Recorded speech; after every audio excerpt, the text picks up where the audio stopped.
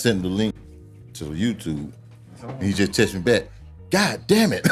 I could just hear him talking. Colton. You know Colton. Okay. In the neighborhood. Yeah. Oh, shit. That was funny, boy. You bring his country ass on here one day. Yeah. You heard you. We on. We live, baby. Yeah. You live? Yeah, you told him to start it. With a mouth. I thought doing the countdown. With a mouth of bread stick. You told the man to get started. Yeah, on the thing that leads up to the what's it called? He did. That was already playing the whole time. No. Yeah. That's why he said cold. Different eating it. Yeah, it's all good. It's natural, dog. I know. Yeah. I ain't jumped a little bit. We got the special guests up in the building tonight. Yeah, they're gonna get the taste done. They're gonna get the toe We done. got to the shot. Yeah, come on, let's take a shot, baby. I got to the shot glass. For the cab. Y'all ready now? Oh, dang. Yeah, that sure is a favorite. Right there, got two more right there. That ain't no 40 cals or 40 millimeter. 50 cab. No. Man, it what it say, man. Nah, well, they lied to you. I'll show you. Yeah, 'cause they lied. They ain't different no 40. Man, it's a shot glass. Yeah, dang that's it. a 40 millimeter. Pussy. Hold on, let me see what it is. Hold on, man. Oh yeah, it's a 50 caliber. Give me that. Let me get that. Don't you have a glass? Man, give me that. You just want to drink out that man. You want to drink out that 50 cab. Get that man a glass before you get mad. What you want? What are you over there? Liquor? Give me one. Oh. He don't want to drink none of that nasty stuff he put over there. What? The one in the middle. What wrong with the one in the middle? What? He don't want to drink them. I know it. That's what I'm trying to that tell Sailor Jerry's? No, man, homie, no, Give me my rum. no, man, drink it. I want my rum. Come on, you That prolonging never the rainy show. day, man. I need to get that up out of here. No, you prolonging the show. I ain't prolonging nothing. Y'all, Avi done came in and prolonged the show. No control. With his Sailor Jerry. That's what that is, ain't it? Can you read that check? Yep. Yeah. Can you throw that in there? I just be talking, Joe. You got to get up to do it. Oh. How about that? You got to get up, don't worry about it. Yeah. We here, baby. Damn. We connect to our shot yet. We here. We here. Damn, a lot of cigar in there. What we say when we take a Yeah, shot? we got them. No, I'm be it. You want one? You need some cigars? We got them, baby. You know what I'm saying? Hey, let's go, baby. We got a lot to celebrate today. Today is Monday, episode 16? Yep. That's right, 16, yeah. Episode 16, baby, 2024, baby, we moving. Episode 16, man, we got a lot to be thankful for, a lot to be grateful for, man. We got our brothers, our family, everybody in good hands, good health. And like I said, we got a lot to celebrate. We're gonna talk about it throughout the show, so get ready. But this shot right here is to ignite the show, and also for all the great things we're gonna talk about pertaining to the things that happen throughout the group and for people, celebration type stuff. All right, so let's take the shot real quick. Let's get this thing going. All right. Salute to y'all. You know what I'm saying? Be grateful, be thankful. And keep striving, baby. All right. Salute. Salute. Yeah. Hey, I like the buffet. That's right. I like that Hey. Chevrolet. Hey, welcome, ladies and gentlemen. We are here for another exciting episode, another exciting night of Cigar Table Talk. Seven Smokes presents Cigar Table Talk here on this beautiful Monday. We're here, you know, I'm Cigar Law, you know, I don't do it by myself. I'm here with my compadres, my brothers. Starting off to my right, I got... Hey, man, Jimmy Boot Blue, man. We out here tonight. We out here, baby. Them boys out tonight. We got them boys for you tonight. Next to Jimmy, we got who? I am Bird. Mm-hmm. And next to me, we got. You got your boy Howard. What's up, everybody? What's your name again? Howard. Like Howard the Duck. Because Howard like to.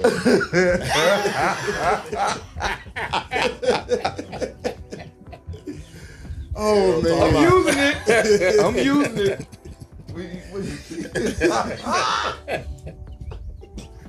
Yeah. Howard. And next we got. Oh, God. Moving on around from Howard. Hey, Diggity Dog, no doubt. Hey, Diggity. What's happening, baby? Hey. Last but not least, Shoot, man, you got the world's greatest, the biggest cowboy cap. I thought you were gonna say R. Kelly, but Hey, I was waiting on it. I was waiting on it. the world greatest. Cockatoo dude, nigga. Y'all can do it, My name don't start with an R. Hey, my name don't start with an R. I was about to say aura. Who name start with an R in here? I don't know who that. Law? Oh man, as y'all see how this night has started. Actually we were here on time, but I don't know how we ended up starting at 7:37. But we here, baby. We got special guests. Hopefully he can be here more, cause this guy's entertaining my brother, man. Y'all probably heard him call himself Howard. But this is our brother Rasheed Harris, man. We've been talking about him being on for a long time. Even talked about him being a co-host at one point because of his knowledge, his humor.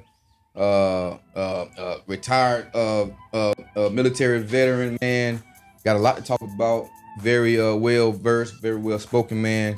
We joke a lot. You know what I'm saying? Absolutely. But highly respected, man. And he know anything he need, he can holler at your boy for sure. But we got Rasheed Harris in the building tonight, man. Yeah, give it up for Rasheed, man. Yeah, thank you very much. Yes, sir. Give it up for Rasheed, man. I love you too, Law. I love you too, dog. You know what I'm saying? My guy, man. But yeah, man, he's one of them guys. He's one of them ones, man. He need to be on this microphone. I'm gonna tell y'all, if he just ran this thing by himself, he can do it. Yeah, he's one of the ones that's supposed to be on the microphone. If not the camera, just the microphone, because you don't want to look at his face. But yeah. Y'all see how fine I am. Yeah, man, I appreciate you for being here tonight, man. When you say you're gonna be on, well, man, Jimmy said you're gonna be on. Because when Jimmy said, that means it's going down. Yeah. Isn't that right, Jimmy? All the time. Yeah, that's right. So Jimmy told him he gonna be on tonight. He gonna be here. Not to excuse the man of the weekend. Not to dismiss, rather, the man of the weekend. Cowboy Calvin in the hot seat tonight. That's right. Matter of fact, y'all give it up for Cowboy Calvin. We just had a birthday celebration. Yeah. The boy just turned 12. Y'all give it up. Yeah. He just turned 12. Big For sure, 12. for sure. Big 12. Yeah, big 12. You know what I'm saying? But no, but seriously though, man, great turnout yesterday. Definitely was. That was beautiful, dog. I I was wasn't expecting that. I was looking for Rasheed to go on yesterday. I ain't get the Addy. Oh, he didn't get the Addy. I ain't That's get all. the Addy. You got the envy. That's but on you didn't me. get the Addy. That's my fault. I ain't get Damn. the Addy. Damn. Well, I sat at okay. the house and drank by myself. And them boys started out playing Bones. Oh, for real? I'd have bust everybody here to play the ball. I don't know now. I don't know. Yeah. But yeah, Pretty man, good day, yeah. had a good turnout yesterday. I couldn't stay long because I had my boy with me. But yeah, man, daddy duty, baby. Dad gang. But turnout was amazing, bro. You had things going on. The rain didn't stop. You had the tent set up. You had everything for everything. Everything, You know what I'm saying? The food was amazing. I finished it off the night right before the show, by the way. You know what I'm saying? Amazing. I don't know how much liquor y'all had. When I brought that big bottle of that 1738, seemed like y'all was thirsty for some liquor. You ran through it in 10 minutes. Well, we was running through everything. I'm like, We were playing volleyball and all that. volleyball, had a volleyball set up. You know, yeah, that man, good turnout. The weather was Spades and cool. Had a whole bunch of cold jokers out there yesterday. Yeah, everybody had on a jacket except me. Except for Jimmy. Was it cold? Dog. Yeah, Man, I felt bad. Bro, it got down to, it went from 80-something to 60 Man, just in like T that. minus blank seconds. Man, listen. Oh my God. Yes, sir. But that weather dropped, man. But it didn't stop the show, man. Good turnout for sure.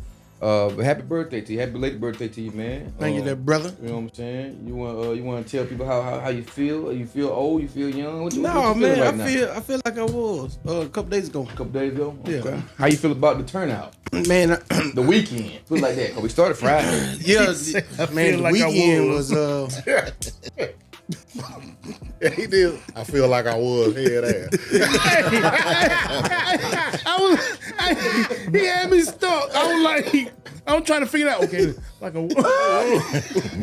So you don't feel like you is. yeah, I feel like I was. I feel like I was. Yeah. He gonna be trouble tonight. It's going down. I ain't mean to interrupt, but boy. Oh my Hey, God. when you start this, man. Hey, man. Hide your kids, hide your wives. Don't be on this live. Bar. Boy, I'm going to tag and turn this thing up and share a little bit. But go ahead, Cal. Let us know what it is, man. Man, the weekend was amazing, man. It started out Friday. Shoot, man, we was at Cousins. It's cousins. Well, that man. morning, I got corrected by saying cousins the other day. They checked me quick, like, oh, okay, sorry. Just Well, we call cuz. it cousins. How you call can, it we call it how cousins. can you say a Z and an S at the same time? You know, cousins. cuz. That's what I was saying. Because it's You can't I just say say cousins. No, I though. say cousins. It's Like, supposed to hey, be just cuz. it's just, Yeah. cousins of her. It's cuz. all Hey, right. find I the got word that say cuz. Hey, they spelled it. Man. And he been saying cousins forever, man. I just left him alone with it.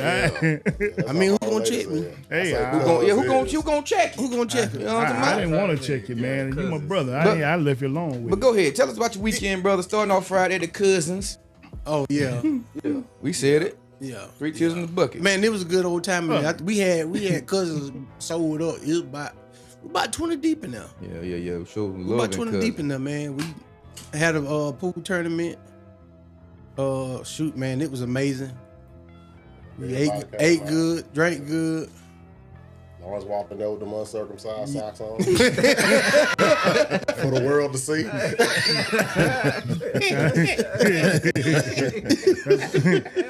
That's a good one.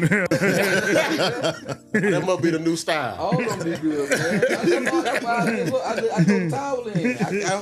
That was good, right on time. As if he knew Cap. As if he knew. Like, I don't know. It just he always be on point with it. So I ain't that crisp. I'm sorry. No, but I'm gonna tell y'all something. Y'all already know Lawrence be dressing though. Yeah. Maybe them socks coming in the style, but they ain't in style yet. So I'm gonna be on that head. Hey, I'm a trendsetter, baby. You hear me? You know what I'm saying? You hear me? I don't do what everybody do. I try not to. Bar. Ooh, kill them. Yeah, but we had an amazing time the whole night, man. Everybody enjoyed themselves. Shoot, Saturday, my daughter's birthday is today, but we had our party Saturday. Mm-hmm. So that was at the house. So Jew. yeah. My niece Jew, man. Shout out my baby Juicy. Then yesterday, got out of church and shoot, man, we had a good time. Yeah. Even though it raining, man, we just came in the house for a minute. You gonna pass over anyway. Yeah. So y'all had dominoes, spades, tournament. Yeah. That's what I'm hearing. Yeah. Who was I'm cutting mad I heads didn't on that play spades spade. table? Hey, huh? I said, who was cutting heads on that spades table? Everybody was really. Yeah. We came in third. Me and my sister came in third place. Who came in first place? My cousins. Look like the almighty bird. No, but hold on, they ain't how it did. They ain't how it did. They ain't how that was.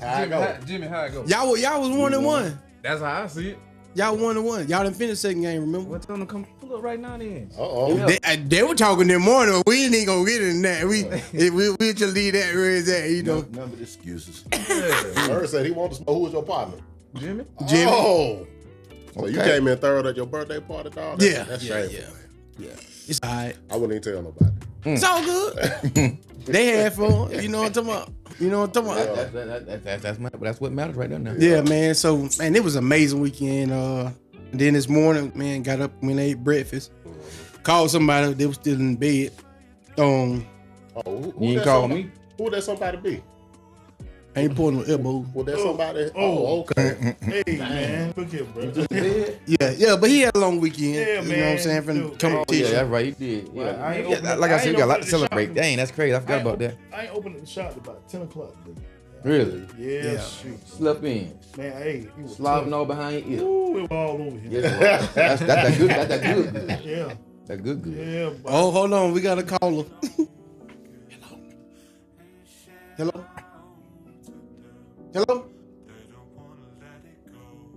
You gotta put it on speaker, man. No, we on it now. You run that one over there, Albemus, though, right? Hey, wait a minute. That's where I used to work at. Hey, them people I that opened up my own Barry was shop just talking over to there say, across the hey, we'll ambulance be now. that 9, so you better cool the call So down. they watch. Yeah. Tell them to call the hotline number. Put the hotline number. up. Hey, hold on. They call finna put the hotline number so we can put y'all on speakerphone. Yeah. Why people say speakerphone? You see us on live. We're gonna call Captain phone for. Call on speakerphone. Hey. Yeah.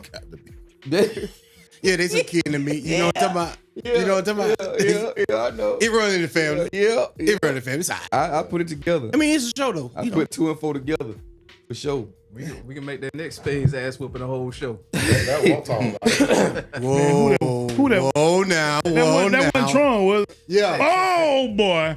Hey, show over. Overall, you satisfied with your week? Yeah, I'm satisfied, man. I was beyond happy, man. Only thing I wanted, man, for my birthday was just all my family coming together, and I got that. You got that, man. I seen the I got post you that. put up this morning. When was it? Last night. Last night. That was Yeah. good, man. That was a good post, bro. Yeah. So, man, that's all I wanted, man. There wasn't nobody arguing, none of As that, it should man. be. Everybody was just having a good time. Yeah. We had a DJ outside. Come on, man. You know what I'm saying? Everybody don't have a DJ. You should I have walked paid back- Jimmy the DJ. I walked back and said, "Oh, this is a real party. It's a party. Yeah. Yeah, it was Yeah, no it's a party. gathering. That was a party. Yeah, it was a party. Dang, boy. Yeah, you did good, man. That was Shindig. nice. Well put together. Yeah. Well put together, bro. And there wasn't nowhere to park. It was a hold down. So what? It wasn't nowhere to park. People, Avery double parked. Somebody was in the leaving when I was cul-de-sac. coming. I said, I got you, bitch. Yeah. Somebody was leaving when I was coming. We got cars all down the street, man. Yeah. Good, man. Good. Definitely this weekend, man. Good. Man, we got so much to talk about pertaining to a lot of celebratory moments over the past few days, man. But we're gonna jump into the cigar moment and get that out the way, and we're gonna dive into some more celebratory. But Calvin also, like I said, reason why Calvin, I say it's a celebration for Calvin. He's on the hot seat because we're gonna drill Calvin tonight. This is night. He requested this night because it's a special weekend, so that makes it a special night. We're gonna drill him. We're gonna interview him. But we're gonna talk about some celebratory things also. And later on, we should have our brother Tim Lissenn coming in to give it a nice little drop about this huge men's conference we got coming up this weekend. He has coming up this weekend, the 27th. It is the Mental Clarity 2 Men's Conference, 2024 Mental Clarity 2 Men's Conference. You got Tim Lissenn as a host and Tyson Hayes as a host. April 27th at Valdosta State North Campus, Valdosta, Georgia. This weekend, y'all, be a good thing to bring your sons out, even if you're just a man that you want to come and check it out, man. I think it's the second annual, if I'm not mistaken. But yeah, 2024 Mental Clarity 2 Men's Conference. All right, come on, check it out. He gonna come and talk about it a little bit later on tonight. So I look forward to that also. So y'all stay tuned. Y'all like, share, and tag. Make sure y'all like, share, and tag. No further ado, we're gonna jump into this 7 Smoke cigar moment, baby. So get your cigars ready. Get your cigars, get your drink, whatever you're pairing it with. Let's get it together, baby. Let's get it together. I got mine. I got something different tonight. I'm gonna go light on y'all tonight. That joke look like a pirate peg leg over there. You do know that. You do. It's called a Salomon. Okay. Salomon. You know what I'm saying? Yeah. Oh, nice. Yeah, that's a special one. That's a special roll right there, baby. I believe it. Look like it. Yeah, a lot of smoke should be coming out of this bad boy. We gonna see though. But yeah, we get your cigars together. If you don't smoke cigars, whatever you smoking, get it together. If you don't drink liquor, whatever you drinking, get it together. Let's go, baby. Get your cigars and everything together so we can talk about this thing. 7 Smoke Cigar Moment. We are here, baby. And remember, if you want to call in and talk about some stuff, talk some smack, or talk some whatever, make sure you call in 747-316-0270.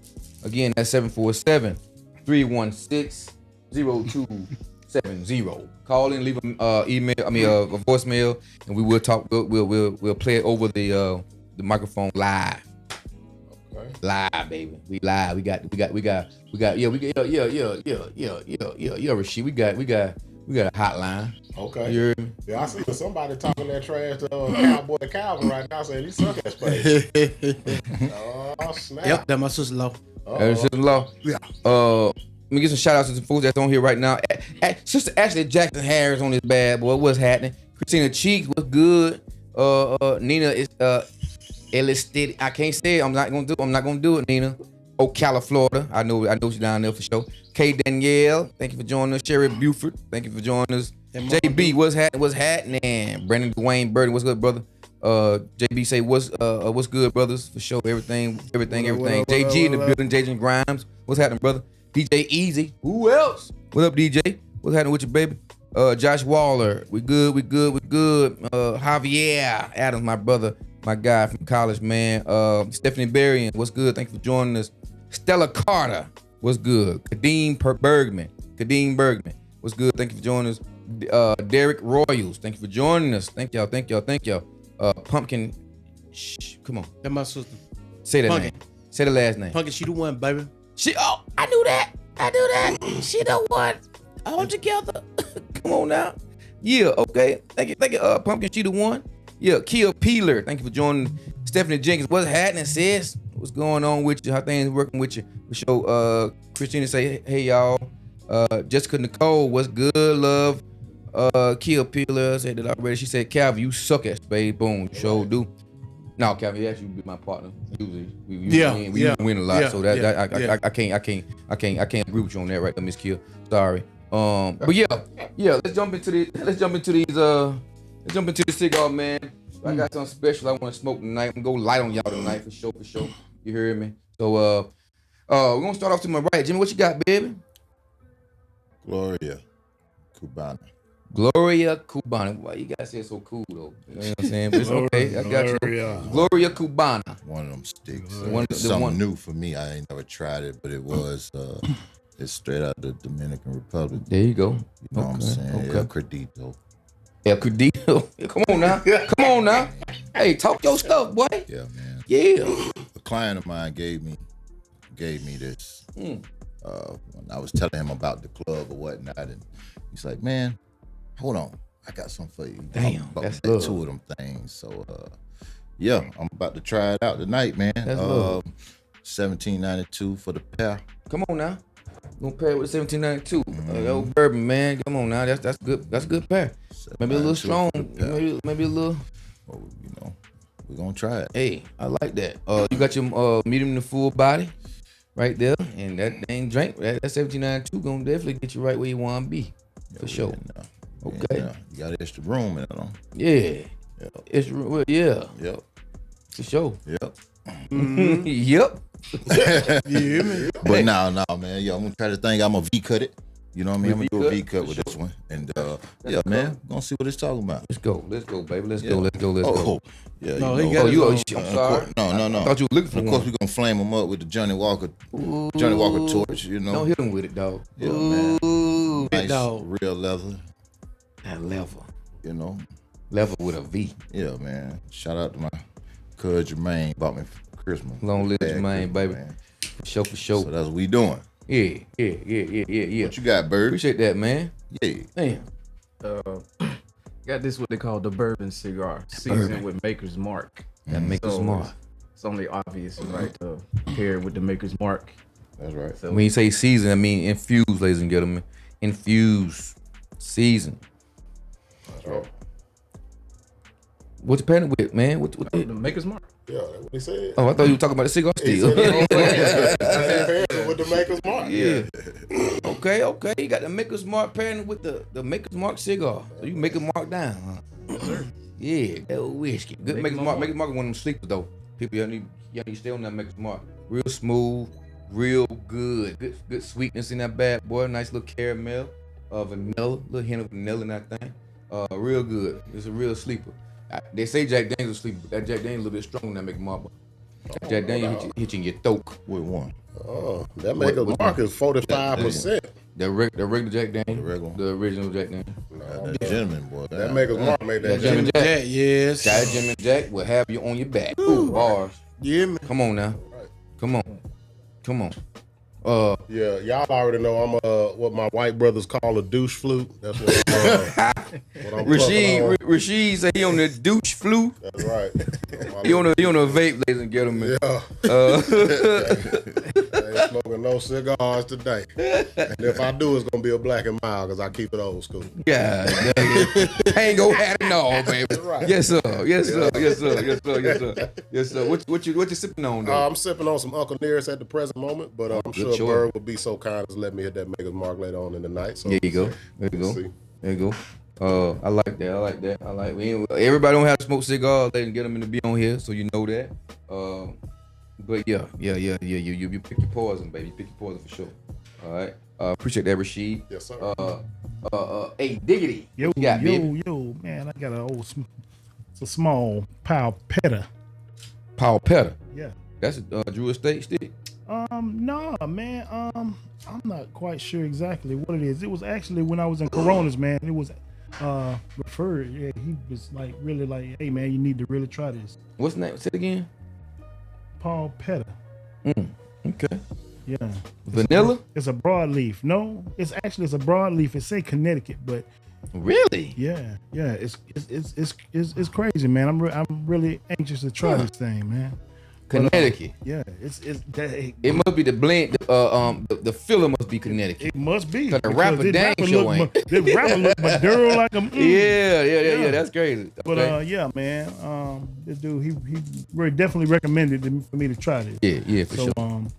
I went ahead and picked it up, and I'm ready to get into it, man. But Always good to Yes, sir. to smoke a recommended cigar. Never. Yes, sir. And it is a sign of disrespect if you someone try to give you a cigar, someone give you a hint of what a choice of a cigar to try.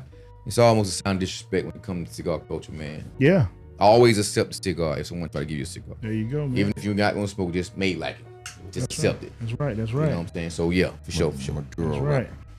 Maduro wrapper Yeah. with a Connecticut. What you talking about? Hit that right there with a Connecticut. It gotta, so that's why I say the wrapper gotta be Maduro, but the filler or the binder has to be Connecticut. If they saying it's Connecticut, huh? Mixed Nicaragua. Mixed Nicaragua. You looked it up. Yeah. Okay. All right. 'Cause You that spell there- that thing right? Cause I got a there? feeling. Tell me what that joker say though. Oh, broadleaf Corona. That's where it came from. But what it say on the 4x4, 48. 4x48. not that part. 4x48. Dunbarton, Palpetta. Palpetta, Yeah. Connecticut. That's crazy. Yeah, but we're not gonna. We know cigars enough to know what's going on. So it's probably talking about the fillers, not the wrapper. Either way, it's got a nice nice toasty aroma. Definitely some kind of protein in there somewhere. Yeah, for sure. Yeah. What kind of protein they put in cigar? Like some fish or something? Nah, man. Some kind of like walnut. Or something, Oh, you know? okay. He's got Well, right, I I'm got one with smoking that bad. catfish on there. Hey. Nah. Well, hold on. Let me hold that there, bro. Yeah, let me get that spyfish cigar. Hey, man. Hey. Yeah. Well, what you paired it with, brother? Well, actually, man, I was gonna see if you can make me a coffee, man. Tell you the truth, man. On the break, I need. I ain't got no more. Oh no. Wait for my order to come. I ran. I'm sorry. I ain't. You talked bad about my mushroom coffee before. I didn't talk bad. Yeah, I you just did. know. It just ain't hit me right. Hey, that ain't It hit me talking right. bad though, man. It was Hey, different. I'm about to hit you. Right? You had mushroom coffee? Mushroom See what I'm coffee. saying? Go ahead, get it to him. What you guys say, Mario? Hey, man, look. I don't know. Yeah, I was ain't never hoping heard of no for. mushroom I was hoping for a glass. Oh, you never had a mushroom coffee? cup of coffee, but we might can still get a cup, But that's what I was gonna pair tonight. Sorry, man, you gave me a heads up, Yeah, brother. it's okay. It's I all could have right. got one at Walmart earlier. I could have got you coffee that you like. What you say? Oh man, what Maxwell House Folgers? Yeah, as long as I ain't drinking that coffee from the bucket list. He insulted me that night. I made him mushroom coffee. He's like, man, you got no Maxwell House? Like, oh my God, really? Yeah, I didn't mean to. Yeah, you did. No. You did. Yeah, that was on your mind.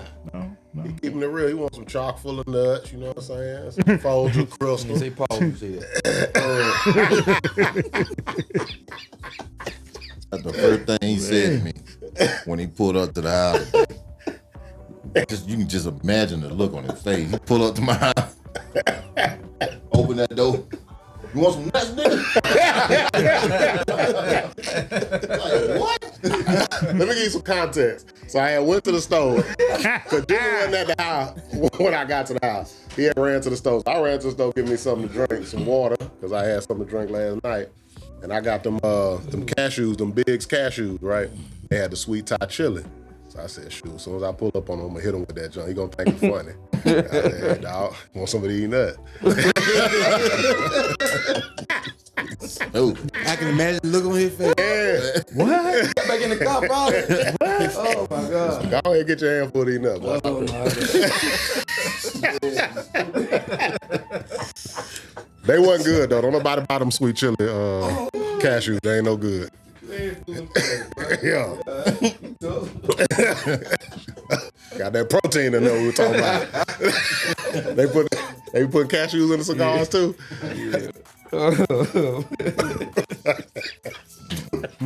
What you got there, cowboy? What you smoking on, baby? Oh, wow. I brought this to go here today. I got a Aurora Pearl Vintage 2004 limited edition. That's a bad boy right there now.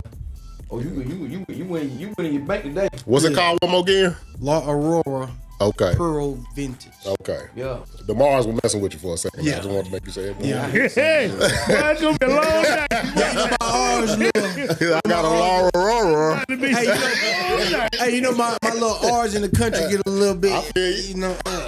Yeah, that's a good one, baby. Yeah. Good one right there. That was like a The rapper is what is it? Shoot. You forgot. No, it's a Habanero rapper. Habanero. Okay. Yeah, all that right there. Dominican filler and binder. Okay. And it's 6 1/4 by 52. So it's a pretty good one. It's gonna be a pretty good one. Good. Pretty good mellow one for the night. There you go. I'm going extra mellow on y'all tonight. So what you packing with though? Hey, that's 1792. 1792. You like that 1792, right? Yeah. Yeah, I remember you talking about it last time for sure. All right, good man. I'm on this Salomon, Connecticut. I'm on Connecticut tonight. However, it's Connecticut wrapper, but the filler is Nicaragua, which is more of a full body, medium to full rather. Blended. That's the blended blends we have going on. What else? We got creamy cedar with a taste of spice. Taste of spice. Yeah, taste of spice in this bad boy. It's not a rare shape, but it's one of them shapes that what's the Torpedo. No. It's your boy LFD The what we like a lot. Damn. LFD. Illusion Bull. Sorry. Illusion Bull. Illusion Bull started out with this type of shape. Right Yeah. And it went viral. So yeah, this Salomon right here, man. You see the thickness at the bottom. You get smaller, skinny at the top. Ring gauge. It's tricky because you don't really know. It's like a 52. It started off like a 58 to like the end of the 52, and 7 inches. So, see, we got this joker here tonight, man, that don't understand the cigar lingo. I ain't mad at you. Everything he said, he gonna laugh at it because I'm just saying, you like them thick. Ain't nothing wrong with that. I ain't gonna judge you, baby. Hey, man, go home, man. Yes, sir. Go. Oh, God. I heard him giggling on this. Sound like a hamster. Like a thick hamster. Oh God. What?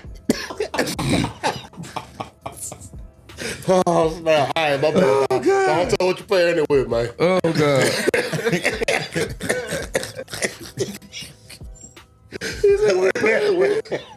Oh, man. Oh, man. I don't know. I'm going to pair it with, I'm going to get some Uncle Nearest. I'm going to pair it with Uncle Nearest, man. Since it's so mild, with a small hint of that Nicaragua, that full body, I'm going to get some Uncle Nearest to pair it with. So it's got a full body. Okay, full No, body. no, it's not. It's not. It's not a full body. Nicaragua usually it has a blend of Maduro type of feel, but the wrapper is Connecticut, which is a mild, light, All right. mellow type deal. I'll be honest for everybody watching, I am not that up or familiar with cigars, me myself personally, and I guess I'm gonna have to learn a little something tonight. Yeah, man, you know what I'm saying? That's what we here for, baby. Yeah. We here for. Yep. Oh man. As I always do, I'm gonna toast this bad boy real quick. Ignite my flavors. As you can see, the different shape you got right here. Pretty different. Mm-hmm. You know what I'm saying? I always know where the head and the foot. The difference between the head and the foot. I always know the difference. So I'm gonna toast this bad boy right here. So I'm gonna ignite the flavors and get rid of any So what you toasting, the foot? Toasting the foot. Yep. Okay, all right. So that's like igniting everything. This is where you start the lighting segment anyway. Okay, all right. I'm just lighting it before I pull in the smoke through the body. Yes, sir. All right. So this is considered the toast. You toasting it just a little bit before you actually have anything that may not be a part of the cigar that I'm supposed to be on part of the cigar. You burning it off right now. Okay. You ain't gonna put no butter or nothing on there? No. Right? Okay. No butter. Nope. No butter on that toast. And I'm gonna give me a nice little guillotine cut tonight since I got a nice little torpedo head right there. It only makes sense. Make sure you don't cut too much tobacco off because you want to preserve every piece of this good tobacco as you possibly can. Make sure you got a clear pull also. And I do. Now the party about to start. Now, can I ask this question? Are any of y'all up on tobacco pipes, the old school? I got. You got that? I bought my dad one for Christmas. And I bought me one. We're gonna smoke it together. So I haven't smoked one yet, but yeah, I'm looking forward to smoking in the bag. But we just prolong the process. So why do you think more people are? Why do you think cigars are more popular these days than tobacco pipes? When I was coming up, my grandfather had a pipe. Why I think cigars are more popular these days? Yeah. You got the culture change. I think it moved with times. You know what I'm saying? We now it's more. You hear people talking about. Younger people talk about it. It looks cool. They want to feel important. So on and so forth. You got younger 30-year-olds. Went back in the day with them, but older cats. Yeah. You know what I'm saying? Smoking or however. But you got a heavy. A black side, black culture real heavy in the game. Right. And we're gonna bring fashion with it. So we gotta have fashion. Now you got taxing cigars, stilettos, and you got women. Yeah. That's most important. You got women real heavy on cigars and got their own cigar brands and cigar lounges. Right. It's only good. I think it's good for the cigar business because it had the money. In the cigar game now, it's higher. The revenue of money that's coming in from cigars is way higher than it was before. Right. Because you get more of a different type of demographic. Yeah. Real heavy. It's balanced now. You still got to. So it's not just an old man thing no more like it once was. Right. Exactly. Okay. So you got a nice. It's more spread out. Okay. What you can see some young 20-year-olds that grew up around their dad and granddad smoking. They well versed. Okay. Old boy that got the cigar cellar. Come on, he couldn't have been about 37. Yeah. But a cigar lounge, he owns a cigar lounge like that, man. Oh my God, So I also think that tobacco pipes have a more older kind of connotation attached to them. And plus it's not as portable, you know what I'm saying? Right. Like if you got a cigar, you gotta have more than one. Yeah. You gotta bring all your equipment with you just so you can smoke that puppy, as opposed to with a cigar you could just have one in your cigar case wherever you need to go. And it doesn't aid you smoking a cigar, I don't think. Yeah. Visually at least. And it's healthier. Yeah, is that right? All the stuff, anything else you smoke. Yeah. You don't want to say that too many days after 420 now. You know what I'm saying? Yeah. Yeah, man. That's a good question right there, Rashid, for sure, man. Any question y'all have, please do like Rashid and ask him, please. We like that. We'd love for you to ask the question. We'd love for you to let us know what you're smoking also, if you can. Shout out to more folk that's popped up in here. Marcus Williams. Shout out to you, man, for joining us. Antonio Peeler, Quincy McNabb, Q-Dog, what's happening, baby? James Brown, the mayor. Big Nick Harden, what's good, Big Nick? What's up, Nick? Big Nick doing big things. Jamal Wade, what's good, bro? Tavia, what's happening with you? What's up, Tay? Yeah, Cheryl Bartlett, what's happening? Thank you for joining us. The one and only Miss Dixon. Boom. What's happening with you? Thank you for joining us tonight. For sure. Yeah, let us know what you're smoking on, what you're sipping on, what you're padding with. Let's do it. Corey, what's up? Peace, God, peace. What's happening with you, man? Man, we got a phone call. Yes, sir. We got a phone call? Yes. Uh-oh. Stand by. Dun, dun, dun. And we were just letting everybody know that we are the... Hey, this is Tron. And we were just letting everybody know that we are the original winners. But the only thing that stopped us from reaching our peak was because somebody's significant other was ready to go on Jermaine's birthday. But now, anytime and any place, we are ready to show that we are true champions and get this done. But we didn't like how it went down. Oh, they must talk about those space. Sometimes, you know, God answers people prayers, and maybe that's why they got away.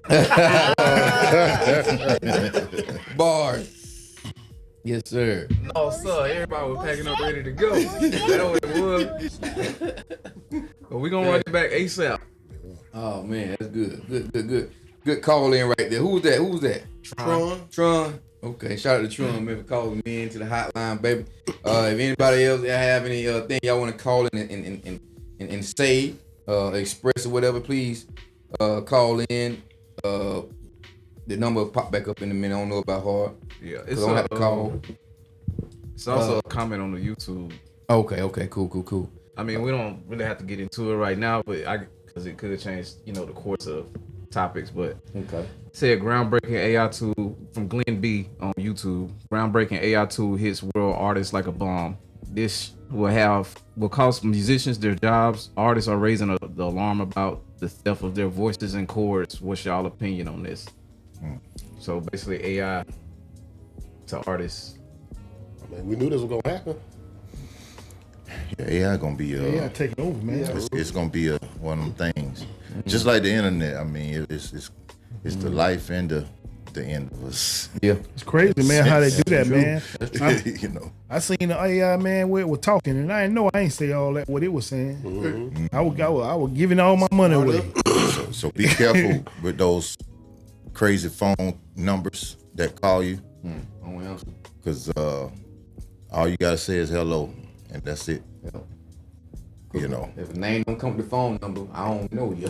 Yeah. And that's good information right there, because if they can take your voice, your likeness, and call around and steal your identity with that, 'cause that's what I'm gathering from what you just said. That's exactly what's going on. Yeah. And also with the artists getting their voice stole, I mean, it's just another way, at least in my opinion, for the labels to make money without artists at all, if they want to. And it probably gonna end up coming to that if we, the people, don't do nothing about it. Yeah. But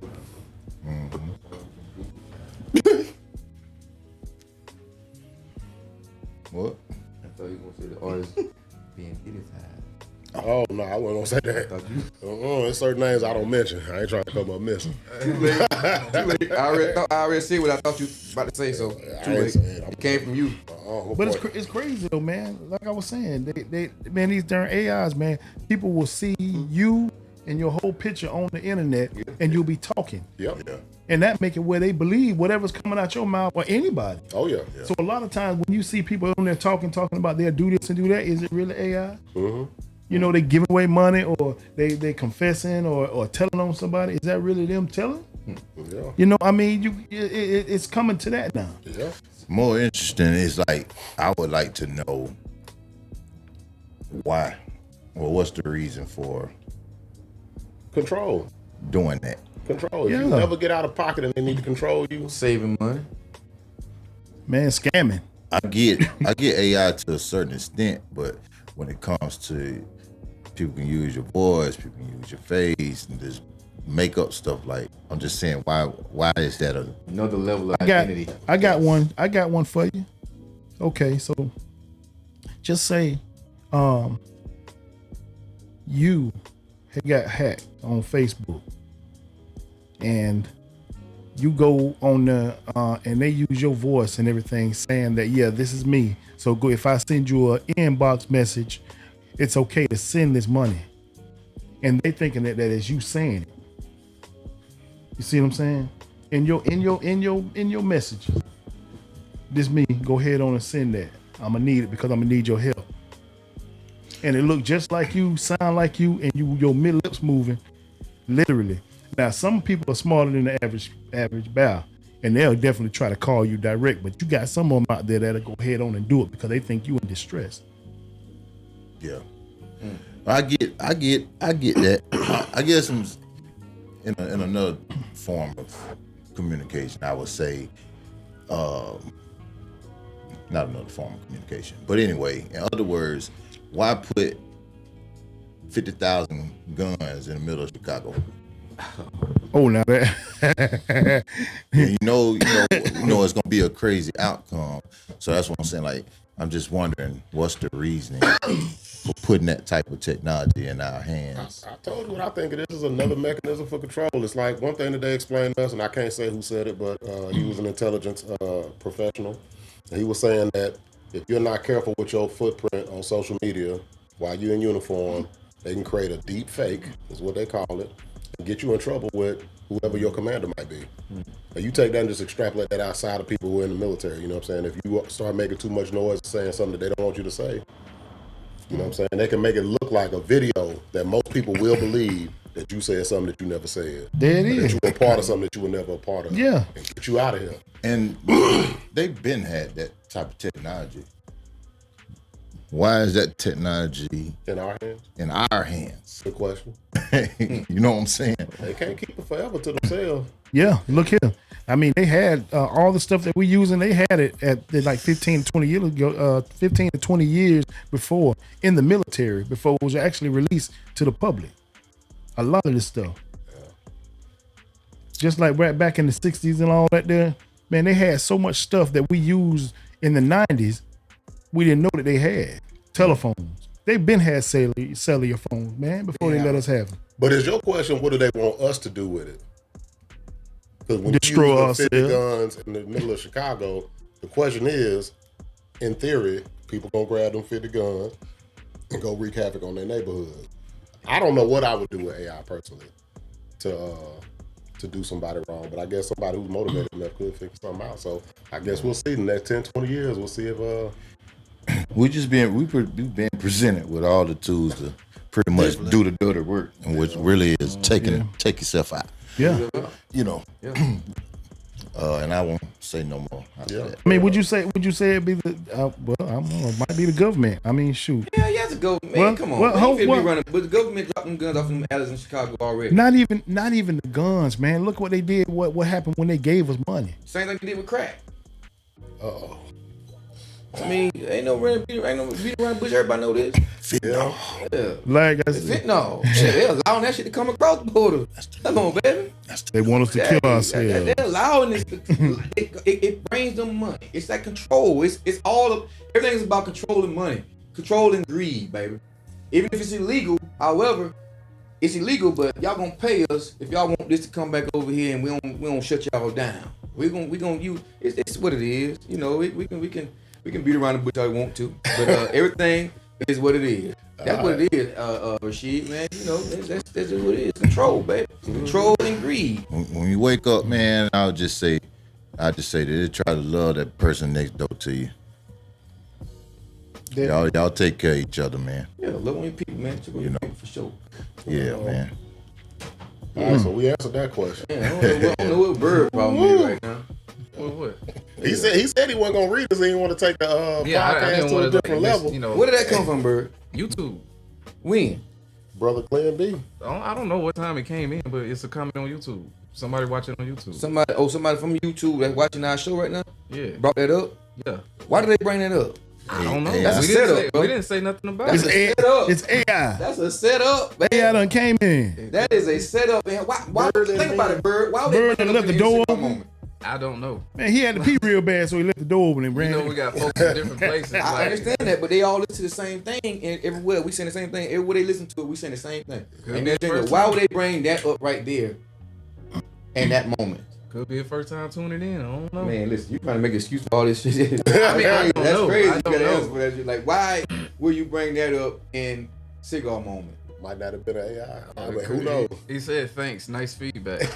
Boy, listen, yeah. Hey. We didn't know who you are, brother. Leave your social security number. Hey, that dude. Hey, whoever hacked my page said thank you too. That's the shit that And left a smiley face. my antennas go up there right there. But yeah, I appreciate you for joining for sure. He said, Glenn from the Netherlands here. Glenn from the Man from the Netherlands. Netherlands. Yeah, He you over say there. They be intrigued, you know. Yeah, I know. It's all good. Appreciate you, Glenn. That's from Netherlands. Shout out to dude. Hey, this ain't Yes, your sir. first time been on here either, Glenn. No, it ain't. You know, we remember you. I remember you for sure. Yeah, Netherlands. Yeah, appreciate it, man. Appreciate that question for sure. Yeah, that's pretty cool. Yeah, hell yeah.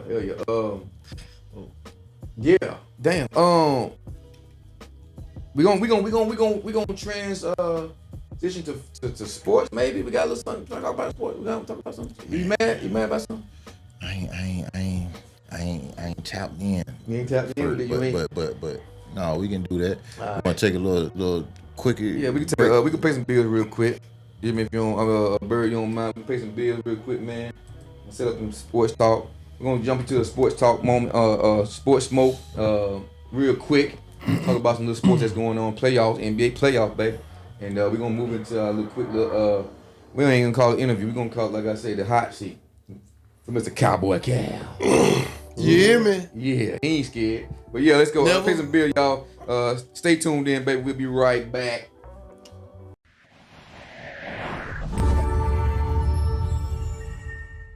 What's up, Seven Smoke family? We have some exciting news to share. We have official Seven Smoke t-shirts available for purchase. You can grab them in two colors, the traditional black and gold, or change it up with olive green and gold. Limited sizes are available, so grab them while you still can. Payment can be made to 7 Smoke Cash App, which is $ the 7 Smokes. Again, that's $ the 7 Smokes. We appreciate your continued support. Hey, you. Yes, you. Have you heard? Seven Smoke Cigar Club has a brand new newsletter entitled The Smoker's Corner. You want to know how to get a hold of it? It's simple. Email 7smokecommunications@gmail.com, and in the subject line, type, I want your newsletter. Press send, and the communications team will be sure to get it to you. Again, that's 7smokecommunications@gmail.com. That's the Smokers Corners newsletter.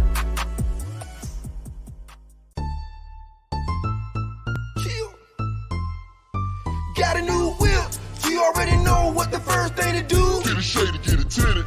Take it to Avery, 733 East Hill Avenue. Get a shade to get a tinted. Preferred window tinting is the best in the city. We don't care who offended. Get a shade to get a tinted. Blacked out windows are ceramic and my license are suspended, but I'm still gonna drive and get in it.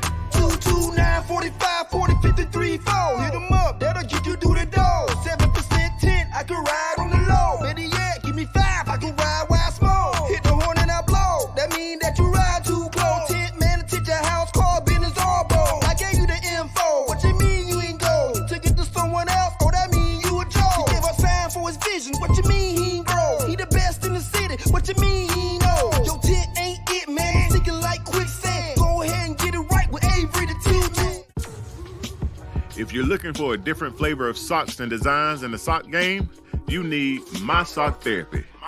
My Sock Therapy has choices for all walks of life to include men, women, and kids. Check out their full selection at mysockTherapy.com. Again, that's mysockTherapy.com. Life can be challenging no matter how strong you are. It's okay to not be okay. When you feel the pressure of life getting the best of you, go to openpathcollective.org to find a selection of therapists in your area. That's openpathcollective.org. They are there for you. For a wide variety of smoking accessories and products, Gifts and Tobacco is your one-stop shop. That's Gifts and Tobacco, located at 1407 West Hill Avenue, Suite A in Valdosta, Georgia.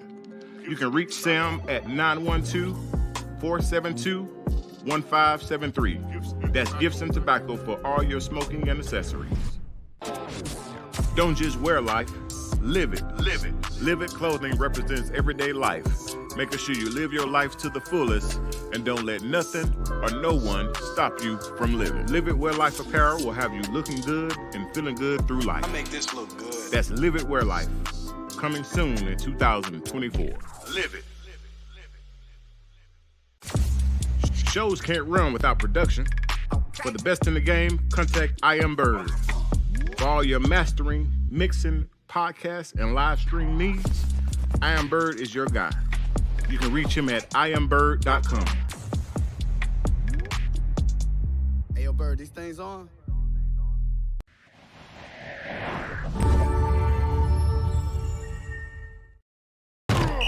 Seven Smoke Sports Smoke. Seven Smoke Sports Smoke. Let's talk sports. And who wants to smoke? Oh, boy! Yeah! Go, man, yeah, that's him. We got to go. We got to do all this. You want this smoke? Okay, you about to get it. It's about to be a barbecue. Seven Smoke Sports Smoke. And we're back, ladies and gentlemen. We're back. If you missed us, we just jumped into the. We just got out of the cigar moment. We're gonna move quickly into the sports smoke, sports segment of Cigar Table Talk. Anything y'all have that y'all want to speak on pertaining to sports, please enlighten us. But we're gonna jump right into it, man. We don't waste too much time. We got a lot of things to talk about still.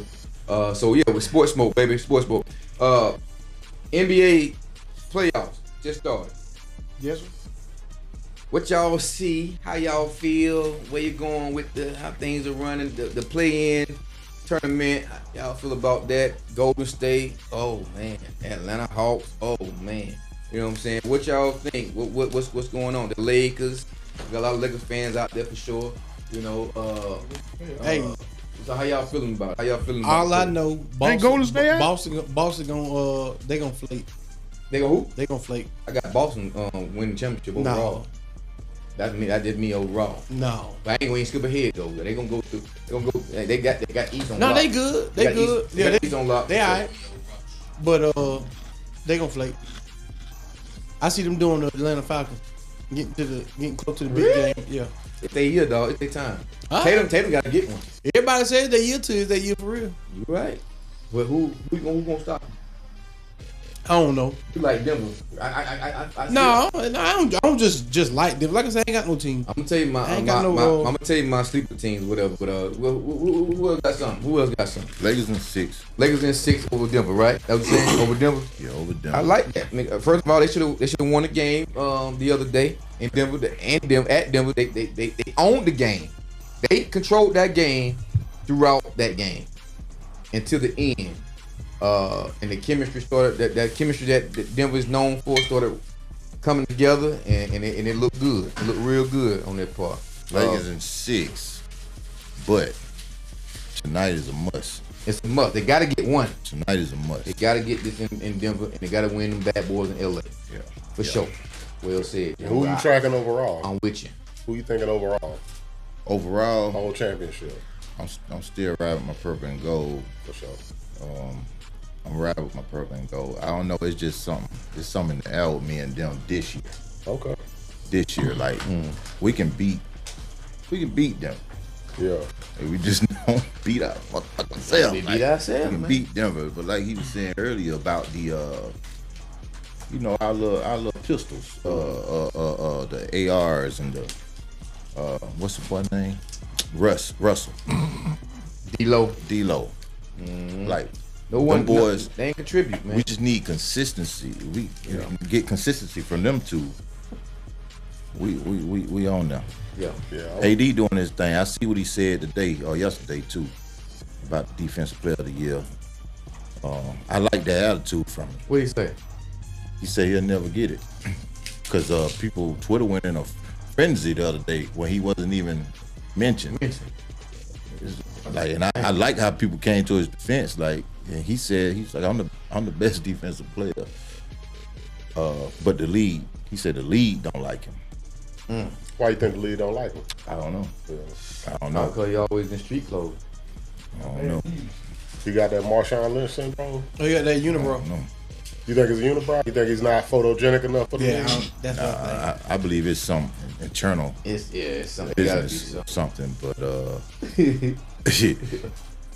but yeah. Why he won't just shade again, bro? Like that? Crazy. Just take a bic right down the middle. Like Carlos Blues had it. He used to shave his and line his whole stuff up. He lined. It took him longer to line his eyebrows up than his hair. Yeah, unibrow for poor people, man. You got that kind of money, you get rid of that unibrow. What's are we done with NBA? Yeah. Anybody got add to NBA? Who y'all got overall? They get real quick before we get out of there. I'm rooting on the Lakers. All the LeBron hate that I see made me want him to win as many championships as he can before he retire. I would love to see the Lakers and Oklahoma City in the Western Conference Championship. That's my next team, though. Man, boy, them young boys, they averaging 20. The age on that team, they the youngest team in the NBA, averaging under 25 years old, man. And they run. They run, man. That means they'll be good for a while. Oh boy. Yeah. Crazy thing about it, KD them had the same thing back in the day. Mm-hmm. They had one of the youngest teams with all the stars at the same time. Westbrook. Huh? Come on now. You own it. It had all three of them boys on the same team. Like legit, like super straight up, bro. And it was a lot of ego, maybe. Man, these boys on Oklahoma. If y'all ain't seen Oklahoma City play, I know they ain't have too much TV time. They did have TV time. Y'all watch these boys play, man.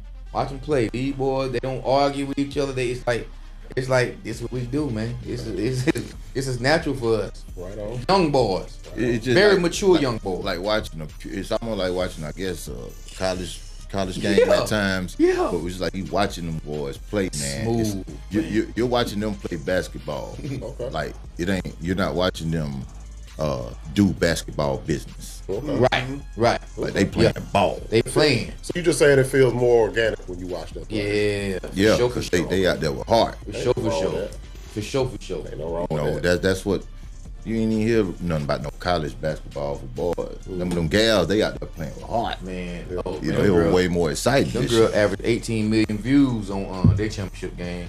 Yeah. They beat the boys championship game by 5 mil. Hey. Hey, come on now. Oh, and I saw the talk about the WNBA pay. Okay. For mainly Caitlin, I guess, because I haven't heard what the other girls make. But people, keep in mind now, this girl is if she get hurt the first game, her brand, she a brand now. She a brand. They'll find a pocket for her. And I heard she just got the shoe deal. Got a Nike deal. 28 million. Come on. Can't beat that. Come on, man. And under 5. It's just like the president get paid $400,000 a year. But he get sponsorship. Yeah. But come on, man. And he get paid for all them speaking engagements and all that stuff. Yeah. Everybody pipe down. Yeah. Pipe down on the annual price or what she got 400-some thousand for what 4 years, something like that. What is it? Something like that. Anyway, yeah. Like, come on, man. It's all right. She getting hurt.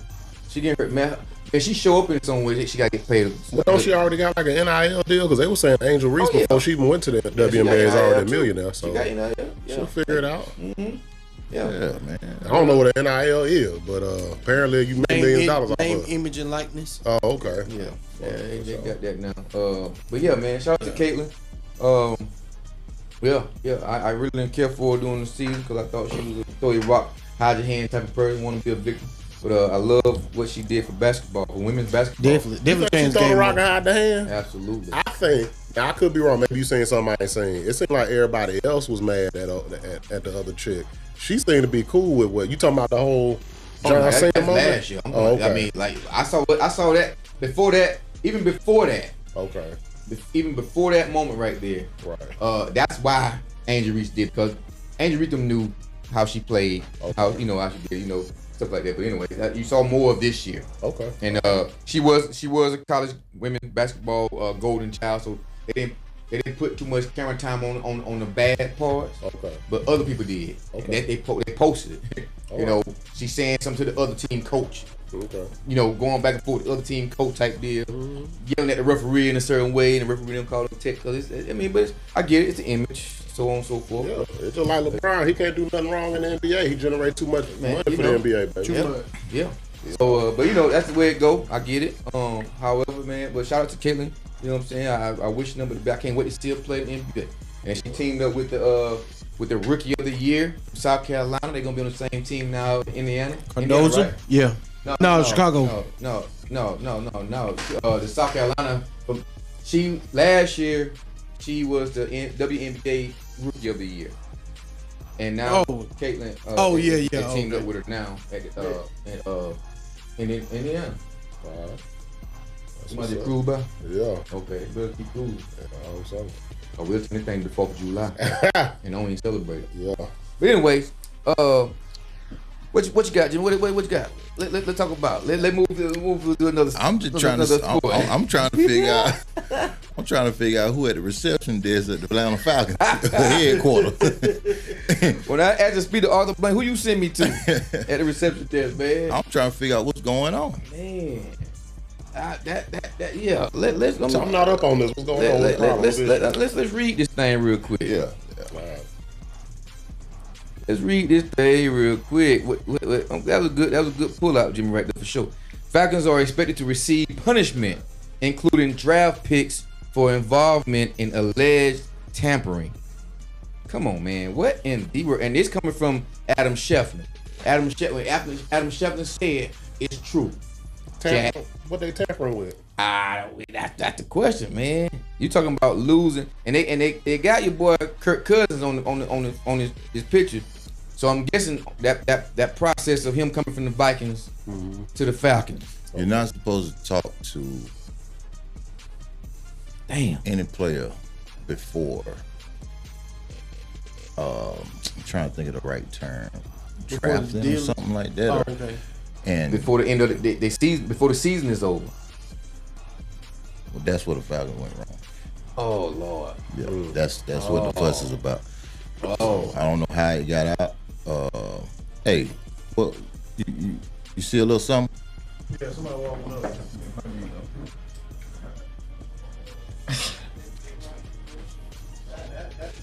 Damn, that T. Lissenn. Hey, man. Yeah. Hey, what's happening, man? Come on in, man. Yeah, dog. What's happening? Yeah, about to be like sardines up in this morning. Yeah. Tim don't tell me who's all coming. I ain't know what's going on. He's gonna pack the house. Yeah. Peace, baby.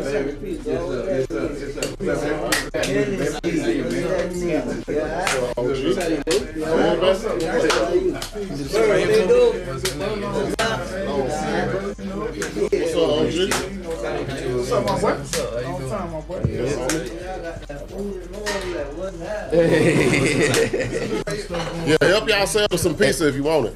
As y'all can see, we got them guys up in here, man. We got the guys I told y'all about earlier. Oh yeah, you sit right here. Yes, sir. Hey, what's happening? Man, a little bit of this, a little bit of that, you know. Okay. Hold on. Y'all ain't no hurry. Y'all know, okay. So we got a segment for y'all for sure. We get to it. We just running a little behind. We got our segment going longer today. We got some new faces for sure, you know. So we got our segment going a little longer. But yeah.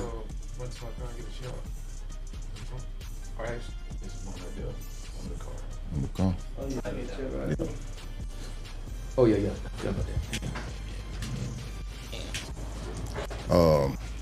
So yeah, that's interesting. That's what the word is. So I guess we'll see it play out. That's real interesting, man. The Falcons, out of all people, I ain't think y'all was so heavy in trying to recruit that like that anyway. So I mean, like, for them to be caught up into some tampering, right. I want to know more on the tampering side. What type of tampering are they talking about? That's what I want to know. Sure. Well, it got to be like Jimmy said, talking before the damn deadline. But I guarantee 32 teams, man. It's like that with college football too, now. That's what I'm saying. They all doing it, so they all got caught. That's all. That's it. How did it come back? Somebody was talking. And what else happened? What else happened? Somebody run their mouth too much. For them to bring this up right here. This is headline stuff that Adam Schefter is talking about. This is serious stuff. You're gonna lose draft picks. You're gonna be fined, of course. But I don't know. That's gonna be interesting right there for sure. That's gonna be real interesting right there. Yeah, man, yeah. Y'all, any sports news y'all want to add to us? Y'all please feel free to join in when y'all can. Got nothing for that. You know? Yeah, man. We on the sports segment. Also, we got Calvin. We're gonna do a little quick interview with Calvin. Cowboy Calvin, that is. You know what I'm saying? We're gonna speak on his accomplishments. You know what I'm saying? He might talk about his little birthday weekend too. You know. But we're gonna jump right into that, man. We ain't gonna pay no bills right now. We got some good things popping. Our guys are here for sure also to talk about this upcoming weekend and some other things. But yeah, Mr. Calvin, man, what's up, man? I want you to introduce yourself, cause they see you every week. I want you to introduce yourself to the people. Let them know who you are, what you do, how you feel about yourself. You know, I hope you love yourself. All that good stuff. You know what I'm saying? I love myself every day I wake up. Every day. But Pause. Ain't no pause. Don't love yourself ain't every no day. pause. I love myself every day. You don't love yourself every day, something wrong. What? You ain't have with lie. You hear me? That's Cowboy Calvin right here, ladies and gentlemen. Give it up for him real quick. Give it up for real Cowboy Calvin. We got him on. Hey, you a cowboy for real, dog? Yeah. Riding horses and all that good stuff. Right, one. All right.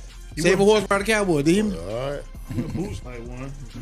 So tell us about you, Calvin. Tell everybody about yourself, man. I mean, what you want to share, you know what I'm saying, of course. But you know, you usually just open anyway. But you just, you know, don't get nervous on the interview. No, about what? I don't know. You know how goofy you be. I don't need no introduction. I'm simple. Cowboy Cal. My government name is Jermaine. I ain't give you the last name. I ain't gonna give you all that. But if you know me enough, you know me. So they put my business out there when man, I'm an open book, hard worker, go getter, like having fun, love being outside, and shoot. I ain't no comedian, but I tell jokes every now and then. So you know what I'm saying. I ain't got too much. I'm simple, man. I'm simple. How you become such a hard worker, man? Cause you wake up overnight, wake up in the middle of the night, drive truck, get home, don't go to sleep, jump on the lawnmower or jump up on the car or something, fixing somebody, doing something for somebody. Very codependent. How do you manage? How do you keep up with Calvin on a regular basis? And A Diggity, you know better. What? Don't say what you gotta say. The damn thing in my ear. Apparently not. It is, man. Apparently it connected. Man, darn, man. But anyway, go ahead, Cal. A Diggity do it to you every time. What's going on, man? Every time you did. I'm gonna take the air part out of the ear. But God rest her soul, my grandma, she really the one that instilled the work ethic in me from a jit. So Saturday morning, we used to get up early in the morning, about 7:30. She had a big old backyard. I used to have to rake it by hand. By hand? By Don't hand. your hands look like that? Yeah. You hear me? I had to. You hear me? I owe you that. So, you know what I'm saying? I never did come inside. If I wanted water, she had that little gallon milk jug that she froze overnight. Oh yeah, let it freeze, let it thaw out. Let it thaw out. So how you rake by hand? What you mean how you rake by hand? How you sweep by hand, goddamn? I do four corners. I rake from the fence in the square, rake from the fence in the square, around the whole backyard. You use your hand or your rake? No, rake. That's what he. That's what. Yeah, man. Everybody else know what I'm talking about. You know, you rake by hand. Hey man, I'm rake with your hand. I'm PC. Old school raking. You know what I'm saying? I want to know. People might not know that lingo. I used to rake with my hand. God, no. You rake the lead with a rake. With a rake. Yeah, in my hand, because you got to use your hand to use the rake. So you saying he was hunched over just yakking leaves across the back? Hey, big dog. For a minute now, I had to think about it, and I ain't even say nothing, man. I just left it alone. I ain't trying to cut no jokes. Bro. Not right now, we got company. Yeah. I thought I was gonna get you. But go ahead. Your day coming. But no, that was, I mean, that's been pretty much what it is, man. And shoot, at this point, man, I don't look for no handout because ain't nobody gonna do it for you but yourself. So there you go. Shoot, man. If I lose one job, I know how to do a million others. Yeah. There you go. So you drive trucks too? Yeah, I drive trucks for a living. Okay. I heard the trucking business done went off a cliff a little bit in the last couple of years. Depends on where you at. Okay. I'm on the LTL side, so okay. I'm a company man. What's that mean, LTL? FedEx Freight. Okay. So, right. I mean, we still have our times because we mostly do commercial. I mean, we do home deliveries and stuff, but I'm on the road side, man. So I may get a call at 2 a.m. Hey, got to go. Get up, go do my job, and I come home. Okay. How many hours would you say you put in a day driving? It varies. Could be 8, 9. Could be 15, 16. Jesus Christ, boy. Just depends, man. I go as far as close as Tennessee. Tennessee line. You ain't working today, did you? No. Okay. I was in recovery today. How about to say, boy? I'm scared to drive an 18-wheeler, boy. I got to work in the morning, though. Take it easy tonight. No. Oh, can't change up. Can't change the schedule. I'll be up then. Man, you be sleep. Yo, what's up, bro? I'll be up. I'm guessing your codependency. You're doing a lot for people, man. I've noticed that since I've known you. You're always giving a helping hand somewhere, somehow. A lot of times, I think you don't even know how to do something when someone asks you to do it for them. You just say yeah. That's just in you. So did your grandma put that in you too?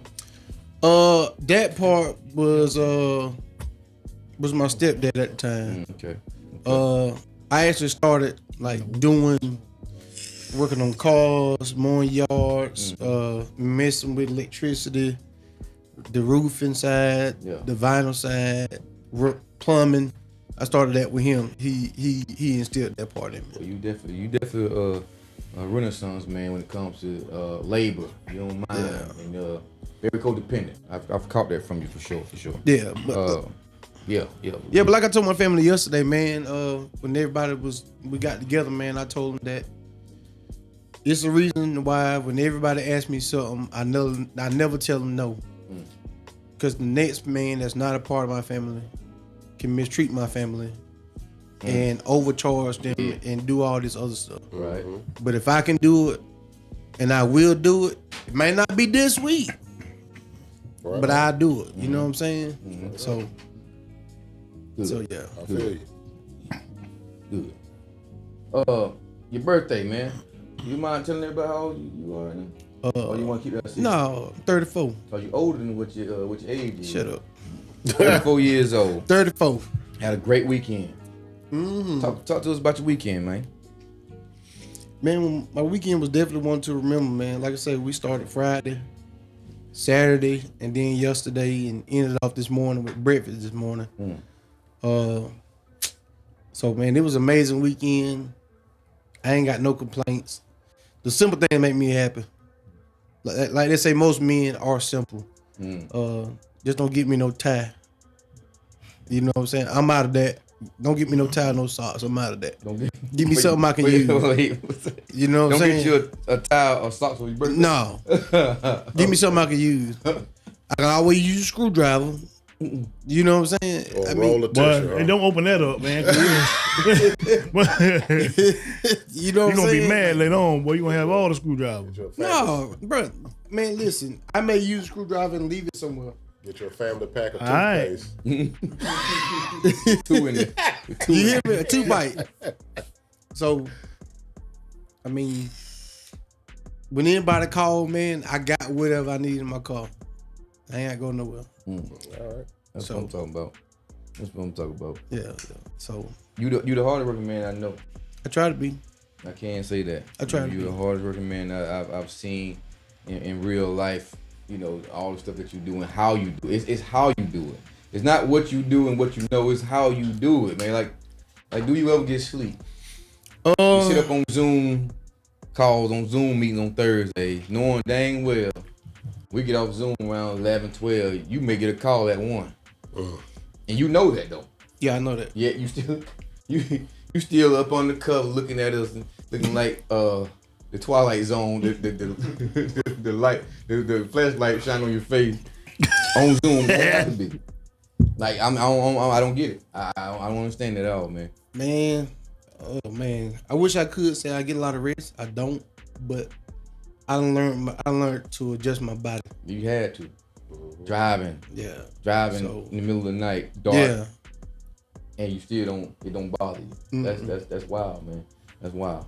Yeah, I get on the phone and argue most times with some of my partners. I mean, we argue about the same stuff every day, and it don't get old. Oh, well, that's good. So that's good. That's that good would to keep have. us up at night. So Good, man. it ain't all that bad, man. And then, man, I just tell anybody that's pretty much raised by a single parent, single mom, that don't use you not having a father as an excuse to not being the man that you want to be. You know what I'm saying? Don't use that. Right. And did that affect you? Yeah, it affected me a little bit. It affected me a little bit. Majority of my life. Then when I got about 15, 16 or whatever, I started getting a relationship back with my dad. Okay. My real dad. So I mean, I'm pretty sure he don't mind me telling he on and my mom on, but shout out to the parents right there. They definitely helped shape me to where I'm at now. And he said the other day, you know, I ain't never did nothing for your birthday, so this time I'm coming all the way through for you. That's what I'm talking about. So damn, that's dope. That's dope. Amongst the things that he have did behind closed doors, you know what I'm saying? Right.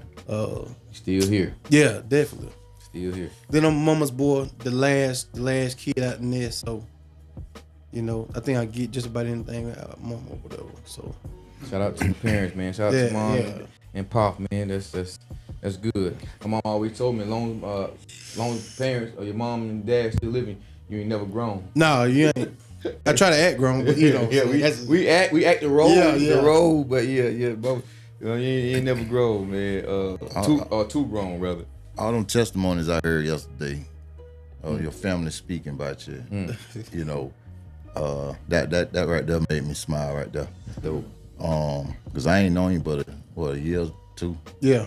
And I opened the door for you ASAP. Yep. I already knew what your spirit was just looking at your eyes. Definitely. You know what I'm saying? That's why I didn't mind. I like to have them individuals around me that what I said earlier, what we talking about all that worldly shit. Yeah. And I was just like, hey man, just take care of the man next door. You know, not that I'm saying I need somebody to take care of me, but take care of me in a sense. I like people that's gonna hold me accountable. Yeah, for sure. And accept me doing the same thing for them. And but yeah, you one of them people. You just a good person. Yeah. Overall. Yeah. Yeah, definitely. You know what I'm saying? You can't try.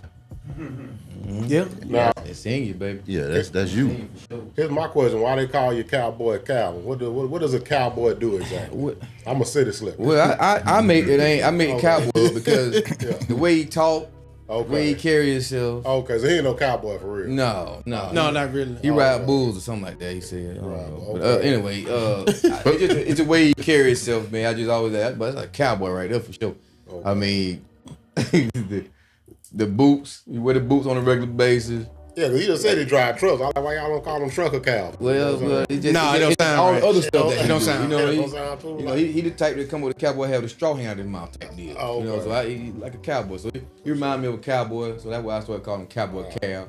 And it just roll off my tongue, right? It's a legit nickname if your homeboy give it to Cowboy Yeah, Cal. very, very legit. Yeah, he like it because he use it. So boom. Yeah, I do country shit for real though. Okay. I do. He know how to make cane syrup and all that shit. That's Saxon Mike right there. That's Saxon Mike. Oh, Saxon Mike. I'm gonna leave that to him. I done did my little peeking out there, but Saxon Mike make cane syrup? Man, yeah. Every November, boy, they plant them Where you things. been at? Every November they cut them Yeah, down. right here. They make that good old. Yeah, he don't even syrup. look like it. He don't look like His family. It started with his dad. Long live his dad. You know, his dad just passed recently. But that's it started with that. And wow. They grow. They cut them down in November. They grow them in November. Every November they out there squeezing. Yeah, man, it's a beautiful thing. All right, Saxon Mike, if you watching, I'm gonna need some of that cane syrup, playboy. Cane syrup. But yeah, man. Yeah, that's dope. That's dope. The testimony, man. I'm sure there ain't too much bad to say about you. No, it You know ain't. what I'm saying? I mess with you a lot when you disappoint me when you don't show up to certain trips or events or whatever. Yeah. But I get it. I just had to give you a hard time for sure, because you'll do the same thing to me. But yeah, man, you're a solid cat, man. I appreciate you. I ain't never got emotional with you. You know what I'm saying? But you know, you my guy for sure. Hands down. Anything you need, you know, you got it with me. If I ain't got it, I can get it.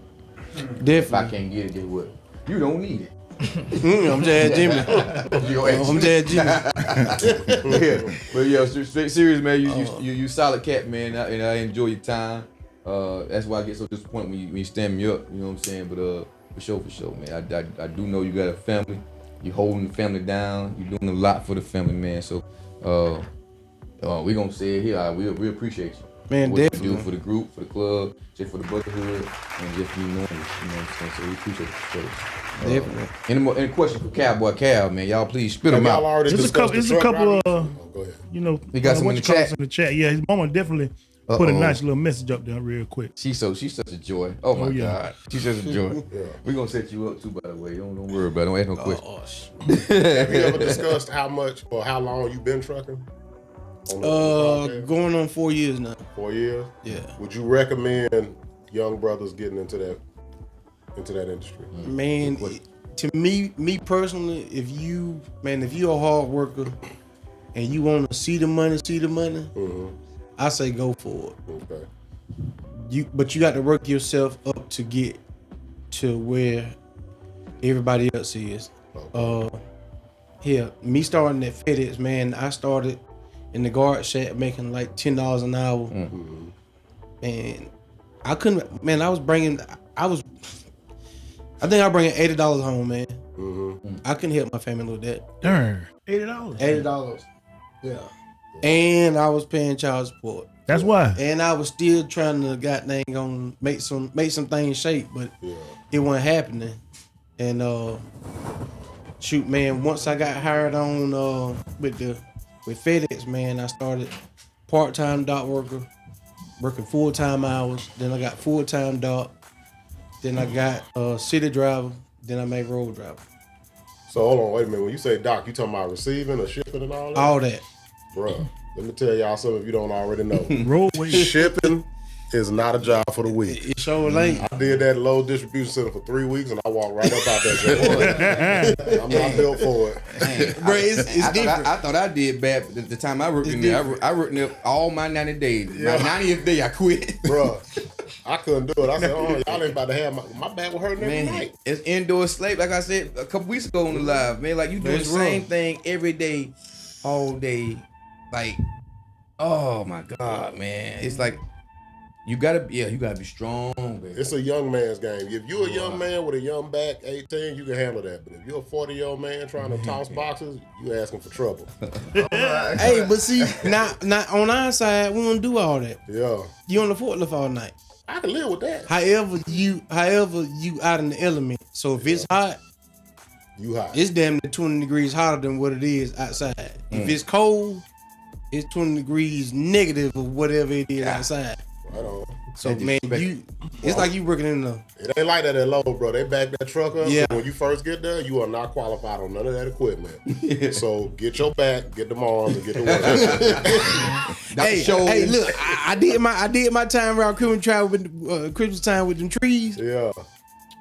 Shoot, man, I don't even think I was there 2 weeks. Yeah.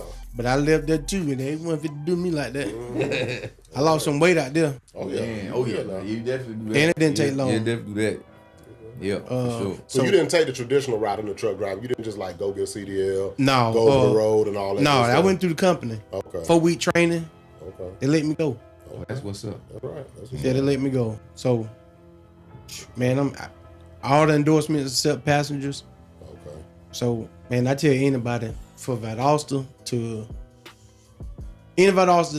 be making the money that I'm making. Yeah. 6 figures. You can't beat that in Valdosta. Oh, yeah. But you gotta want it. That's right. You know what I'm saying? It's not about being flashy. It's not about doing none of that, man. For me, it's making sure that everybody around me is trying to achieve and have the same goal that I have. Right on. Right on. I ain't doing nothing if my partner next to me ain't winning. That's right. Well, I only wanted to bring that up because there's a lot of young brothers, I'm sure, trying to figure it out. Oh, yeah. Oh, yeah. If you want to get behind that wheel, especially if you're young and you ain't got a whole lot going on, ain't nothing wrong with it. Yeah. But man, you got earn that money. But you got 18, 19-year-olds come out there, be out there for less than a week, man. And gone. Yeah. New time, baby. New world order, baby. Boy. But then you go somewhere else and go slave for no money. Yeah. You know what I'm saying? Dang. Like that ain't the way. Yeah. And it's not really hard work, dog. You on the forklift. Yeah. The forklift doing the work for you. All you gotta do is drive the bad boy. I feel you. I don't know. Don't say it like that. I working at this one company. Check this out, man. They said a dude got decapitated by a forklift a week prior. We was at forklift training. No. Just so y'all know, if it's a sit-down forklift and it go to tipping over, do not jump out. Oh no, stay in there. It will kill you. Dang. Yeah. So the metal's protecting you. Yeah. Yeah. Absolutely. Because most people think to just jump. Now, if it's a stand-up forklift, they tell you to jump out because you That can't. reaction. That You reaction. ain't lying, man. Hey, get out the way. That's that Think reaction. you 007 you want to. Yeah. Anybody out there on the forklift, do not jump out. They should be part of your forklift training. But if they didn't train you, they just threw you on that joker. If it started to tip over, just ride it out. Ride it out, baby. Damn. Anybody else out here got one? I'm gonna go to the chat real quick. For sure.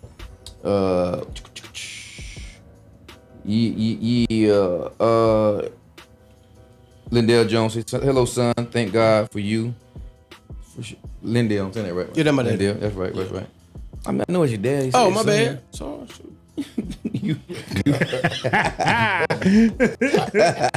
He said, you helped me change, son. That's dog. Wait a minute. Let's talk about that, baby. Let's talk about that. That's big. That's a huge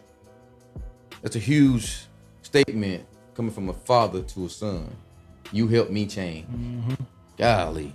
You helped me change. So the stuff that you do, what you've been doing, the stuff that you know, I mean, just who you are, help the person that reason why you're here. Yeah. Part definitely. of that anyway. Yeah. Tell you that you helped him change. Definitely. How that make you feel? Oh man. Damn. That's crazy right there. Yeah, it get me bothered a little bit, man. Wow. Yeah, cause shoot, man, he done told me a lot, man, but shoot, man, it's just when you actually see the change in somebody, man. Yeah. It's one thing just to say you changed, For sure. when you can see it verbatim in front of you. But what do you think he meant by that? What do you think he would say that you have helped him to see? Shoot, just being more of a stand-up guy, a dad, father figure to me, somebody that he can actually come and talk to as a son or as a brother, whatever you need me in the capacity that you need to talk to. And just the way of life, man, because how I was living life at the time, man, totally different. You know what I'm saying? I grew up early. Yeah. You know what I'm saying? I was a baby boy, but I grew up early. Yeah. So. That's deep. That's deep. Salute. You can see it on you too, like he said, like not being funny, but you do carry yourself like an older person than what you are. So like an old cowboy. There's some 34-year-old children out there. Yeah, you hear me? They ain't want to work. They ain't finna try to work. You definitely got an old soul. But yeah, salute to Pops, man. Shout out to Pops for that, man. That's strong to express. You know what I'm saying? On this open dialogue right here, this open podcast live thing. Right? That's pretty strong, and it's brave also. You know. But I like that. I like that. Shout out to Mr. Jones. He don't call you Lindell no more. I'm sorry. I apologize for that. Mr. Jones, for sure. Mr. Jones.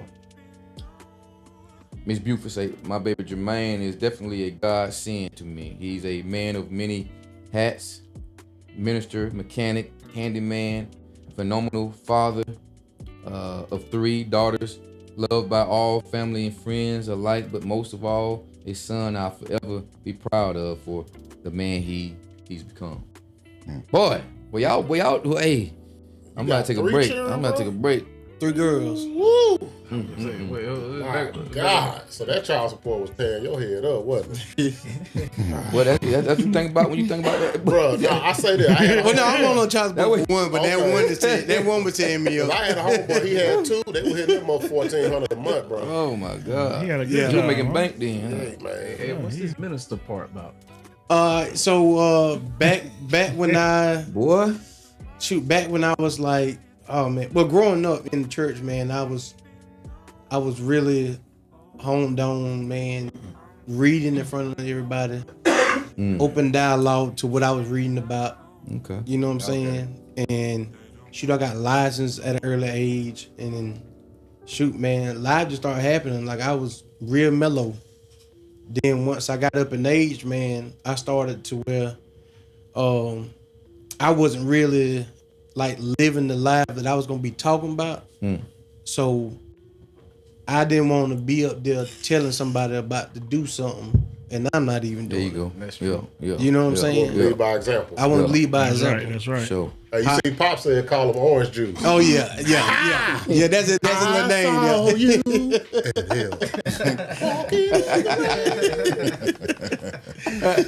OG right there. Yes, sir. But yeah, man. So I said I can't do it. You know what I'm saying? But So you used to minister is what you're saying. yeah. All right. So That's dope. still now, my family still recognize me as such. You know what I'm saying? But so let me ask you this. You don't have to get into any specifics, but okay, well, I'll say it this way. Just because you out there living life don't mean you can't minister to people. Typically, those be the best ministers. That's right. Because what you gonna tell me if you ain't never done that? You know what I'm saying? You know, if you ain't never did a little time, you know what I'm saying? I ain't saying you have to do time, but if you've been out there, somebody who done time and done bounced back from that, somebody you can learn from. And come on, but that's boy, listen, You know what I'm saying? So that's real. So if you got the word, if it's on your heart, you know what I'm saying? I strongly suggest if that's something that you want to get back into, you know what I'm saying? Go ahead, because there's a lot of young brothers in some weird spots, some spots that you may have been in that they don't know how to find their way out of. And if you know how to do it, you can teach them how to do it. You know what I'm saying? Definitely. Yeah. Like I'm up under my my auntie right now, which is my pastor. So she still call me as such. I still lead worship on Sunday morning. You know what I'm saying? So I don't hide the God I serve. I don't hide that. And I don't hide the gift that I have. Yes, sir. So if I can't help somebody and talk to somebody, I do that. Yes, sir. I don't hide it. Right on. Come on now. But to me personally, shoot, a lot of us ministers don't even know it. Because it's within us. Boy, I could point them out for sure. I know for a fact I am not minister quality. My mouth too foul and my brain too dirty. That's what you think. I guarantee you touched and lifted somebody up, man, several times throughout your life. Yeah, maybe. You know what I'm saying? I don't just know you because of your jokes. Yeah. You know what I'm saying? Your energy gonna speak for a lot of what you do. A lot of, all of our energy speak for what we're about and what we do anyway. You know what I'm saying? That frequency is deep. We got a minister in here now that's coming up later. Yeah, And come on. I said you know that night that you told me you said somebody I started talking so slow or something. You said. And OG. that's he don't know it, but like I've watched him, and every time we interact together, that's how he would speak. Yeah. And I was like, man, it's a very careful individual, and that's why I picked that up from him. You know what I'm saying? So, yeah. Dope. And crazy when you said that. I don't know why I even said, "Oh, Jimmy talking all slow now. You Malcolm Jimmy." That's what I called him Malcolm Jimmy. Malcolm Jimmy. We didn't land on Plymouth Rock. But crazy thing, before I said that, before I noticed you was doing it, Tim, we were talking one day. I don't know how it came about. He was just saying I had to talk slower now so I can be careful on what I say. I think about what I say as I'm talking slow enough to if I gotta catch myself, you know, just making sure you say. So I slow. As you get older, you slow it down. Yeah, you slow down. You put your stuff together in your head, and you make sure you saying the right things at the right time, at the right moment. You can't take it back after you say it. And Man, sometimes so- we mess around and say something that you don't really mean. Yeah. You know, just trying to fill space. That definitely stuck with me for sure, man. That's very important. Definitely, he definitely ministered for sure. Yeah, definitely. Man, let me get through here real quick. We got Mr. Jones said you gotta have a heart for it for sure. Yeah, he a truck driver too. Oh. He been driving like 33 years. Oh yeah. Yeah. So you get tips from pops too, huh? Definitely. Yeah. Okay. Yeah. That makes sense. Yeah, he flatbed haul though. I'm wiggle bagging. Okay. I'm double trailer. I ain't new. Okay. I ain't doing the talk. Good. Yeah, you gotta tell people what a wiggle wagon is, man. Everybody don't drive no trucks, man. Hey, hey, look, my bad driver. Let me tell you something. I got that wiggle bagger. You know what I'm I saying? you on that radio now, dog. Oh, that's crazy. My bad, 38 years he been driving. 38 But the wiggle years. wagon is the two small that's trailers really with the dollar in between it. Okay. Well, little. Square business. Yeah. I ain't gonna lie to you, bro. I'm scared to drive truck. My wife wanted me to drive truck, man. I said, It hell ain't- no.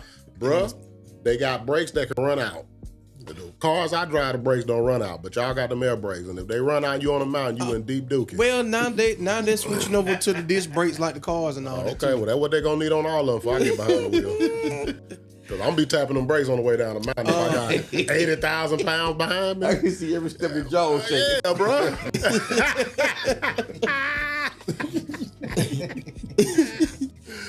Hey, but man, even on flat land though, man, it's rough.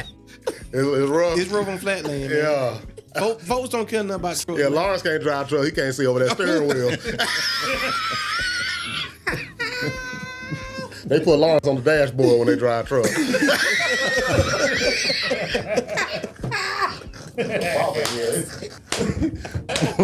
Boy, you crazy.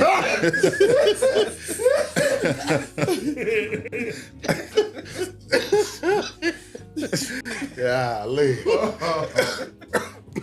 Oh my God. Oh my God. Oh my God. Hey, here it is right here. You may be sick. This is why you came up. You may be sick, dog. You may be so sick. I knew you were gonna come back with some stupid. Oh my God. Hey, Pop just popped up in here. What up, Pop? What else going Say on? what up, guys? What up? Oh, Yeah, man. man. You He popped the right lied time, that man. damn time. It's crazy. It's crazy. He popped up. I was gonna say when you were saying something earlier about your dad said it changed him, whatever. I won't say that nowadays anything. Maybe yes it did. My son, we got the third. Yeah. You know what I'm saying? With this carrying the name Lawrence McGee and all that good stuff. I think that made my dad proud. We have gotten closer. When my little man came in, he asked about him. He want to see him all the time. They look alike. They look alike. Oh my God, shaped up and everything. You know what I'm saying? So we got closer when my son came, and also now the cigar thing, the cigar club and stuff like that.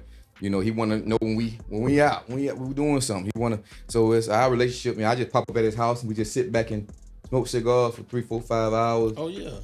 Just talking, man. Like with last week, matter of fact, it was last Saturday. He thought something was wrong. I said, no, man, I just want to see if you just want to sit back and smoke with you, see if you was free. And that I think that did a lot for him, based on the things he was saying. Our conversation. So it's very important, man. It's very important to grasp that relationship if you still got a chance to, man. It's very important to do that. But yeah, our relationship is better than it ever been. Yeah, we never beefed and nothing like that. But it's like the fact that I'm more mature now myself, and I understand the fatherhood side of things and how it works. And I still got my father, so I wanna take advantage of that as much as possible. And I want my son to grow old to know how grandpa was. You know what I'm saying? How know. So that's very dope. But shout out to Pops, man. Shout out to Mr. Jones also. Shout out to the mothers in here also. Your sister said something also, man. And I second that motion. Love my brother and the great man he has become. Yeah, that's my second moment, by the way. Hey, I ain't never wrong with that. My sister, my second moment. Yeah. She 4'11" tell be throwing me around, man. God dog. Like, I can't do nothing, man. But yeah, for sure. For sure. Any more question? Yeah, any more question for Cav, man, baby? You know what I'm saying? Not at all, baby. Yeah, man, we appreciate you so much, man. Thank you for being here. You always here, but just for you to share with us your life and what made you who you are, and you know what I'm saying, your upbringing and all that good stuff, man. We love that. Definitely. Love to hear. We always love to hear. Who else we got left that ain't been on in the hot seat in the club? Eli Bird. Oh. Jimmy gonna have to give a recap too. JB. Yeah. Adam. Okay. Adam was on. Adam been in the hot seat. Yeah. A couple times. Adam like sitting in the seat. He That's like what sitting it in the seat. Yeah, that like damn seat warmer. He come early just to get in that seat. The hot seat is like really to ask you about you. Yeah. Basically, that's all it is. To you, so for sure. Adam, there's still a few others in there. Yeah. Okay. But it was your weekend right here, baby. Oh yeah, man. You know It was good weekend, it's man. Only right. It's only right. Work the board, huh? And then I do gotta say, today, Jimmy just woke something else up. He, you know what I'm saying, he woke something else up inside of me today. About starting a business again. Which we hadn't already talked about it months ago. So, which I already got about 3-4 businesses anyway. You're right. But I'm about to say, I can't keep up with them all. Ain't no wrong with that. But man, I mow yards, hang TVs, change lights and stuff like that, work on cars, blase. And my brother Jimmy just put himself in another business atmosphere as well. So, real. They've got a lot to celebrate, man. I'm telling you. You know what I'm saying? Cheers to that. He moved in silence, man. He moved in silence. So I'm definitely proud of him, man. Yeah. Ain't say nothing to nobody. Yeah. Pay that ass. Want to eat the dry. Popped up with confirmation. Yeah, confirmation. Yeah, for sure. He did that. I guess too. I mean, we done, but we can do the official birthday shot like we always do for everybody. Gotta give a birthday shot. You know how you bring your stuff up on the screen and all that. Yeah. Let's do it, man. Let's do that, man. Let's do it. Hey, y'all have just been sitting in with Cowboy Calvin, man. Give it up for Cowboy Calvin. Get your shots ready, y'all. So, give it up for Cowboy Calvin, man. Get your shots ready. Everybody indulge. Y'all indulge in a shot. We got some right here for you. You'll say you wait. All right, cool. Yeah, cool. We got it here for you, man, when you ready. Yes, sir. Man, give me some of that 17. I ain't drink out my own beers. Some of that what you call it? That rum? Yeah. No, you drank. You brought it over here. Drank rum. My daddy said, I don't like y'all attitude. my daddy said, you too, Avery, he said, unstop your ears, but he blew the train on at you. Hey, I seen him in that baby blue truck passing by. Yeah, I seen it. You want to give yourself a toast? Jimmy got it. Yeah. I like when Jimmy did it. Come on. Yeah, Jimmy, come on. Come on. Yeah, Jimmy's come in on. the, hey, listen. Oh, Hey, look. Come Hey, on. look, because Jimmy's in the background yesterday. He was trying to stand in the garage where everybody was in the kitchen. Jimmy was cold. No, they were early. No, man. Come on, smooth operator. No, I ain't nothing smooth about it. But everything.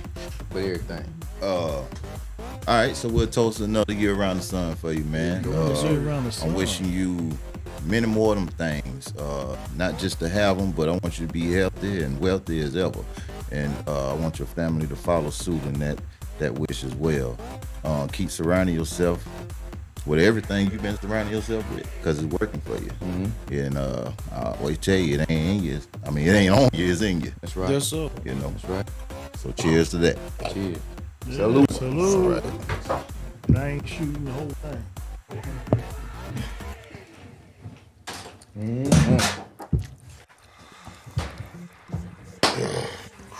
Hey, Dick, I had Oh, asked you Lord. about that tent shop, because we were passing by there, me and old lady, a couple weeks ago. Yes, sir. And there was a baby blue, looked like a 93 Cadillac Fleetwood out there. Uh-huh. And I was about to ask you if that joker was for sale.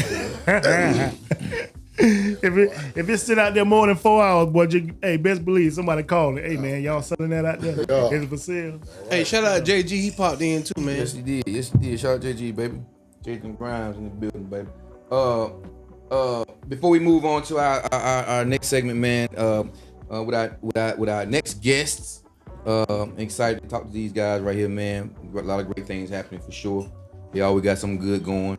We're gonna pay some bills, man. We're gonna pay some bills real quick.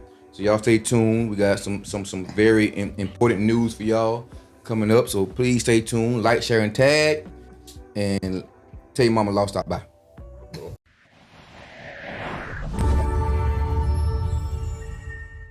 What's up, Seven Smoke family? We have some exciting news to share. We have official Seven Smoke t-shirts available for purchase. You can grab them in 2 colors, the traditional black and gold, or change it up with olive green and gold. Limited sizes are available, so grab them while you still can. Payment can be made to 7 Smoke Cash App, which is $the 7 Smokes. Again, that's $the 7 Smokes. We appreciate your continued support. Hey, you. Yes, you. Have you heard? Seven Smoke Cigar Club has a brand new newsletter entitled The Smoker's Corner. You want to know how to get a hold of it? It's simple. Email 7smokecommunications@gmail.com, and in the subject line, type, "I want your newsletter." Press send, and the communications team will be sure to get it to you. Again, that's 7smokecommunications@gmail.com. That's the Smokers Corners newsletter.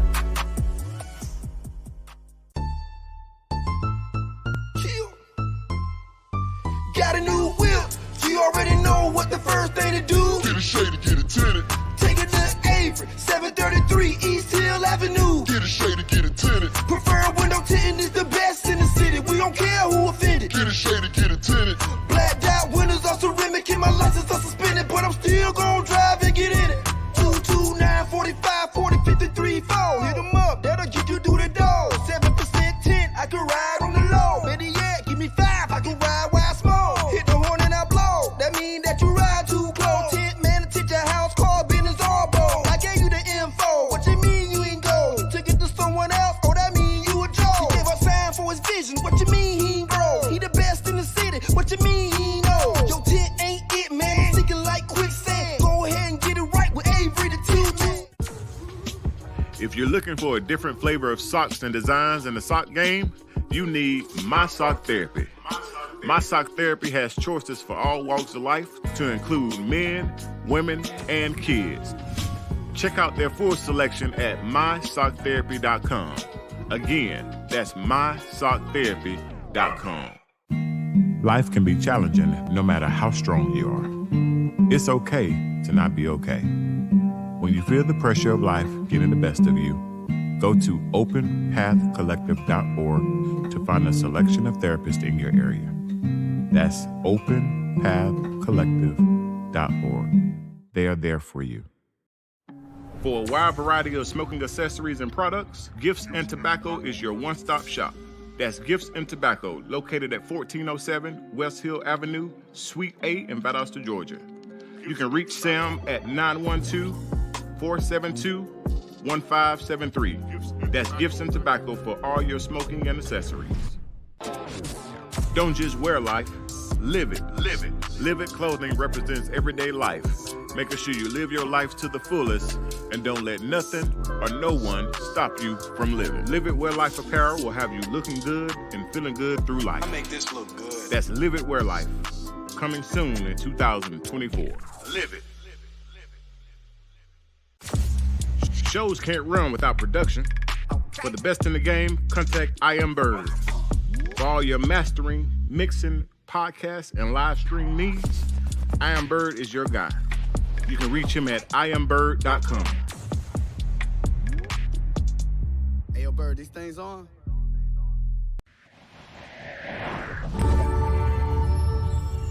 Wow, that's wild. We back, baby. We back. As y'all can see, we made some changes, man. But if you missed, we had our brother Calvin, Jermaine Cowboy Calvin, we call him, on in the hot seat. We talking about his life, and we still celebrating his birthday this past weekend. He's 34 years younger. Great guy, great guy. Very influential influential to a lot of people, man. And you know, good to know this guy. Good to know him. So shout out to Calvin, man. But as you can see, we changed up a little bit. We got some guys in here that's gonna give you some more knowledge, wisdom, and understanding. You know what I'm saying? These guys I've been following for a minute, man. I'm not even going to go into the whole introduction. I'm gonna let them do it themselves. I didn't expect all three, but hey, we got a treat, baby.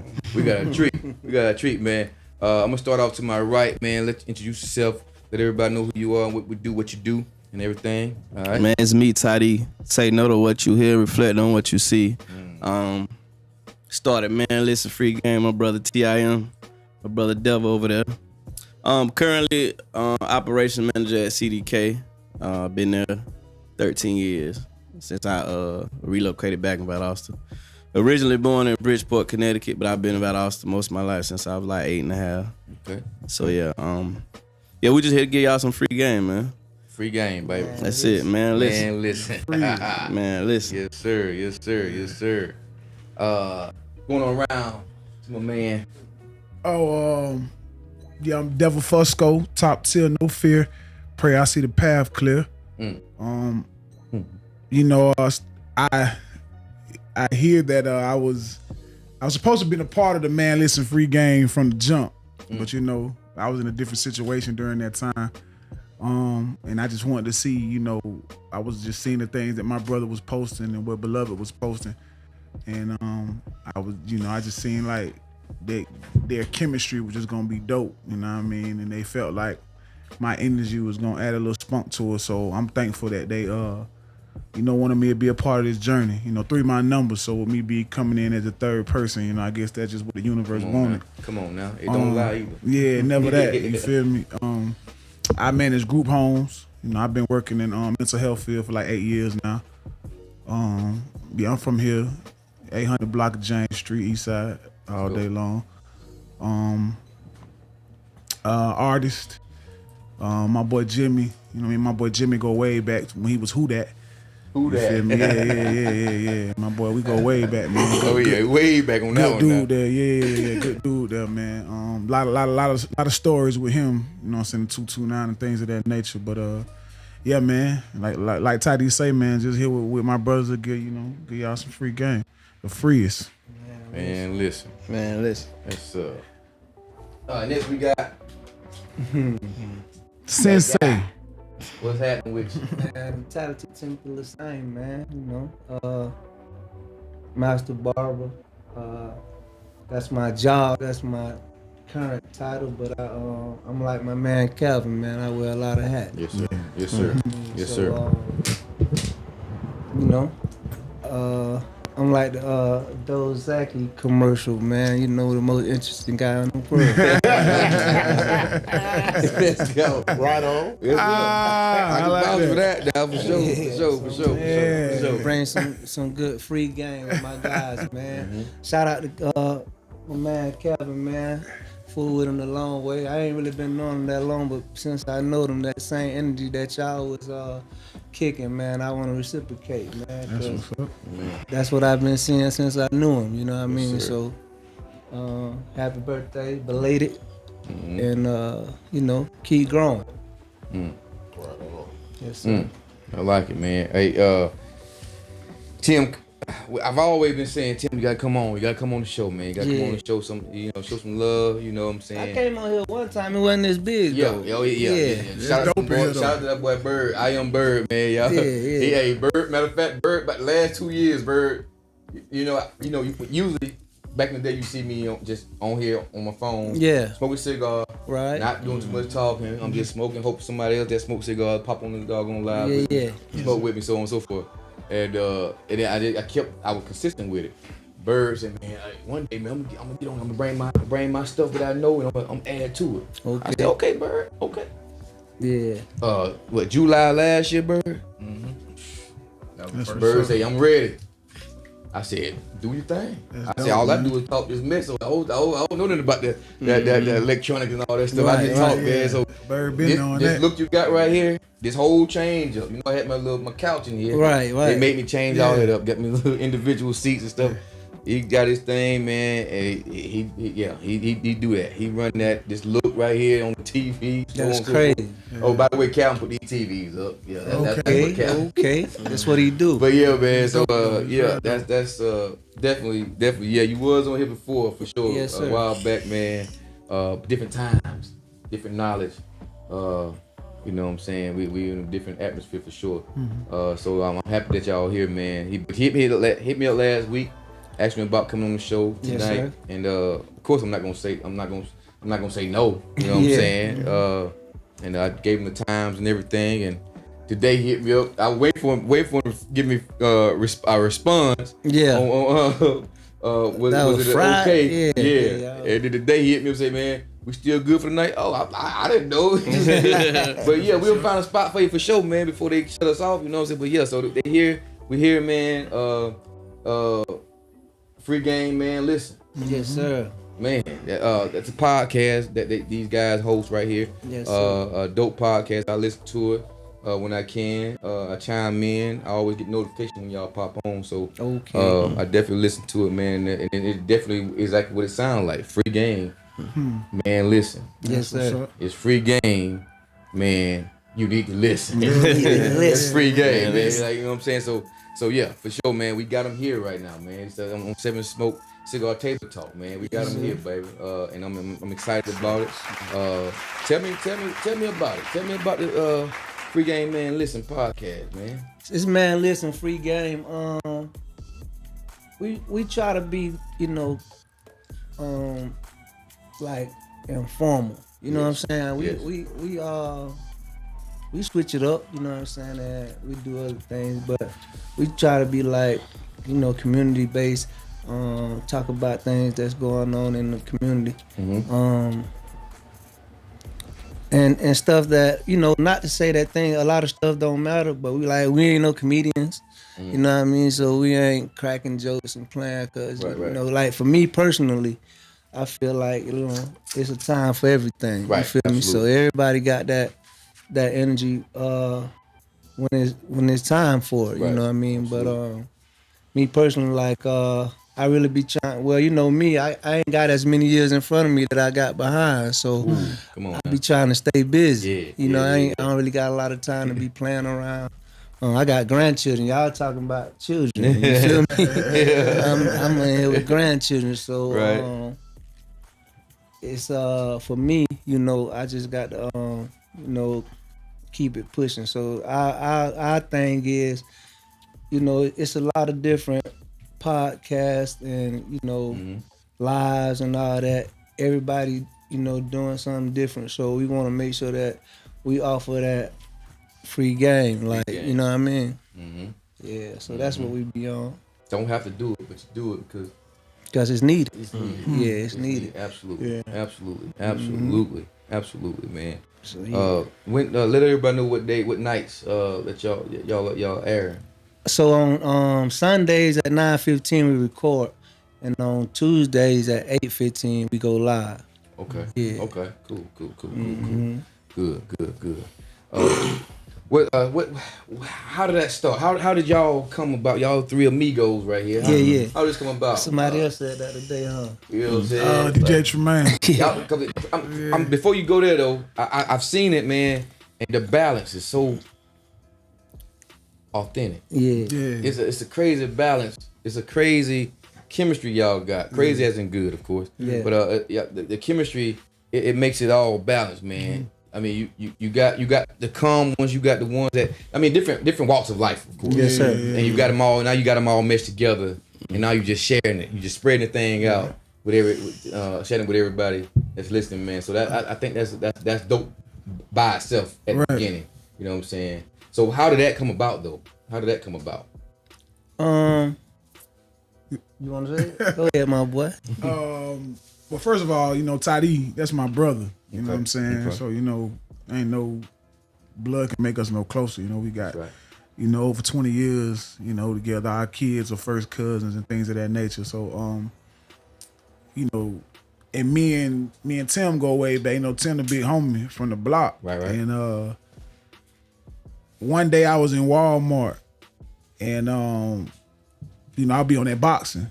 and I started really getting into the craft. So, you know, at one point in time, you know, you hear Timothy Lissenn, he's not very much of an approachable guy. Right. But yeah, you know. I got a story about that too. Yeah, but I ain't no soft nigga, so, you know, I wanted to see what was up, you know, and I just wanted to get that knowledge that he had, you know what I'm saying? I wanted to learn something. I didn't know that it was going to take me on the path that it took me, though. So when I stepped to him, you feel what I'm saying? We went to chopping it, you know, and he was just very receiving, and we went to realizing how we had a lot of things in common, and then some years passed, and then I went to Atlanta and I came back.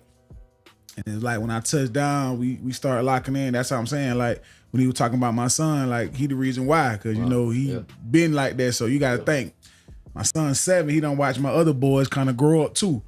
And you know, and then from that, like I say, my brother always, I think he the first person I ever heard say, "Man, listen," because he been saying it for so long. You know, now I hear it it's like a regular word. You feel me? Yeah.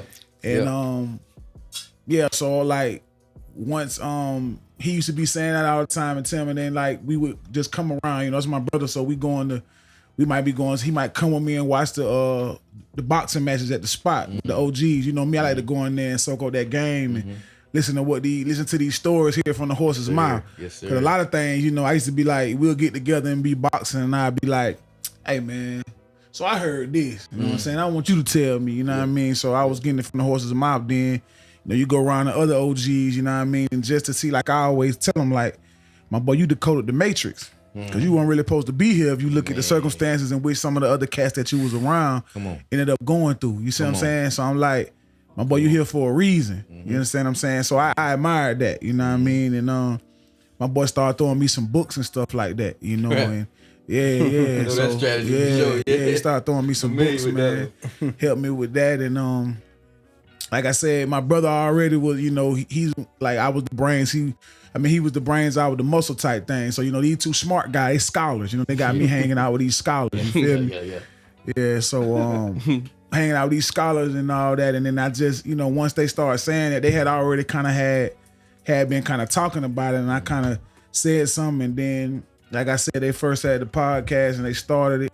They had another member at the time. And then, you know, once that changed or whatever, they're like, man, what you gonna do? So I was like, I tell you what, man, the first of the year, man, I go on, you know what I'm saying, come in or whatever. So that's how Mann Lissenn started, and that's how we got to this point. Like, gotcha. I love it, man. I love it. That process. That process. That was key for sure. For sure. And so the podcast was already going, and you came in, you added to the chemistry, basically. Right. Like I say, he always say I'm supposed to be first. You know what I'm saying? I always say that. But like I said, I wasn't in that space at the time. You feel what I'm saying? And, you know, and I believe in timing. Man, you know that's me. important. Yeah. That's important for sure. You know, let me add to that if you don't mind what he said. Everything he said is accurate of us. Like he bridged him and Tim boxing, so he the one brought me around Tim. Of course, we were brother. So what I was seeing was I'm on Facebook. I'm just posting little phrases, but I'm starting with Mann Lissenn. But as I'm scrolling down, I'm seeing Tim post the same thing, but he's saying free game. Right. So I remember this. So I'm saying Mann Lissenn, he's saying free game, but it's the same thing. We both on the same page, so we like, and then we know each other. I mean, of course, we like brothers now, but first we was just had a mutual friend, so we had a friendship. But now we don't grow into like brothers. But he's saying, man, listen, I'm saying free game. I'm like, man, I need to holler at Tim. We might need to do something. We both saying the same thing, doing sort of the same kind of stuff. We need to go ahead and just put together. And then you got Mann Lissenn free game. Yeah. So I had the Mann Lissenn side, he had the free game side. We just put it together. Yes, sir. And it worked like that. Yeah. So what we see on Sundays and Tuesdays is it's like size of the brain. Right. You know what I'm saying? Analytical. Right. Yeah. Wow, that's crazy. That's crazy. And then you add it to it, and that makes that chemistry and that balance, man. That's pretty dope. Yeah. That's pretty dope. Yeah, like Beloved say, you know, he don't be talking too much crazy, but I cut up though. So, you know I what I'm know. saying? Yeah, they know that about me. You know what I'm And that's what I mean by the balance. Like your personality, his personality, your personality. Yeah. You can see it when you look at the show. You can see the different personalities, man. But it's needed. All three, they are needed to make that podcast what the podcast is, man. That's right. You know what I'm saying? And it's so it's great. It's amazing. It's amazing. If you ain't for the viewers, y'all ain't chimed in, man. Y'all need to look at that. Pay attention to that. Look out for it when it comes on, man. It's a pretty dope segment, dope podcast, and you definitely learn a lot, and it's free. Game. Free. Man, that's crazy. What else y'all got? What's coming up in the future? What's the future for Free Game Man Lissenn? We got this weekend. We got the men's conference coming up. Yeah, let's talk about the men's conference. Yeah, that's big right so, there. Yeah, we got the men's conference coming up. We did one last year. That was the first one. So this will be the second. These men conference. So one day, all three of us was we was on the live, right? And somebody introduced us to the doc. Yeah, we was on the live. Man, you was on the live. Oh yeah, me and him. I don't know Trey what they at. And then somebody introduced us to the doc, Dr. D. Shout out to Dr. D. And she came in and we decided to do like a men's workshop. But she introduced us to the men's workshop, and the men's workshop was kind of like a situation like this, where everybody was in there who you felt comfortable with talking in front of. Right, you feel me? Right. And it was about 8 of us in that room, and it was kind of like, everybody was able to kind of be vulnerable in front of men. Yeah. You feel me? Space. Safe space. Like nobody was. You ain't got to worry about hearing what you said outside of this room. You know what I mean? And so that was the catalyst that pushed us to opening up the conversation to the public. You feel me? So she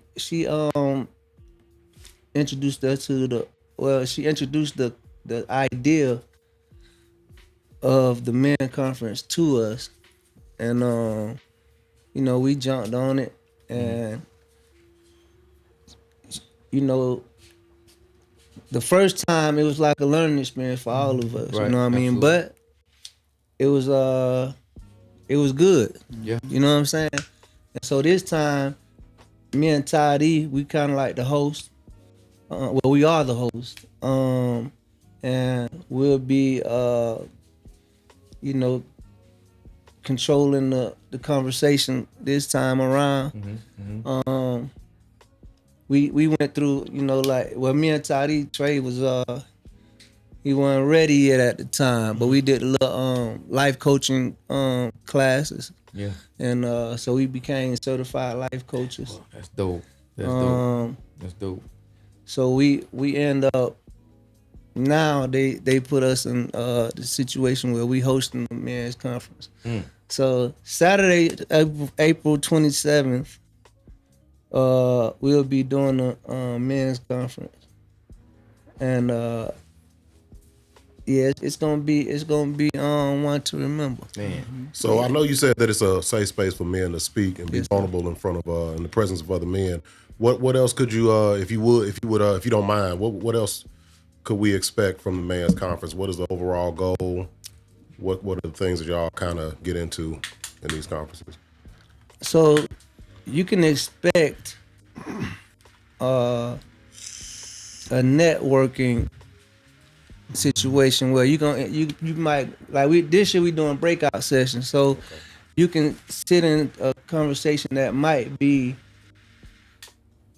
linked directly to you. Okay. You feel me? So you can make a connection with, you may make a connection with somebody that's in that room, and you can potentially have a lifelong connection with somebody that you may feel comfortable with, who may be experiencing something similar to what you have experienced. Right. Kind of like what Brother Calvin was talking about earlier, where he ain't he came up in a home without the father in the house.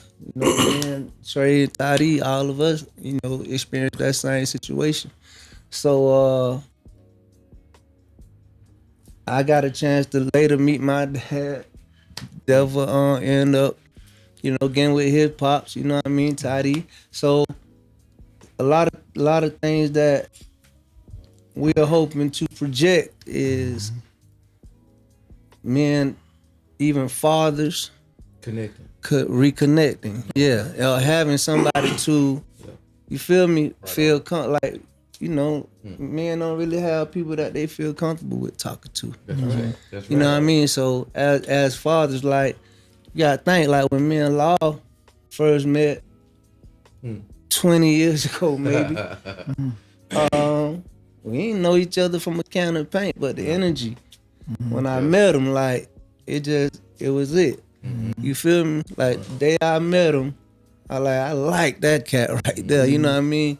And he was young, like, we was young then, you know what I mean? Like, I was younger, he was younger, and we just, it's kind of like we kind of clicked, so. And the stuff that me and him talked about was kind of like stuff that you don't really get from, you don't really share things like that with anybody, you know what I mean? So, yeah, that's something that you can expect. It's a lot more to go with that, but I'll pass that mic to Toddy or Devil. So we know what the state of mental health is when it comes to men in general. We cry in the shower. We don't. Right. We hold our feelings in. We might drive off in the car. So I don't really say much. You know what I'm saying? And we was raised like that. A lot of us was raised like that. Exactly. Big boys don't cry. Suck it up. You heard it coming up. So that foundation, we was raised on, us having to be the macho man, having to be tough, having to be strong. So we're not as vulnerable as the women are.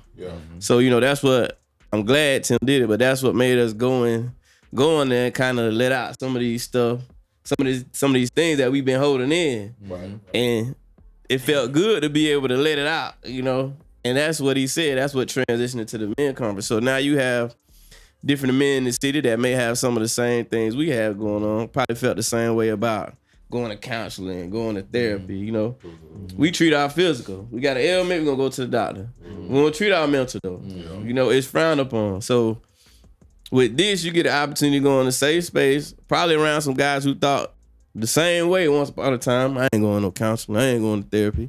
We probably against it, but now we see that it is a help. So we ask that people come out, participate, network, get with some people, get with a doctor if you need help, a counselor, a therapist. They have some information available for you, so that's what I expect to see. Okay. And like we say, we don't got all the answers. We might have somebody in the audience come in and give us some free game. There you go. So this year we want that interaction. We want that feedback from the people. We don't want them to just sit down and look at us. And us men, man, we have a thing, pride. Most definitely. Pride that keeps us away from sharing and expressing what's deep inside of us, and end up killing us. Some of us. Yeah. God forbid. But we gotta have a place where we can be able to vent or share our feelings, and So I'm in law enforcement. You know what I'm saying? I try my best. I try my hardest to when I'm off duty, I'm off duty. Right. When I'm off duty, you can't tell them law enforcement. I want it that way. Yeah, I don't want you to say, oh yeah, you police. No, I don't know. I ain't that. I'm off duty. When I'm on duty, yeah, you deal with a lot of stuff. You deal with you like the ultimate counselor for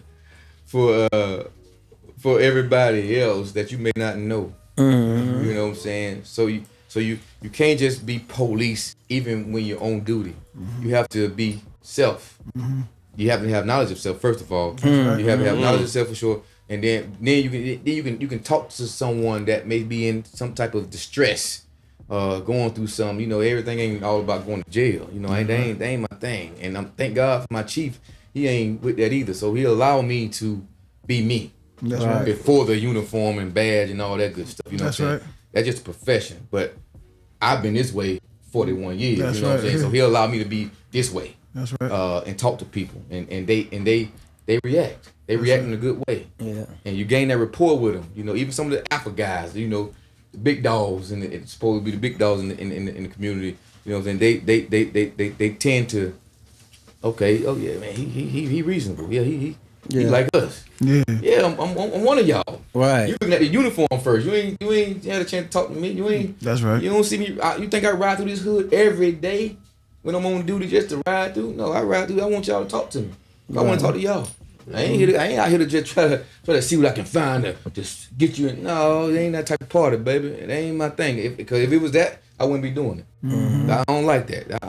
I'm the one you want to call. That's right. When you're in distress, you know what I'm saying. So having knowledge of self, man, being that person to the point where you can change somebody's life while I'm on duty or whatever. You can change somebody's life just like that when they on the verge of doing something real crazy, thinking outside of themselves. You know, letting emotion take advantage of them. You know what I'm saying? But you can't be afraid to be able to, you know, you can't be afraid to vent or let out whatever may be going on in your life, man. Having someone to talk to, and the more the better. That's right. Y'all got to hold a men's conference. Men's conference. Not no group. Now y'all got to that conference is important. Here's my question: what do you think outside of just people saying it being a societal norm? What is the genesis of why men feel like they can't vent or speak to other men? As you said, it was like we were built into that. It's an indoctrination, Yeah, we was built into it. And that too, and then you're afraid of what somebody go back and say, like. Yeah. So you got to be around somebody you could trust, a like-minded individual. Yeah. Because you know once we get vulnerable with you going back and tell it, you know what I'm saying? Yeah. So that's another reason why a man with this, I just keep this to myself. Yeah. You know what I'm saying? I just keep to myself so I don't have to go through all that. If I tell him, he might judge me. Yeah. You know what I'm saying? This person right here might judge me.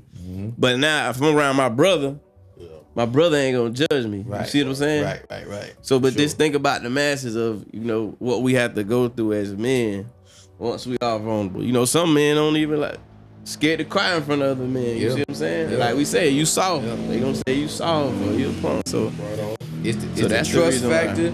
It's a factor of I don't want this man to think I'm soft and all this other stuff, man. Like we gotta have them vulnerable moments. We gotta be able to cleanse ourselves.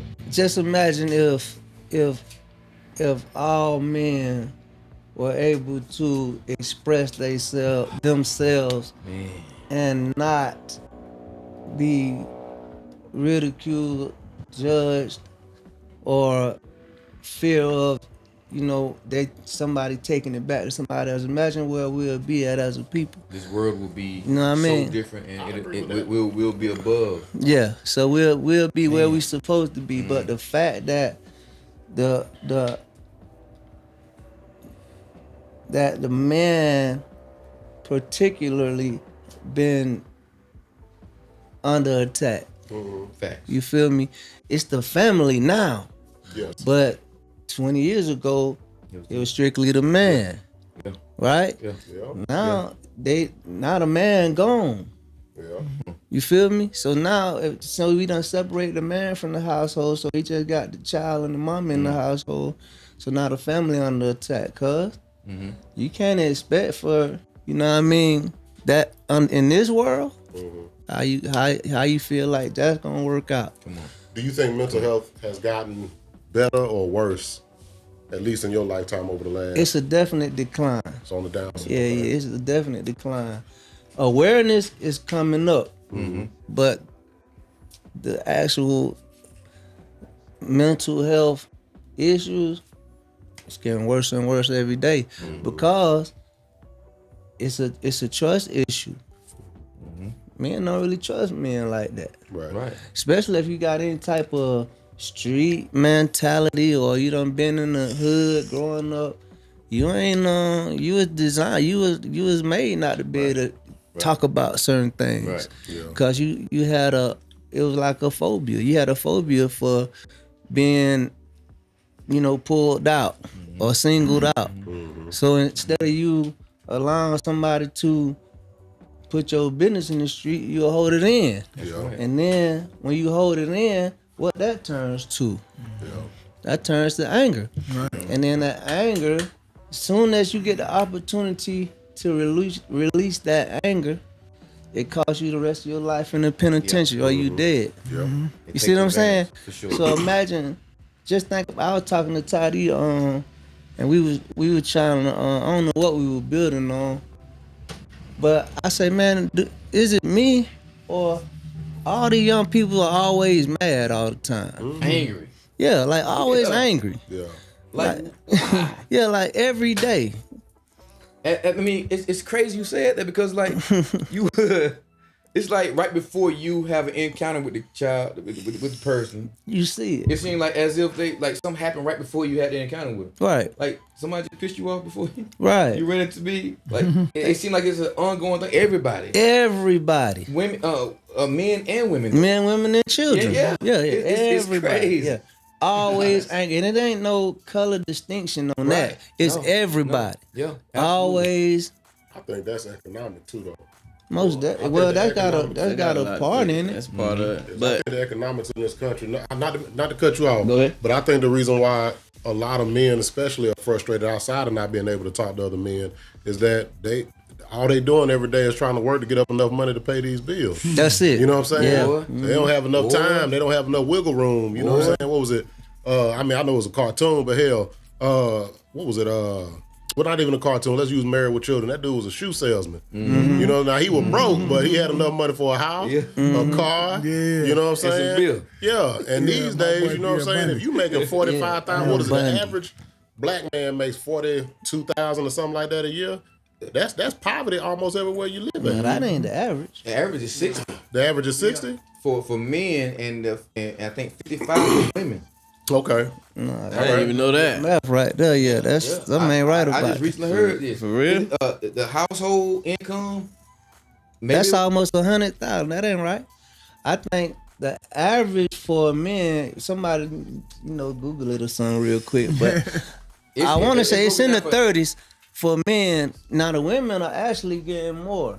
Really? Yeah. The women are actually getting more. The women now are like the breadwinners. Yeah, the women actually getting more than men. So I got them numbers somewhere. I did the knowledge to it before. But the average for men is, cause you got to think.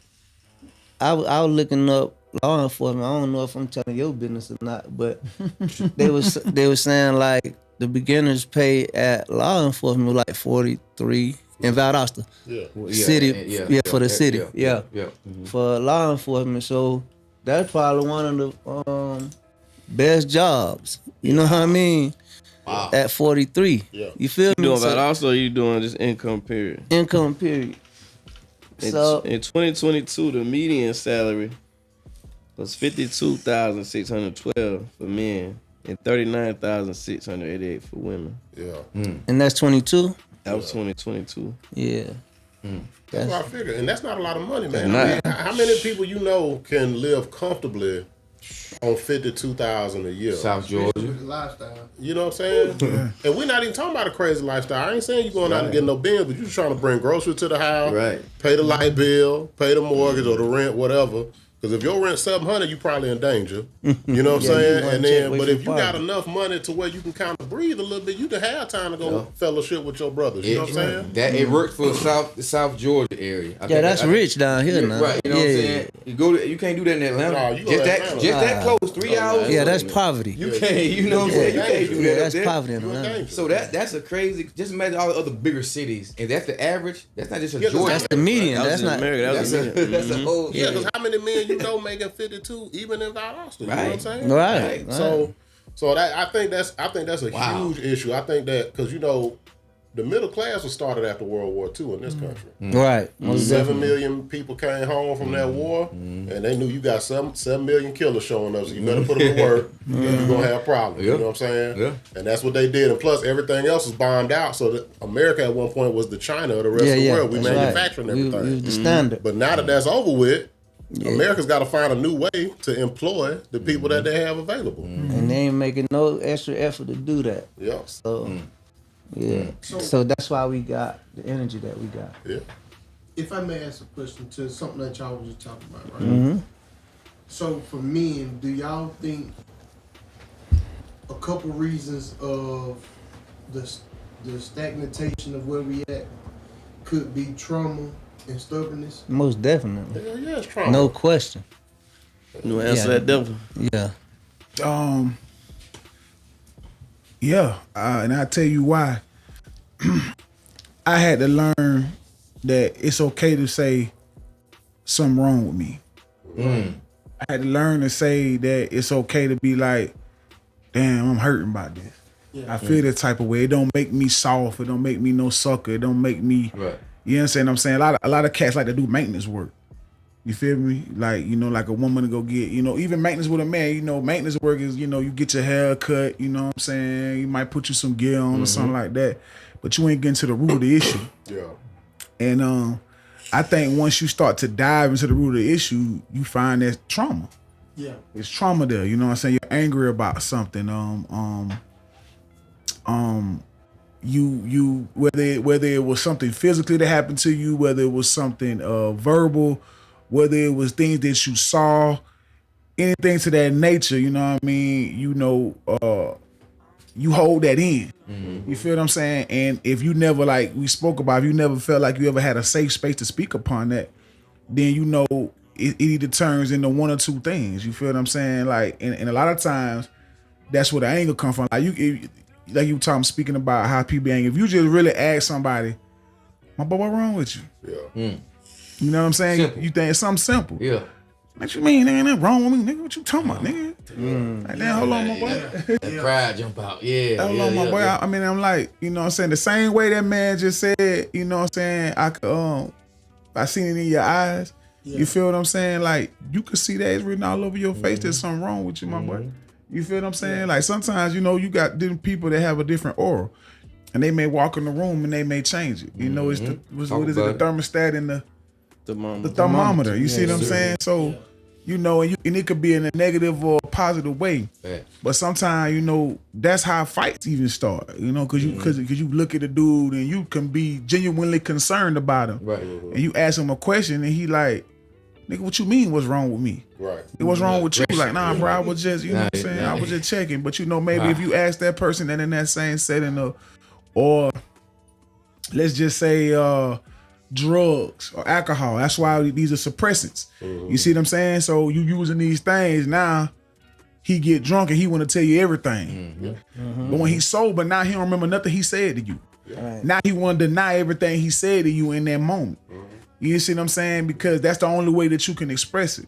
And I think that's a handicap in a sense. You know what I mean? Because you don't get to the root of it, because now all that trauma that you done had built up and things that you never spoke about, it gonna all come out in one. So I think if you graduate, because I'm an aggressive dude, you feel what I'm saying? Like that, like straight up, you know what I'm saying? And I had to learn that everything ain't Afghanistan. It ain't always a rah-rah situation. You feel what I'm saying? You know, you can get to a point. We see, because you gotta understand, men talk to men. And males talk to males. There's a difference now. Yes, sir. You understand? There's a difference between a man and a male. You dig what I'm saying? I feel like I'm sitting amongst a bunch of men. Yes, sir. You know what I'm saying? And like you had said earlier, this 35-year-old, I forget what your children. You know what I'm saying? 35, you know, it's 35-year-old male. You could be a 40-year-old male. You know, it's who you are. So I think, and those are some of the guys that should do that root work. Yeah. Come on. You feel me? You know what I'm saying? Because you are who you are in this world. You know, you got to be able to accept that. And I think once you learn to move past that trauma and you understand that other people have been through similar situations and stuff, and you don't have to judge. You know what I'm saying? Once you realize that you don't have to judge and you're not being judged, I think it starts to, you know, push that envelope forward, and it changed the narrative of what you once thought. You know what I'm saying? So man, listen. Man, listen. I would say you just said free game. Free game, baby. So back when I was young, Man, listen. speaking from just a male, right? When I see a guy with gold chains, gold teeth, right, look aggressive, I wouldn't even talk to him. Right. But now being that the person I am now, I'm hey, how you doing, brother? That's On right. purpose. That's right. You gonna, yeah. Checking the energy. Yeah. Right. I may be able to get something from you or him. I'm telling you. Well, I mean, what you said earlier about the trauma part is the biggest deal. Like, I knew a dude, and I'm gonna tell you right now, I did 21 years in the military. I knew a dude got pistol whipped on a military base. He got pistol whipped because he was walking by, he had a chain on, somebody said nice chain. He from New York. that means he about to get robbed in his mind. So immediately he pistol whooped the dude who said nice chain. Wow. Yeah. On a military installation, military- bro. Yeah, absolutely. That type of stuff. I had another homeboy who from Oakland. He retired. He probably lost 3 stripes the time he was in and gained them all back, right? He got pulled into the office because he had been fighting downtown, you know what I'm saying, downtown Vegas. He get pulled into the office by the OIC, the officer in charge. And the officer in charge said, "You want to talk man to man?" He was like, "Yeah." He said the officer started taking off his top. He said he dove over the counter and started beating the brakes off of him. In his mind, you take your shirt off because he from Oakland. Right. It's game time. Right. I'm not going to let you hit me first, you know what I'm saying? Right. So and that's the kind of trauma we all done seen Snow on the Bluff. That brother said that he witnessed his uncle chopping up the rock on the dinner table, you know what I'm saying? So if you grow up seeing certain things, you know what I mean, you're not going to be normal one, and they understand that when it comes to the military. If you come back from Afghanistan or Iraq, you got PTSD. They understand that. But if you grow up in a hard environment, within the borders of your own country, that's PTSD too. Some people don't understand that. That's exactly what I'm saying. My point. We had 2 or 3 weeks ago, we had a conversation on live, and I said everybody has some type of trauma. Every human being. Every human being got some type of trauma. I don't care if it's a small or big or negative or positive. There is some type of trauma in everybody. In everybody. And in different walks of life, of course. Yeah, because somebody, if you witness somebody chop up some rock when you young as a child, right? Now I never seen that coming up. So if I walk into a house and I see a bunch of rock, now I'll be like, oh hell no, I need to get on out of here. Somebody who done seen that might be like, oh shit, this a come up. You know what I'm saying? If they desensitized to it, you know what I mean? And a lot of us have been desensitized to different levels of trauma as we grow up. Absolutely. And just like my man was saying, like, maybe you had to be aggressive, you know what I'm saying? Anybody who, I don't know if you ever did time, anybody who never done time, you can't be up in there like, yeah, man, I just want to vent. That ain't gonna work. That is not gonna work. You're gonna get beat up and they're gonna take your commissary. Don't take that 100 point off that pillow. Definitely. Give them hot Cheetos, boy. I don't want to vent. That's real. Don't do it. Yeah. That's real. So like when he spoke about trauma, and like Law said, like we feel like every human being absolutely has trauma, like traumatic experiences. Like you got to think about it. We in America. We saw the towers get bombed. You feel me? We see death and desolation on every street corner. So that's trauma. Like, so we got to make sure that we identify with trauma. Like you said, looking at the rocks. Me personally, that would have been something normal to me. Yeah. You feel me? Like, I see this all the time, right? So that what comes with those rocks is what traumatized you. You feel me? The energy that comes behind those rocks is where the trauma come from. You know what I mean? Yes, so sir. I feel like personally, and I agree with everybody saying that it's a traumatic experience hidden up under every individual I'm trying to tell you on earth, right? Yes, sir. Yes, sir. And then, so that's just that's a broad statement. That's generalizing it, right? Absolutely. But then if we close it and just talk about us, right? That changed the whole dynamic now because your whole life is traumatic. Yeah. You feel me? Yeah. Most of us, all we saw was death, the rocks, violence. You see what I'm saying? Every day, all day, throughout our lives, and that's not the only thing that's traumatic. Think about that time when your mama told you, well, don't do something, and you did it, and then she waited till you got in the bathtub. Oh boy. Right? And she snapped that curtain open while you in that water. Yeah. That's trauma. That is. You trying to get up. You remember what movie that was? Yeah, where that's the lady trauma put the Yeah, Baby oil down on the floor. And he come out the shower This Christmas. Yeah, This Christmas. and he falling and she whooping him. And he can't do nothing. Can't do nothing. Man, that's trauma. He's living He his never life want oil around That's right. in his life. And that's You what don't walk down the oil aisle in the store. You know? Right. He and don't that's even why go I that wanted way. to push back a little bit on what Calvin said earlier when he said don't let it be an excuse. I wouldn't say to let it be an excuse, but not having your father growing up is a big deal. Now, I was lucky enough to have a stepdad for the majority of my life who I called my father. That's right. But my birth father not being around, and he been dead since probably 86 or something like that. There's a lot of questions about myself that I can't ask because he's not around. Right. You know what I'm Right. saying? So I'm glad that you was able to, but I'm here to tell you, man, like a man not being in the house to raise his children, man, it does cause some issues with you in the long That's run. traumatic. You know what I'm That's saying? real That's a traumatic experience. That's But real so that's the thing. We was at first we was speaking in a general sense of trauma. Yeah. Right? But see how it started closing? Yeah. And you start seeing the small stuff that's a traumatic experience. Yes, sir. You feel me? Yes, Like, sir. so all the stuff, just us, man. I can't talk outside of our community. Like I don't know what anybody else may have experienced. You feel me? right. Yeah. But us as a people, we've been going back to Malcolm. We've been robbed of our name, our language, our culture, our norms, our God. Come on. Yeah. Right? Right. Yeah.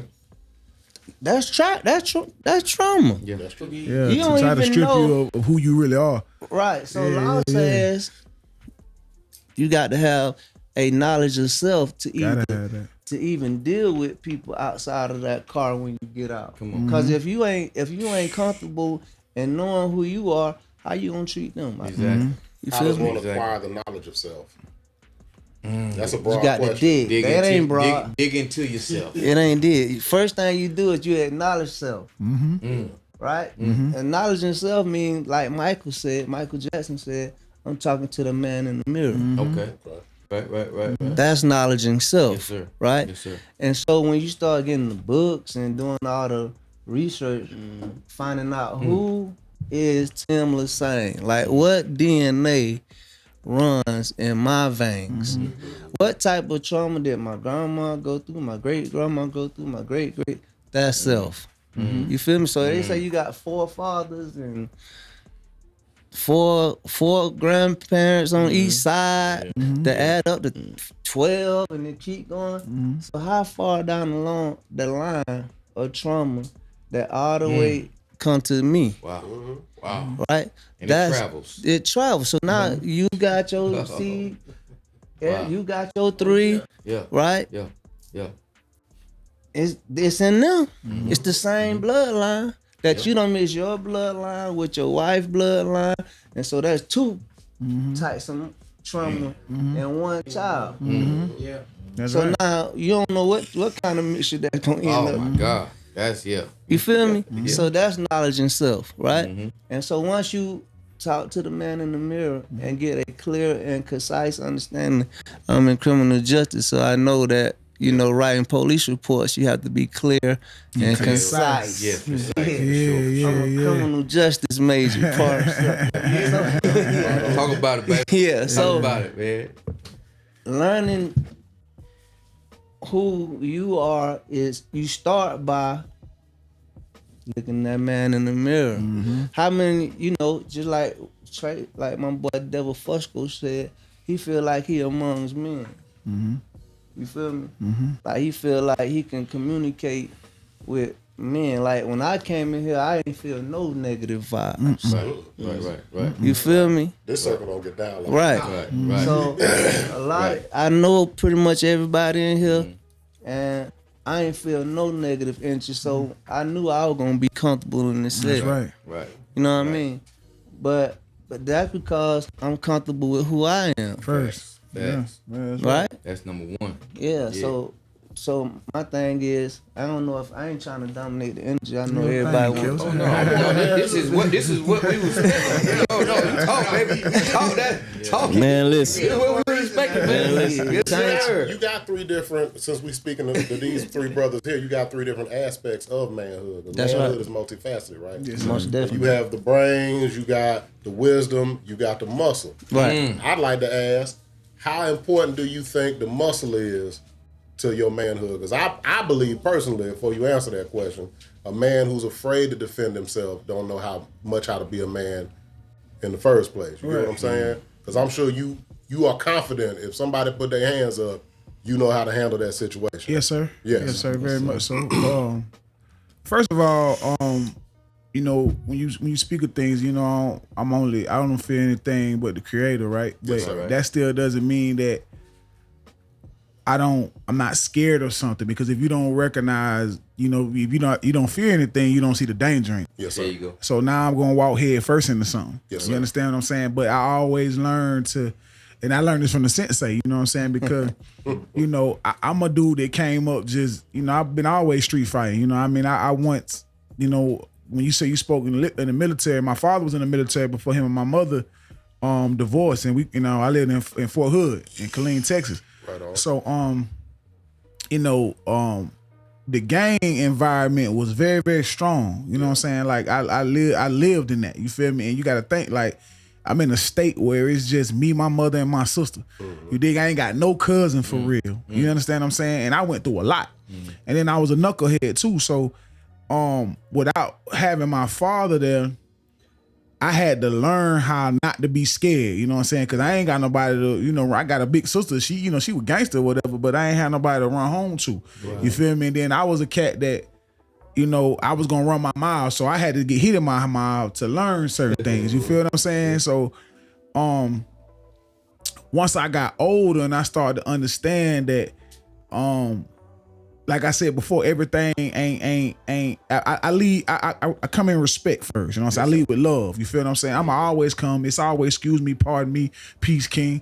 You know what I mean? But time, you know, you change that energy, I'ma change it too. You know what I mean? And I'm a match. And then a lot of times I don't have to. You know, you don't have to match that energy, because, like Beloved said, you know, I have knowledge of self. You know what I mean? So I know who I am. You feel what I'm saying? And I ain't got nothing to prove to nobody, you know what I mean? I'm only gonna prove it if you take it there, you know, like my boy Gates say, you know, I only war with those who war with me. You feel what I'm saying? So I ain't gonna take it there unless you take it there, you know, but you started, I'm gonna finish it, you know what I'm saying? I feel like I'm gonna be that way forever. You know, Beloved always told me, he's like, I'm gonna be the first one to knock the Green Reaper mask off. You know what I'm saying? I just thought that was so dope. Like, he crazy, man. It's necessary. Yeah, it's necessary. You know what I'm saying? I'm gonna be the first one in history, Devil Fusco East. You know, and I really know his pedigree. You know what I'm saying? Like, I really know who he is. Like, even going back to when we were speaking about the dope or the drug situation. You know what I mean? A lot of cats, I realized some dudes play with that situation. Like, they out here because it look cool. Yeah. See, my boy Beloved was out there on the block because he had to make sure Big V got them bills paid. You understand what I'm saying? So it wasn't nothing that, you know, he was an athlete. My boy supposed to have won the league. You know, a lot of things that he did. And I'm only bigging him up because I admire his story. We done sat and talked a lot. You feel me? So by me seeing and hearing that and knowing who he was, because, you know, once upon a time, you know, I think we kind of spoke about that, about reputation and what else you said? Reputation and image. Reputation and image. How does how reputation and image or something go like hand in hand or whatever, you know what I mean? And I'm like, you know, his reputation was once this, but his image is something different. You know, he passive aggressive. Once upon a time, you wouldn't approach him. Sure. You know, now he look like a real happy guy. You know what I'm saying? But you know, that's cause you know him. Yeah, that's cause I know him. I'm glad you said that when he brought up earlier about him. We met 20 years ago. Yeah. I heard about Tim prior to me meeting Tim. Right. And I wasn't gonna approach Tim. I wouldn't know. I wasn't gonna approach him. We was in Atlanta. We was in Atlanta.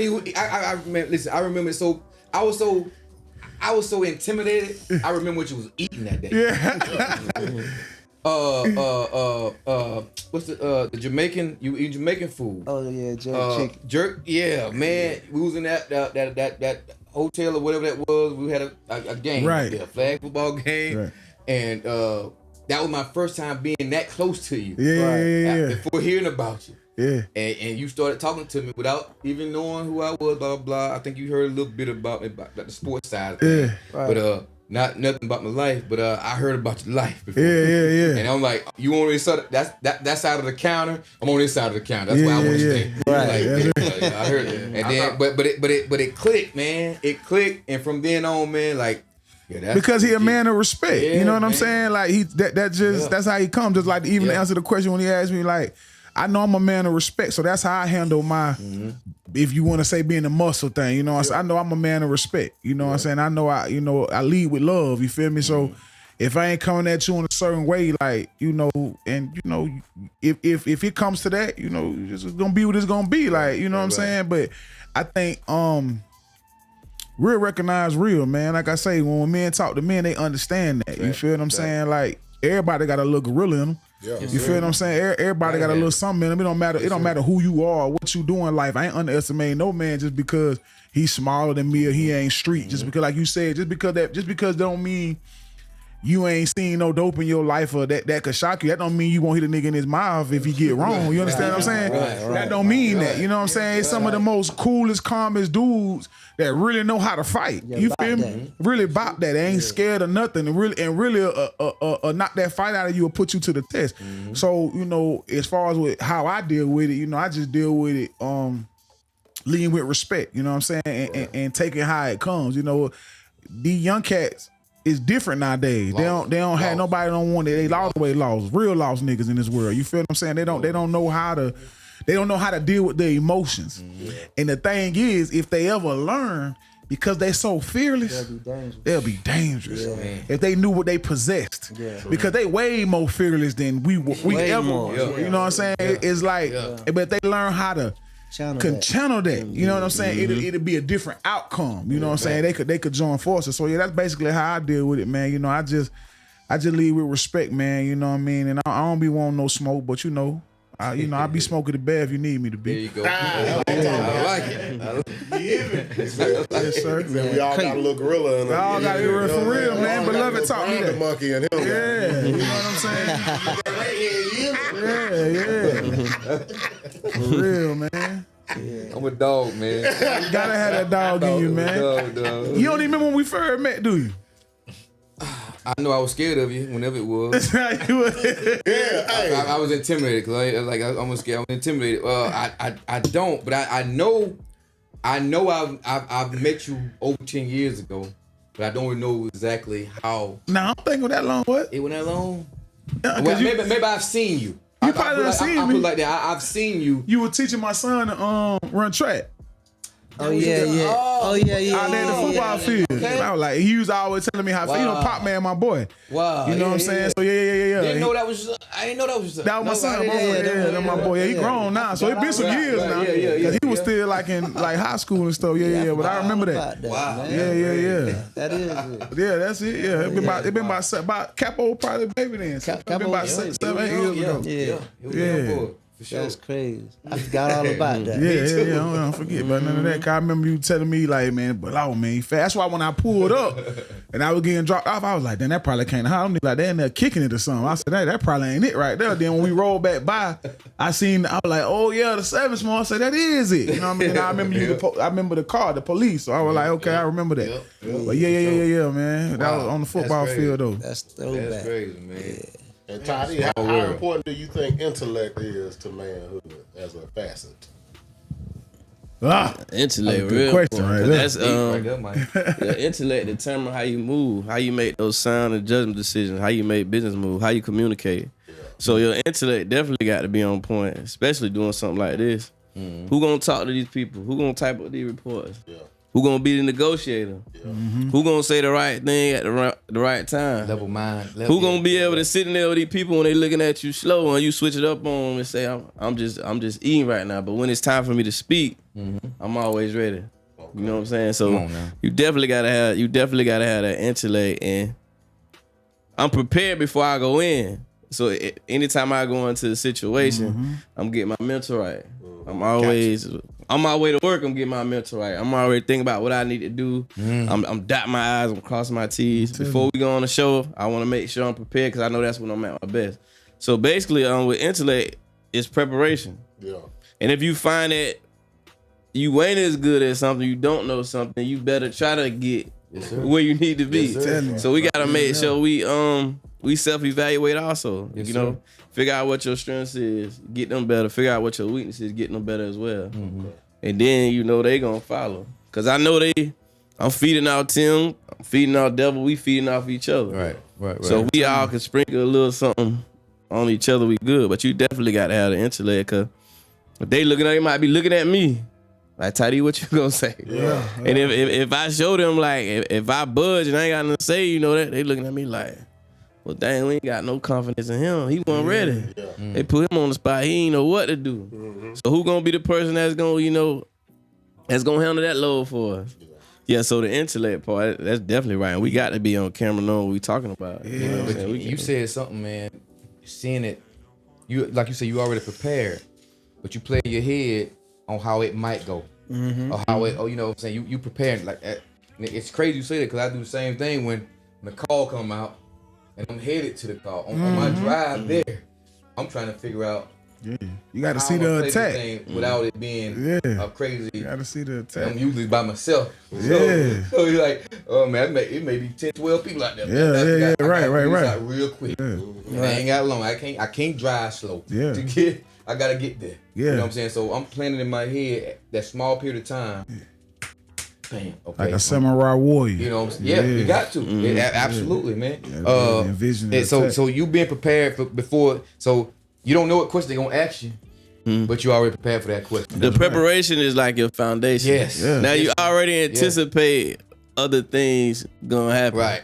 You know what I'm saying? So as long as you got that foundation, now you pivot. Yes. You see what I'm saying? Like Tim Box. So now you pivot to somebody, but you still get back. That's it. To where your preparation came from. So we gonna clean this up here, but I'm going back to my square. I'm going back to my routine. Absolutely. It's like driving to Atlanta. I always talking. We taking that trip to Atlanta. They might have a detour. I ain't gonna stop.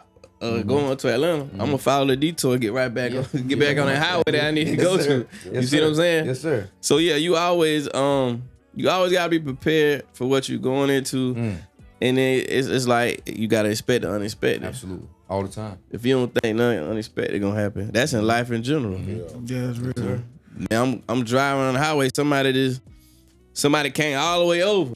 I got to figure out what I need to do. Planning before. Yes, sir. You see what I'm saying? Yes, sir. Yes, sir. I got to figure out what I need to do, you know, to get in the safe space. Okay, I'm good. Now I got to keep it moving. And if you ain't prepared, you know, Dos Equis ain't gonna let you have it, man. Yeah, he gonna let you have it, man. Yeah, that kind of like my man, you know, being a truck driver. You know, they teach you how to see down the road at least 15 seconds or 20 seconds ahead of you. So you have to watch for. If you coming up into an intersection, are the cars' tires still moving? Are they behind the white line? You feel me? You watching for all this different stuff as you approach different spots on the road. I got my CDLs too, so yeah, but many hats, man. Yeah, many hats, man. So you have to watch, and you know, when I was there and when I was in driving school, a lot of this stuff that I was learning in there, I had been like using it in life situations, so it was kind of like normal to me. You know what I mean? Just knowing that, like Law said and like Toddy said, whenever I approach a situation, like I kind of like vision it.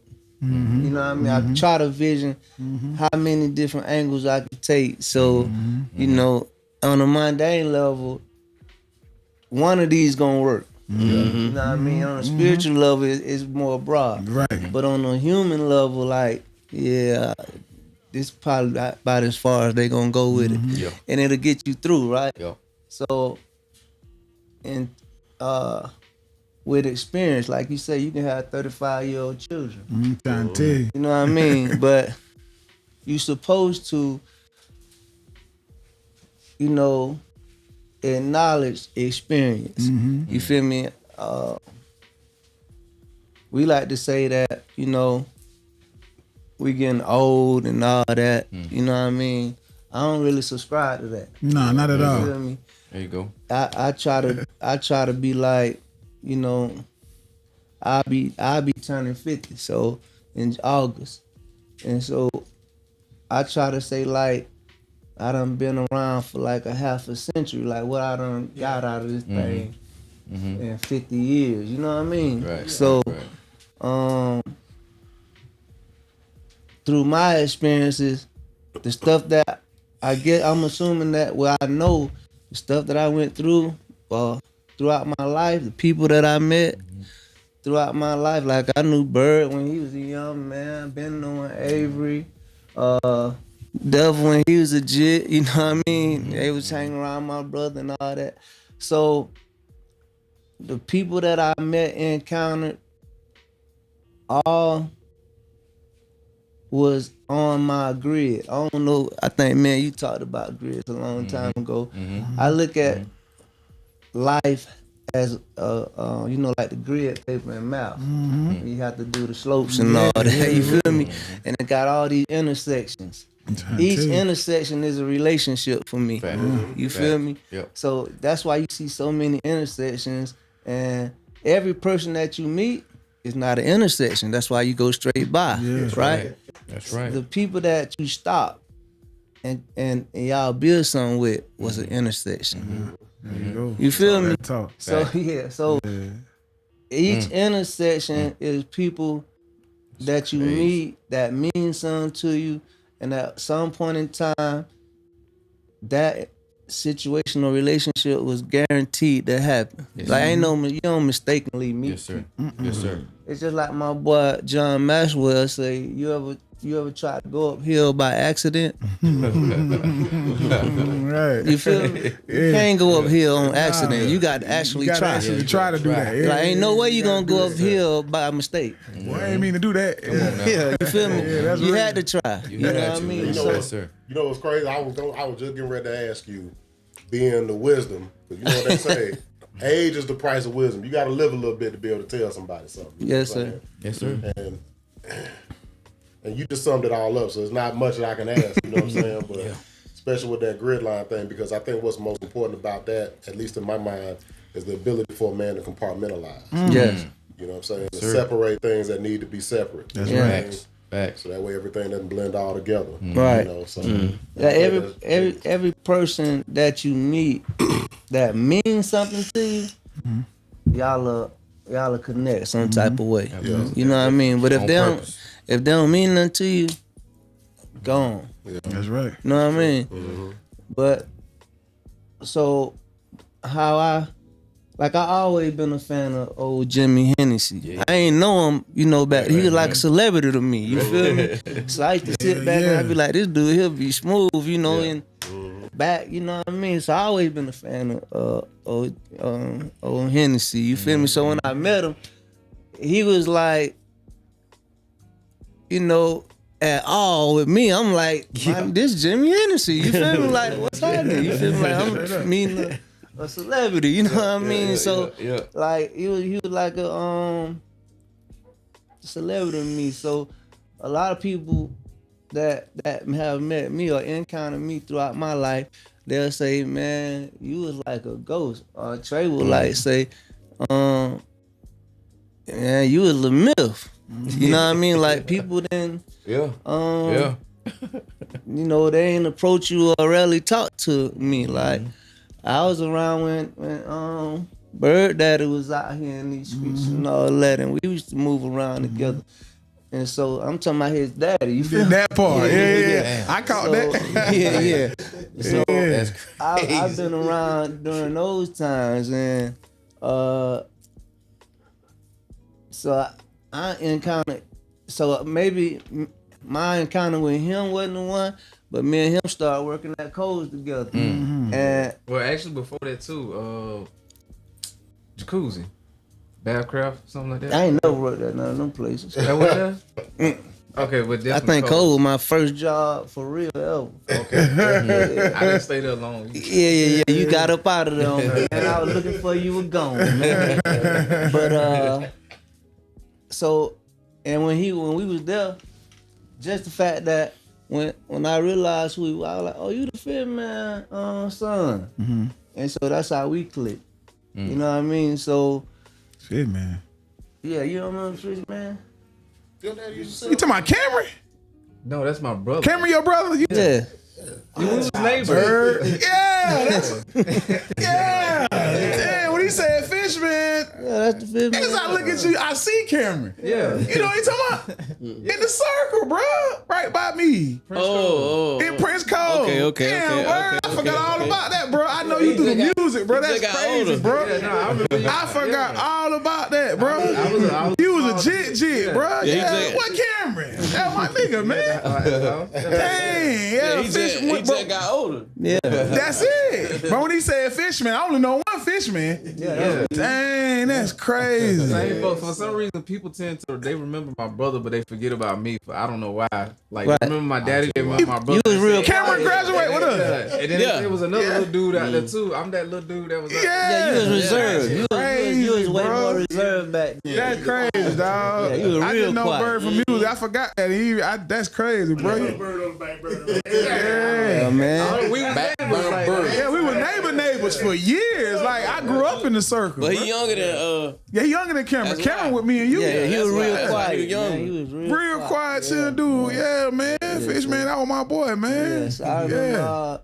Like, so my journey was like, see how that just happened? Yeah, that's crazy. Yeah. So You connected some dots then. Yeah. So, you know, That's crazy. my boy Rakim always say, through my travels, I learned to take righteous stuff because right or left can mean life or death. No, bars. Talk that. Bars, man. Talk. Man, listen. Yeah, Like, what Rakim wisdom God. right there. Yeah, listen. Rakim God. Yeah, God. So, Yeah, man. Man, listen. stuff like Yeah. that be, you know, kind of like intriguing to me. So when Very I be much hearing, so. when I be hearing guys be speaking that truth, like I be gravitating towards that. You feel me? Yeah. Cause like I done, man, my life been negative for a long time, and I had to live that. You feel me? Yes, sir. And it wasn't because of me. Circumstances, reality. For sure. That was my reality. Yeah. So, but I didn't, like I tell these cats all the time, like, man, I ain't never want to be in those streets. I wanted to be like Law. You feel me? I wanted to go to college and play ball. You feel me? And like, I don't feel like I was as elite as Law, but You had a shot. Yeah, I You had a shot, my boy. you feel me? Yeah, you had a shot. So They talked about you in high school. Don't do that. You a 30-some-year-old Don't do that. man Don't out do here that. playing safety Yeah. with kids They out here talking doing your about thing. You know what I'm saying? They talk Yeah, about that's you in high different, school. bro. Right. Basketball, They all talk that. about you how they talk about you how I heard about it. I got a whole update on you before I really talked to you. So yeah, so it I was, knew why you were safety on the team and everything. Yeah. I get it for sure. but so yeah, I didn't really want to be that, but we don't get to pick how our life gonna go. You know what I mean? True. So when my boy Calvin said, you know, that ain't an excuse. You know, for some people it ain't an excuse. Some people it's their reality. You know what I mean? And don't take that away from 'em, you know what I mean? Let them figure it out. Right. You know what I mean? Yeah. Some people like, I ain't saying he did it, but you would like to take it away by saying stop using excuses. This is the reality. Like that ain't an excuse. That's a tangible reality that they deal with that's a traumatic experience. Yes, sir. That Yes, ain't, sir. you know what I mean? It be them privileged ones that get them excuses. That's right. Yeah. That's who get them excuses, And them bro. the ones that don't understand. They don't- I yeah, was they don't talking get to it. a police officer since we talking about that. I ain't gonna say his name. And he was talking about how he doesn't have a lot of sympathy for some people who are in certain situations. But I'm like, let me ask you something. What have you ever He been ain't through? been there. Yeah, what have you ever been through outside? And he grew up poor, but he never grew up with like. I'll say this. I got a friend that I knew, female. She grew up being touch funny her whole life. We'll say that as a child. You know what I'm saying? So when she grow up, you think she gonna be normal? It's a traumatic. You ain't got sympathy for her and what she been through? You know what I'm saying? And then let's add to that equation that it was a member of the family. You get what I'm saying? Yeah. So you grow up feeling like you can't trust no man. Inadequate. Yeah, You know what I'm saying? You grew up being jumped off into the. You jumped off the porch against your own will, pretty much. You know what I'm saying? Yeah. People wondering why you so promiscuous. Right. But you know what I'm saying? You this way because you don't know how to, you thinking that you gonna sleep with all these men is going or vice versa is gonna fill that hole. Yeah. You know what I'm saying? Void. Again, Fill that void. fill that for hole sure. and that void in you. But again, you know, if you don't never do the root work to that, to really sit back and be wild, like like Beloved said, you know, look at that mirror and really answer that question. You know what I'm saying? You ain't gonna never get to the root of it, because like, I heard what the dude name to be tripping. He said something that was very intriguing to me. Charleston what? The other one, the little Disney dude, Orlando Brown. Oh yeah, that joker. Yeah. He said, "You are who you are when you're by yourself." Right?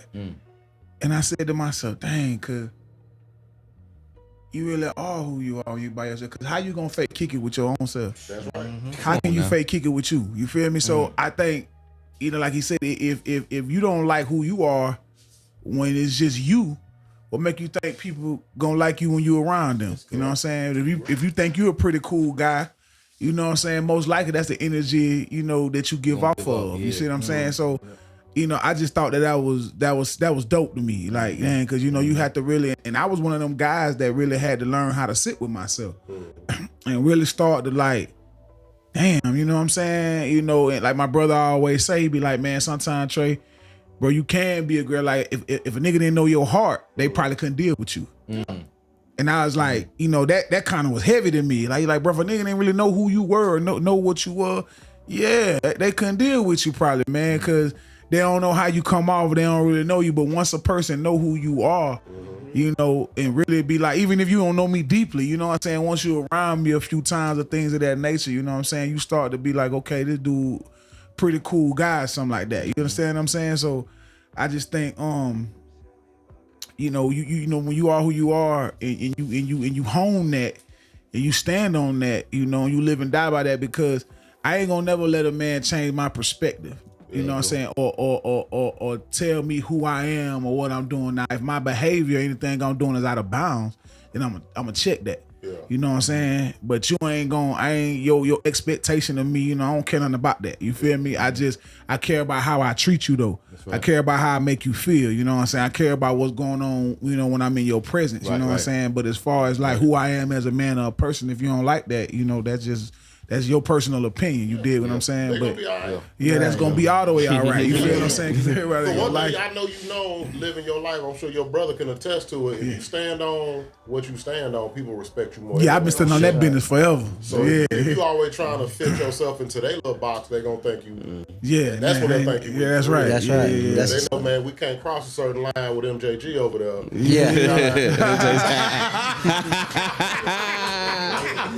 You slid one in over there.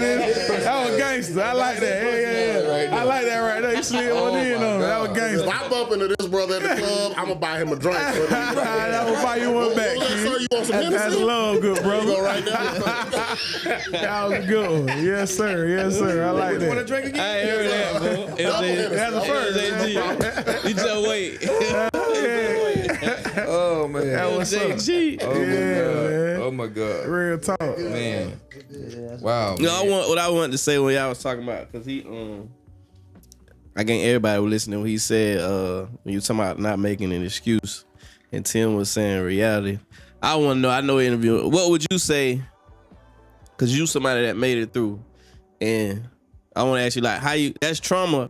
I know when your relationship with your pops wasn't right, I know that was trauma for you, but you somebody that made it through and was able to mend that relationship, which is what's important. So what we got to do is kind of tell these kids, when we have those success stories, was how you was able to still push through. Cause some of them ain't got the mental to.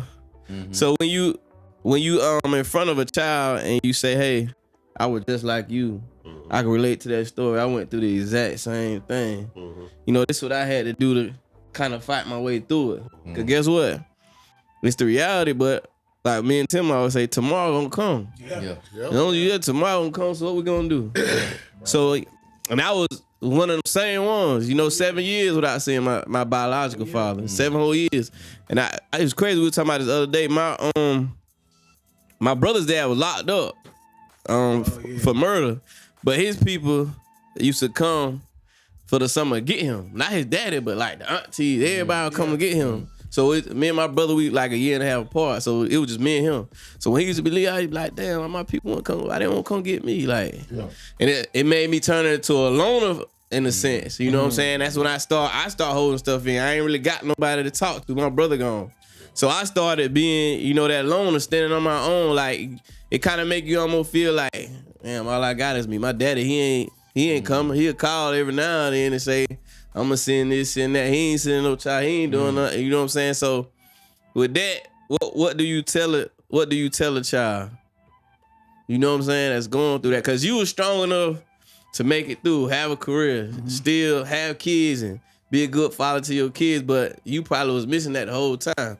What I told myself was I ain't gonna be like that. If I'm gonna do better. So now I'm gonna get out here and get it. Yes, sir. I ain't gonna be like that. I'm gonna be a good father to my kids. I'm gonna be, you know what I'm saying? And me and my pops, we got a good relationship now. And we had a conversation like years ago, but there's certain things about it. We agree to disagree. But I see a lot of the person that he is, he might want a good father, but he a good dude. Like a great dude. And once we did reconnect, you know, he'll give you the shit off his back. You know, a very loving guy. He just went through what he went through, you know what I'm saying?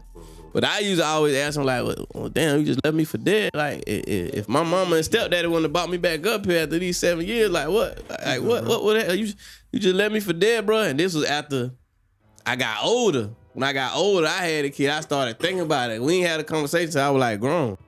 Like, what you were doing 7 years, bro? Like, let's talk about this. Like, what if we would have never reconnected this way? That would have been it. I wanted to see you again. Like, what's up? Yeah. You know what I'm saying? His answer it wasn't the answer I wanted, but we just disagree, and let the conversation alone. But yeah, I cried about it like one time. Like, I really cried about it. Well, for me, I would really say, but the last time I talked to my dad, before we actually reconnected, I was staying with my grandma. My grandma was a real MVP for real. That's what's up. Not saying that mama wasn't doing her job. Yeah. Right. But grandma had her hands on her. So that joker said, hey, I'm gonna bring you some meat to my grandma. He was pulling meat wagon. Man, that joker came, slowing that truck by there, didn't drop out that meat. Man, I cried for at least 4-5 years. Damn. See, that trauma. You know what I'm saying? Like, I was hurt. Yeah. So one thing I do tell young kids, individuals, man, let it go. Yeah. Because if you don't, it's gonna eat away at you every time. Yes, sir. The blow ups, the attitudes, the doing what you want to do. The slightest thing. All that triggers from that. Yeah. That's real. Yeah, me talking about it now still There you go. brings Yeah, that's right. Yeah. You know what I'm saying? And then if I'm being honest with you, 30 was the real time that I had to find myself. That's right. To let go of that trauma. To be a better father to my children. My oldest now is fit to be 17. You know what I'm saying? Like, now here I am, I'm a better man today. That's right. That's right. When I used to get mad, man, I used to sling chairs around the house, break walls. Yeah, I was just finna say put holes in walls, You know what I'm saying? I had to be a carpenter sometimes, though. Yeah. Hey, them folks told me for that. Yeah, real. You know what I'm saying? Like, I'm a better person today because of it. Yeah. Man. But man, those moments are what really make me the person I am today. Yeah. You know Hey, that's crazy, bro. I not to cut your wisdom off, man, but to veggie back off what you said. My experience was similar, but I was able to my pops had two different lives, basically. Like, when I was growing up, of course, him and my mom, like I said, they were married, and then they got a divorce when I turned like 7. At this time, my pops like alcoholic, very, very. Put it like this, my daddy shot up a house that me and my sister was in, and he knew he was in it. You see what I'm saying? So it went from that to I never really was hearing from him, and then probably went like 3 years. Damn, I just thought about that. It was like 3 years that I didn't hear, and then it would be a phone call once a month, turn into twice a month, turn into some weeks, and then it was like an everyday thing. Then in '95, we came to Atlanta, and we seen him. And then I came back in the summer of '96, And then everything that was going bad, you know, he sent for me. You know, like the Trey from Boys in the Hood, like he sent for me. And when I came to Valdosta, you know, came back to Valdosta where I'm from, I started finding out all these great things about him. You know what I'm saying? My father, he ended up, he turned what he was. He became a substance abuse counselor. Wow. So a lot of dudes that knew my pops, he used to be this thing back in the day called Project Camp. You know what I'm saying? And burying on my pops. You know what I'm saying? So you know, he started off with kids, and then he went up to dealing with adults. And him coming into my life changed everything for me. You understand what I'm saying? Like he like my mother, like you said, your grandmother real MVP. My mom's, she didn't stray away from that. She was like, you know, what you was going through and the things that you went through, I knew that your father was the only one that could make you feel safe again. A lot of women won't do that. And when he, you know, my pop's been past 10 years now, so you know when in his funeral, I made sure I acknowledged that. Like, you know, he took my mama through hell, but once she realized, okay, Tater, you a different person, you know what I'm saying? And then everything that he went through, I never knew until he told me. Like, he told me all the stories of him when he, you know, my pop's probably one of the best running backs to come through Valdosta High. You know what I'm saying? He smoked crack at one time. He snorted powder. Like when he punched his hand through a window, my mama told me he just got hurt at work. So everything I heard from the horse's mouth. Yeah. Like she never put him down. So for me to be able to know what I seen as a young boy and then watch my pops get up and pick himself up and then become the person that he became, yeah, that did something to me. You know what I'm saying? And you know, everybody like, you know, of course, like, it was cats when my pops died, you know, like a lot of street dudes be like, yo, Brian, no, Mr. Welt was your dad, bro. Like, Mr. Welt, the reason why I got a family now. Mr. Welt, the reason why I wanted to change my life. Mr. Welt, the reason why I wanted to do these things, bro. I see why you is the way you is, Trey, but I ain't know that was your pops. You know, like some young cats that was younger than me. So, you know, I was thankful for that. Like, you know, and I tell Lissenn all the time, like, bro, you remind me of my pops, bro. Like, I wish he was still here, you know what I mean? Y'all could pick each other's brains, you know what I'm saying? He'd probably had a nick because my daddy was a smooth, cool dude. You feel what I'm saying? So when I listen to the dudes like what you said, I know what my brother went through because I remember having them tough conversations with him about his pops, you know what I'm saying? And him or his pops, you know, and the dude that raised him in my ear, like, yeah, you know, it's my son, yo. And then he stepped that over there, like, yo, Trey, you know, that's my son, you know. So I'm like, man, why your dad has got me in the headlock, man? But at least you got two dudes that love you. Some people ain't even got one dude. You got two men that love them. They got respect for each other, but you know, they love this man. You know what I'm saying? That's what, like I say, by him saying what he wanted to do, it was a mindset. You know, I got 5 kids, I got 4 boys and 1 little girl. I'm my father's, you know, only biological child in this world. You understand what I'm saying? Like me, you know, of course he raised my little brothers and my sister, but I'm his biological, and I end up having 4 boys. You feel what I'm saying? So that meant a lot to me. So I was able to, you know, I do music, you know what I'm saying? And so by that I was able to make a documentary about him to keep his life and his legacy going, you know what I mean? So that mean a lot. So when I hear cats say the things that they say that, you know, went through that, you know, that make me be very thankful, man. You know what I'm saying? Because everybody ain't get that, bro. You know what I'm saying? I was able to get a second chance of that and get 17 years of my father. And yeah, I'm thankful for that, man. I'm thankful for him. So rest in peace to Welton Frazier, man. Don't live in Frazier, for sure. Yeah, see, I gotta, I guess I give my little spiel. Yeah, you feel me? Yeah, like, so, I'm my dad's youngest child. He got 6 children. You feel me? And I'm the baby boy. So I didn't really know my daddy at all. I met my daddy. I'm about to be 50, so I met my daddy in 2020. You feel me? Facts. Yeah, so I was like 45 when I met my daddy. You know what I mean? Facts. And in the situation how I met him, he had got injured on his job down in Delray. He had cut his arm off. Damn. And it like right before COVID hit, you know what I mean? And I got a call like, oh, you know, we calling you about Mr. John Lissenn, this and that. So I'm like, so she said John Lissenn, like my brother named John Lissenn. So I'm like, what's going on with John Lissenn? You feel me? And like, yeah, he got injured on his job, you know. And I was like, yo, what happened to him? What's up? You feel me? And he said he cut his arm off. My brother like a manager at a restaurant. You feel me? Like, how the hell he cut his arm off? You know what I mean? Right. You know? So I said, you talking about John Lissenn Sr. or John Lissenn Jr.? She say, this gonna have to be Senior. I say, well, how you got my number? You feel me?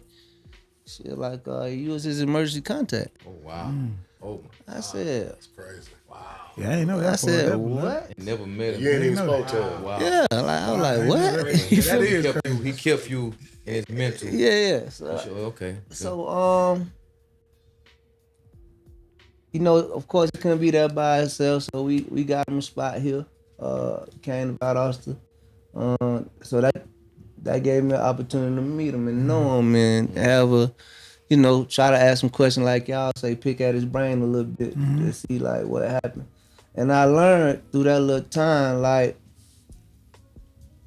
we don't really know what the situation was between him and my mama and all that. You feel me? I ain't making no excuses for him. I used to tell him like, I don't care what your mama went through. You still had, my mama had 4 children from him. And I'm the youngest. So he had 2 other boys that older than my mama's children. But I used to say, you know, they ain't got nothing to do with, you know, leaving your children behind and all that. And, you know, he'll say, you know, little things, but he ain't never really get deep into it. My daddy wasn't really no talker. So we used to kick it. We kicked it for like, you know, he was here for 4 years. He made his transition on March the 2nd of this year. Oh wow. Yeah. Wow. So when, you know, when everything was going on, I used to just when we sit around and we be chopping it up, I be trying to get like some answers, like, you know, like my man, like, you know, hey, tell me something, you know what I mean? And he'll be like, it wasn't me, you know what I mean? He said, your mama left me, you feel me? So I had heard that story before though. My sister had said that, and I ain't really know. Like I said, my mama ain't here to defend herself. We ain't gonna talk about my mama. You feel me? So I said she ain't here to defend herself, so we ain't gonna talk about my mama. So it's like I'm just telling you, you know. And I like cool. We'll leave it at that. So we did have a chance to kind of build a relationship before he got up out of here. But I guess, you know, my logic was, you know, he was coming back just, you know, just to say bye to me. You feel me? Yeah. So, like, I ain't know him. Like, I ain't had no relationship with him. You feel me? So, I was cold, stone cold to him, but I couldn't leave him now and then. Yeah. That's right. That's you right. know what I mean? That's right. So, That's I had, That's right. we got him up here. Me and my siblings, we agreed that, you know, we were gonna let the past be the past. We said we're gonna pick it up right now. So I'm the only one that stood on that business. All the way on that business. Else. You know, him and my sister were living together, but you know, she wasn't doing what she was supposed to do. Everything was Tim, you know what I mean? So when it was all said and done, and we had to make decisions for him. You feel me? I kind of like played the back. You know what I mean? Cause I was gonna see how everybody else gonna act. Cause y'all ain't stand on that business like y'all said y'all was. So now y'all wanna talk now. You feel me? He gave me some game about, you know, if anything happened to him, this is what you do. You feel me? And so I did that, and now looking back at it, it's probably been about 2 months now. Yeah. You know what I mean? And you know, a lot of stuff go through my head, cause now we had kind of like a little relationship going on. Good relationship. Now you robbed me, you feel me? Yeah. You know? Yeah. So now you done robbed me of a little homeboyship. You feel me? Cause he was the old man in the gym, so he always come to the gym. Everybody knew him. A lot of the guys in the gym, I used to be like, shoot, like Pop Man and everybody, they treat like, what's up, Pops? You feel me? I like, shoot, we all of us got pretty much the same relationship. You feel me? The only thing he did was, you was my biological. That's it, you know. Right. But we all know him the same length of time. He was the old man in the gym, so he used to talk to everybody, and everybody had, you know, created a little relationship with him. And he was dealing with a lot, but just having to go back and get him was a form of trauma. You feel me? Because now I got to be a bigger man for somebody who left me. You know what I mean? 45 years later. 45 years. That's a lot of years. But that says more about you, though. Exactly. That part. Wow. The character of a man. So I used to, and I used to kind of like when Denzel on The Equalizer. When he was sitting across the table from the old boy, he said, "What you see when you see me?" So I asked my daddy that one time. He was in the hospital. I said, "Old school." I said, "What you see when you see me?" He was like, "What you mean?" I said, "Like when you look at me now, you know, a man that came up in life, without no pops, and now that you here, you feel me." And like I'm your son, like what you see. I say, you proud, you happy for me, you feel me? Cause now I allowed you to be granddaddy. I got 5 children too, 4 girls and 1 boy. So we got the opposite. You feel me?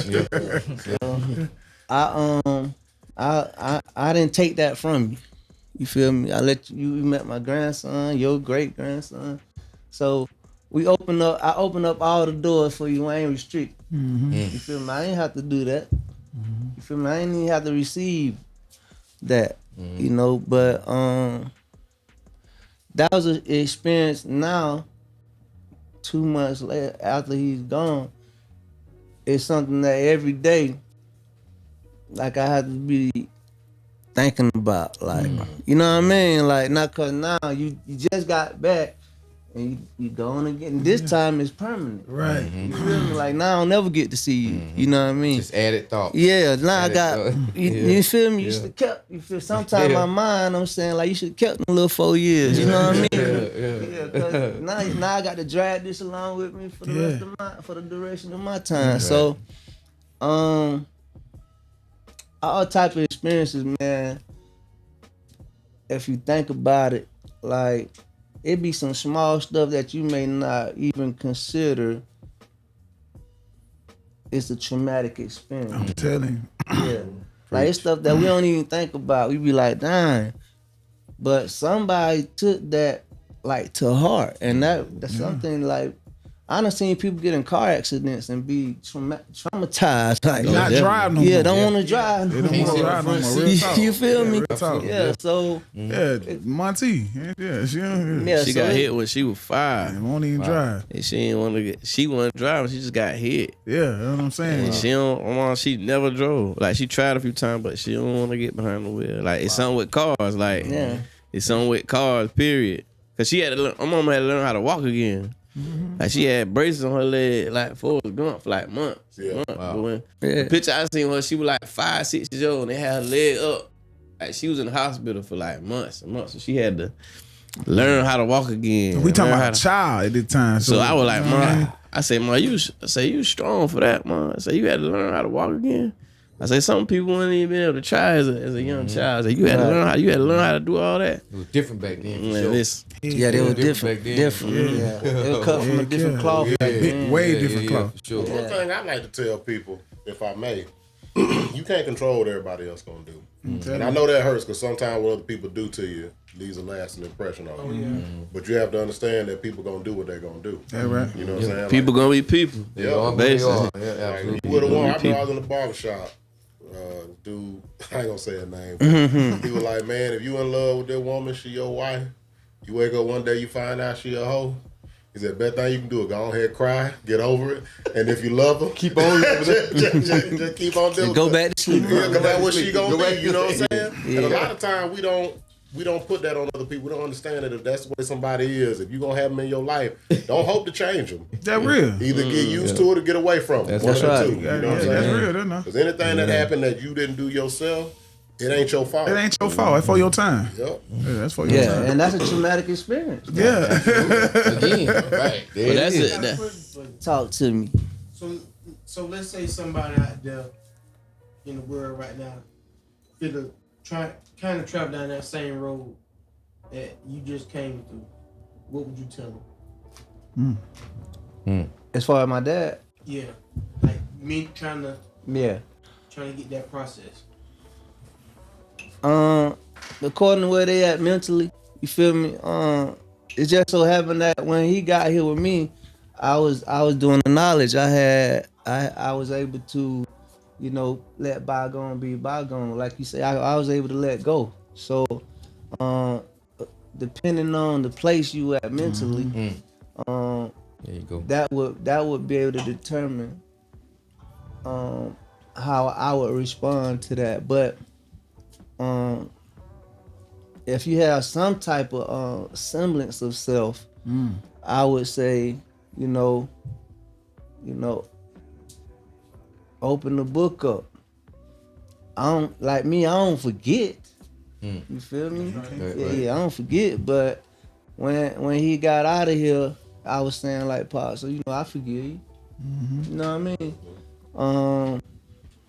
I don't know what your circumstances were. I know my mama was gangster. You feel me? And I knew her all my life. Well, I had her for 38 years. So my mama was a gangster. So I used to look at my pops like my pop was shorter than the law. Yeah. You feel me? Hey, boy. For real? Both y'all left too hard. I'm 6'7". I'm about to say, ain't too many people shorter than I'm 6'7" mentally, boy. I'm 6'7" mentally, boy. Yeah. Mentally, I like that right there. My pops was short, man. So I used to. I do got a question for you, Tim. That's no dog. Dang it. Don't carry me by 2 days. I got you. Or even for you too, by being the baby boy or the only when it comes to your father and him passing away and you have to take on that responsibility, did you look at your other siblings any kind of way because of that? For me? Yeah. Definitely. Yeah. Of course. Yeah. I was because when we agreed to it, you feel me? Like we sat down and we had a conversation with him now, with my daddy there. And everybody agreed to it. You feel me? But like I'm in a point in my life where my word is my bond. You feel me? Yeah. So if I say I'm gonna do it, I'm doing it. Like, what's up? That's it. So my sibling, me being the youngest, they know how I'm moving. Like all my brothers and sisters know, like he said that what he gonna do, that's what he gonna do. So yeah, I'm still looking at them crazy. Like even in the absence of him. You know what I mean? Because, at the funeral, you know what I mean, I'm looking at all the emotions and all that. Like my sister, my mama oldest child, she may have been the one that spent the most time with my daddy. You feel me? Because my daddy live in Delray, but my sister live in Belgrade. So like, only thing between them is Palm Beach. You feel me? So like, it's right there. You know what I'm saying? Yeah. So my sister stayed with my grandma in Belgrade. So, but my grandma go to church in Pompano. She gotta go right by Delray. So he always had a chance to see my sister, or he can travel right here to Belgrade to see her. We was in Orlando, so like that's 2 hours and a half. So you know where he coming up here every day. But she had a relationship with him that was more than any of the boys. So it's only her and 5 boys. So to answer your question directly, yes, I look at them some type of way now, because while I was sitting in that funeral and I'm seeing all y'all passing all out, and my sister, she just overindulging in the alcohol. Cause that's her safe haven, and that's where she. You know what I'm saying, like, what's up? Speaking of that, what's up? What is that Tennessee whiskey? That turkey? Yeah, this doesn't make us mark, baby. Yeah, it's whiskey. Yeah. So, Hey, shot. Yeah. I say that to say because like 4 years ago I lost my dad, and I'm the youngest of my siblings, and I did feel a certain type of for a lot of my family, not everybody, those who we had those conversations already prior to and like before everything even happened or whatever. So I'm cool with the conversations we had. It's understood and all that stuff, but it's a lot of others that like I feel a certain type of way because I felt like I had this conversation with Jimmy before early on or whatnot. I just felt like, man, it was cool for everybody else to come, cry, do everything they wanted to do, but I'm so responsible for making sure this goes that way, getting this done, that to the third. That I feel like the whole time people telling me like, you know, be strong or whatnot. I supposed to be strong? You forgot about me. I felt kind of forgot about it, except for those folks that I had those conversations with. That's right. They know who the older folks, like my mom, my oldest brother, couple other cousins and stuff like that. Like we had those conversations, like, but.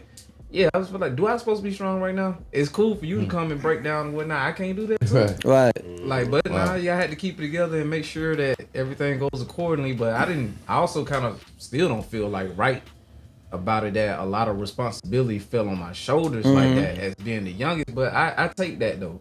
Cause you maybe was just you was a chosen one, King. That's all that is, my boy. Yeah. Maybe it was my time to grow up, and we had conversations or whatever. Like I was placed in that position for a reason. So, Yes, sir. So yeah, I accept that, and you know that's just what it is. See, I know who you are. I see you got that star and that crescent around your neck. So therefore, we know that you have the knowledge of self. You feel me? So when you see that flag, I know what you stand for. You feel me? And so, like me and Trey was talking about, one time we were saying about learning how to sail or learning how to sail a boat. You can't learn how to sail on calm waters, right? It's got to be some confusion out there. It got to be a storm involved. You know what I mean? So everybody not able to manage that, right? So if you sit back and look at your family and you decide who else would have been able to hold that together besides you, why not you? You feel me? So like me, not? I was saying, why me? And then I started thinking about, I'm looking at everybody in front of me because on the back, I'm the end, right? And I'm looking at, you know, I got one brother, he in prison for 40 years. So what he gonna do? Right? Then my brother that's before him, chaos, right? Then my sister, alcoholic, right? Then my other two brothers, which is his two sons, now all these are my mama children. Now I got two other brothers that is his children with another mama. They ain't know him. They ain't know him at all, right? So they saying, hey man, whatever y'all say, that's what we rocking with. Like they don't care, you feel me? I don't know if they didn't care, but it didn't matter to them how we handled the situation. You feel me? Cause they're like, man, you know, we just with y'all cause we know y'all. Like we don't know him. You know what I mean? So you been the caboose, like you know. We be in the end of the train, you feel me? Yeah. We got to be able to look in front of us and see who all in front of us could have sat in that seat besides you. Yeah, and then when you do the knowledge to that, you be like, boy, ain't no way. Yeah, you're right. You feel me? So, like Trey said, sometimes, you know, it's kind of like with like Barack Obama when he got elected, right? The minister said he was selected before he got elected. Somebody had picked him because he was like a junior senator. He wasn't even a senator yet. Right, exactly. Right? So for him to be selected out of all these people in the world to run at that time, the strongest country on the planet, it had to be something about him. You feel me? Cause look what happened after that. Madness, all kind of crazy people being put in the places that he was sitting in. Yeah. So now you don't know who gonna be it, right? So sometimes, you know, our lives, how we live our lives, is what make us to, you know, end up being the people we are. Right. You feel me? Facts. You know, so I always was told that be careful how you live your life. You might be the only Bible some people will read. Come on now. Come on You now. feel me? Yes, sir. That's a new one. that's wisdom I ain't right heard there. that one before. Yes, sir. Say that one more time now. So you gotta be careful how you live your life. You might be the only Bible somebody will read. Yeah. Yes, sir. So it's people that looking at you. was You tough, might man. be the book. At all times. Yeah. Yes, sir. You might be the book, man. And that was honorable what both of y'all did. So it's like if anybody else wasn't a part of that properly, that's it. Like I said, it says more about their negative nature and your positive nature. Right. To be honorable when you don't really have to be. If you ain't never spoke to your pops till you were 45 and you were honorable enough to handle what needed to be handled, you know what I'm saying, and put the past behind Swallow you. that pride. Yeah. That puts you 10 steps ahead of anybody else. You know what I'm saying? That's Most real. people can't do that. And if you were a sir. baby and all that got hoisted upon your shoulders, you know what I'm saying? Being able to handle that is it says more about you, man, in a positive light. It's crazy now, cause I had met my daddy before, when his daddy died, and I ain't never know his daddy. Right. But my mama said, my mom was alive at this time, and when my granddaddy died, she said, "Well, Tim, somebody got to go represent this side of the family, right?" I said, "Well, why you telling me?" You feel me? Like, I ain't send Jack up there. She said, "No, you going." You know what I mean? So this mama though, you Made can't, sense. I Made can't sense. rebel. Made She knew who to send though. She knew. So- She knew who to send. So me and my cousin went, Carlos. Yeah. Me and my cousin went up there, and that's like the first time me and my dad was in the same place at the same time. But he didn't even know who I was. He was talking to my cousin. Thought he was talking to me. Right? So my sister said, she let him keep on going for a second. And she looking at me, she like tapping me. She like, you feel me? And so she said, "Who you think you talking to?" He said, "It's Tim, ain't it?" I said, "Nah, I'm Tim." Calm like that. Yeah, just like that. Oh, this Tim. I said, "Nah, I'm Tim." Yeah. So I'm like, "Oh, you feel me?" That had to been crazy though. Oh man. You know what I'm I saying? can That had to been. I'm talking about for him too. Like, Yeah, definitely for him. damn, how I come back from that? Like, Yeah, I've been right, talking to right. this man. This Yeah, man ain't Carlo no laughing. son. Ain't no moonwalking out And the there. whole while he watching me talk like, I'm damn, looking I at ain't you even like, gonna yo, say nothing. I'm gonna see if you pick this up. That's I tough. said, "Nah, I'm Tim, man." And he was looking crazy, like he didn't know how to respond. I probably would just stop talking. Yeah, Just and waited my for a cousin little like later. laughing, like, he like, "Man, your dad don't even know who you is." You know what I mean? But Oh man. that happened.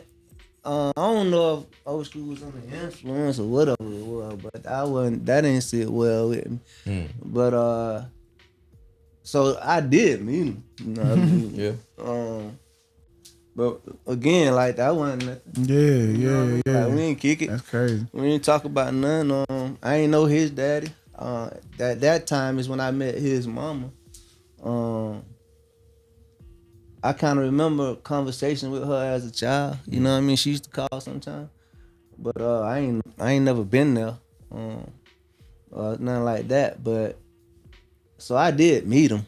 You know what I mean? But I ain't really know him. You know what I'm saying? It's different. You can meet somebody and not know him. That's real. Yeah, For sure. so, For sure. yeah, for sure. that was a situation in itself. So, trauma in the black community, man, is like It's different. strong. Yeah. It's different, baby. Yeah. Very much so tier. top too. Different, Yeah, man. like it's so we can't downplay that. So situations like the men's conference and all that, this type of conversation is important. Yes. We got to have these, because if we don't, man, like if we be honest and statistically look at where we headed at as a people, man, we the 20 to 30 years from now, we probably be extinct. Extinct, for sure, for sure. We'll be facing it. Close to it. Yeah. Absolutely. Yeah, Absolutely. and that's scary. That's scary that you Absolutely. say that because 20 for 30, like I'm 40 and I done lived 20 years, 30 years. Now that shit really ain't far. Like think about it. It's 2024. So you'll be 70. But it's 2024. So 20 years ago was what? 2004? 2004, yeah. You know how clearly I remember 2004? Right. You understand? Like it just happened. You understand what I'm saying? 2002. Yeah, you see what I'm saying? I graduated in 02. You see what I'm saying? Yeah. So like that's scary when you think about it like that, man. That's close. That's real. That's real close. So that short period of time, like we were like the ghetto boys say, man, we at the point of no return. Like if we don't start catching some of these cats before, and please, ain't no coming back from that. I'm telling you. And you got a young man coming up, you got a baby, like what they gonna see? You know what the hardest part I find though, and this is just in my observation, a lot of us feel like there ain't no rules no more. No code. Ain't no code. We can just do whatever we want, and then we're supposed to get the outcomes we want. Total chaos. You know what I'm saying? Mass running wild. It's a wild Exactly show. right. And we know better than that. If we go on to somebody's job, we know what we got to do to get the check. If we go to somebody's school, we know what we got to do to get a degree. But when it comes down to how we interact with each other, we feel like there ain't no rules. Yeah, I could just say what I want to say, and I'm gonna stand on it. If I offend you, well, we can come take it outside, whatever. It is what it is. Block up, all that old crazy stuff. But it's like I should know in your presence, all of y'all, that there's certain line I can't cross. Right. Absolutely. Absolutely. That there's certain things that if I tell you I'm gonna do it, I need to do it. You know what I'm saying? Intrinsically. Exactly. Like you should know that without even thinking about Absolutely. it. That's right. Absolutely. You know what That's I mean? right. Like how far to cross a man. Yeah. Like, But that's how we know. That's how you know we last of a dying breed because we understand that there's rules out here. It's the laws of attraction. It's nature. You know what I'm saying? All type of laws. It's universal law. You feel what I'm saying? Like what you put out here is what you gonna get back. You dig what I'm saying? It's a boomerang effect. Yes, sir. So you can't expect to. It's cause and effect. Yes, sir. You feel what I'm saying? These young cats don't realize what cause and effect is. Like because you did this is the effect of it, my boy. Y'all, it's like really if you knew that you was gonna get all this time or you knew that you was gonna die, would you have showed up here? Right. Like you know what I'm saying? Would you have done this? They probably would have showed up. Someone like And wild don't way. ask, why me? Why me? Yeah. You missed that. Now you in here crying. You missed it. You 18 years old, it just gave you 40 years. Yeah, man. You talking about calling your mama. Ain't no calling your mama no more, my boy. late, baby. You know what I'm saying? That's over with. You understand what I'm saying? So You name a number. it's a set of rules That's that you really got to stand upon. And I guess that becomes, when you talk that about be- principles and more. And that junk be locked in your head forever. Like, Forever. Like when you wake up every day, you 7, 6, 9, 4, 3, 5. Yeah. Like in the last time I had to say that, Wow. I came home in '96, December. I ain't been back to jail since. I ain't never did nothing but some weekends. 7, 6, 9. You did what I'm 4, 3, saying? 5. I ain't built like that. Maybe I ain't get caught for a lot of stuff, but Still know it. shit. You feel me? I'm just saying. 96. Yeah. I ain't ain't been been back to jail since. Them weekends was enough for Still me. in your brain. Like it's Still the, in you know. Oh, that's your real number? Yeah. Oh, my bad. Dang. That's it. That's my. Yeah. Yeah. That's my Wow. DC.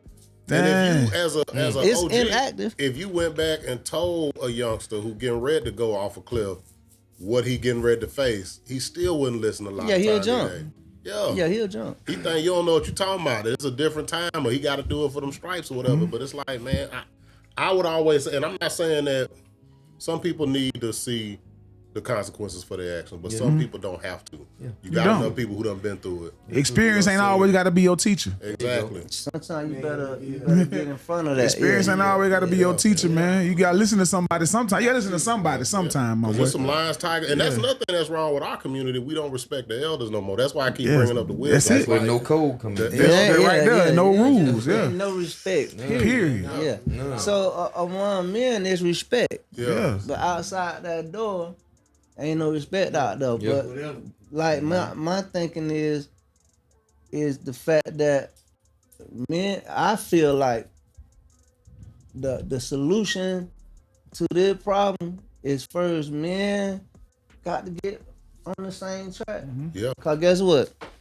One thing about it is my main man Law and Devil and Toddy, everybody in here, we got families to protect and jobs to, you know, me and my man Avery, we work for ourselves so we could pretty much move how we want to move, right? Right. But even being a professional, right? Yeah. You still got to stand on certain businesses or certain codes, right? But if the men as a whole, Devil he self-proclaimed that he the muscle, cause I take care of myself. Right? I have my own business, you feel me? But he the muscle, right? He gonna step in front of you, Steve. Yeah, you feel me? Yeah, he always say that now too. With him being the muscle, right? If we as men was ever to get together and we have to impose our will again, cause we saying, nah, I ain't messing with these jits. You know, I'm staying out their way. So this is what you gonna get, anarchy. Yeah, cause the men, I ain't getting in that, right? But when we was coming up, well, early. You had to demonstrate. Yeah. Early. Right. It had to be, it was some men in there that would make sure that, you know, something gonna get happen that was gonna be fair. Yeah. You right now. Yeah. But now the men you right. done been took out the house. So much so now that like men really is in small little spots. Just having conversations about stuff. Yeah. Wow. You feel me? Like this. Yeah, Like exactly. this. Trying to find their way back. That's like, you know, my man Calvin, he was a minister. Well, he is a minister. And I talked about this the other night when the dry bones was in the valley in the 37th book of Ezekiel. And the bones were having a conversation with each other. And they were saying our hope is lost and our bones is dry. And we've been cut off from our part. Who is that? Wow. Who that is? Yeah, I don't know, but you might have went there. That's us. That's the man. Oh yeah, when he's speaking about it. Yeah, that's us, right? We hopeless out here, man. We saying I'm gonna stay out the way of some jits. That was the intention all the time, though. That's what I'm trying to tell you. So Because somebody you else said 20 years earlier, and I would argue at the completion, 1964 when the Civil Rights Act was passed, I think at that moment, plans were put in motion to separate the black community. Yeah, prior to that. It started prior to that. Well, you know, integration is really what jacked up the house. Yeah.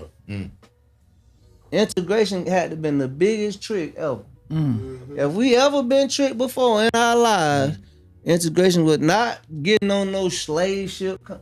Integration was the biggest trick we ever fell for. You know why? Because as soon as we was allowed to go to Walmart, we start going to Eddie's and Betty's. We ain't going over there. Absolutely. As soon as we had the opportunity to go to what the spot you used to work at? Oh, Sound Vision. We ain't going to Avery down here to prefer no more, right? Taking the business outside of the black. It's community. gone. When we had to depend on each other, you had places like Tulsa, Oklahoma, and Wilmington, North Carolina. It was 60 cities that was black. Yes, sir. Ocoee, Florida. Rosewood, Ocoee, Florida. Yes, sir. Rosewood. It was 60 cities that was self-sufficient, black owned everything. Yes, sir. But soon as somebody said, well, we gonna let you eat at our table right here, so you can eat some white only pie. Divide and conquer. It was a play. It was a play on words. It was a play. So today, now we don't support each other no more how we need to. Not even. You remember when Carl Canal was a black clothes. We don't wear that no more. But you know what's crazy? FUBU, all that. You know what's crazy though? I just came back from Barcelona. Guess what's the biggest name brand in Barcelona? Was it Carcanal? Carcanal. Nah. How many stole like Carcanal? Really? And You feel me? Brother in Carcanal in Since at we least 20 years. Yeah. So Pop that's was the rocking. I'm biggest gonna go buy brand. some. Nah. That's the Instead- biggest brand. That's like the, you know, what we doing over here. Gucci and all Yeah, they Balenciagos that's and all that's, that. that's We the young niggas. urban. And them some racing clothes. 100%. Mhm. Carcanal. You know Walmart now. Yeah, I've been in Walmart. So. Yeah. See, but that's the thing. It ain't been, you know. Yeah. That's the biggest trick that we ever fell for was integration since the transatlantic slave trade. You feel me? Because once we started supporting everything other than ourselves, what they say, we did the knowledge to it one time. The black dollar circulate in the black community 5 hours. Everybody else dollar got days. Got days. Wow. Ours got hours. Our dollar. 5 hours. It's Five gone. hours. Got outside. So when it leave from the barbershop and go to Avery, go to Big Nick, after they leave Big Nick, it's at the mall. Or it's at, Precision Tune or Firestone or Walmart. Yeah. It done left, right? But everybody else dollar, why? Because we ain't got no. So what store we gonna go to and get our base necessities that's black about us? Probably none of them. I'm sure there was plenty of them in the 60s. Yeah, of course. But I'm talking about today. So we seeing the effects now. Hey, we only want discounts and handouts. That's it. And that's another thing. We call that support. So why you have to ask when you go to Avery and Avery say, Avery, how much you gonna charge me to tent? What's the earning? You say, man, give me $225. I'm gonna say, cool. But you say, God, I ain't Avery, man. What's happening, man? Yeah. That's it ain't number 4 windows. Nigga, you killing me, right? No. But how many times that same person gonna go to Foot Locker and they say 110 for the forces? You ain't gonna say, God, I ain't my nigga. Like it was expectation. Go ahead. Yeah, it's supposed to be 140. Yeah. It's okay. I knew that. Yeah, I ain't got no problem with that. But as soon as you come to World of Fade and they say it's 44 appointment, 30 to walk in.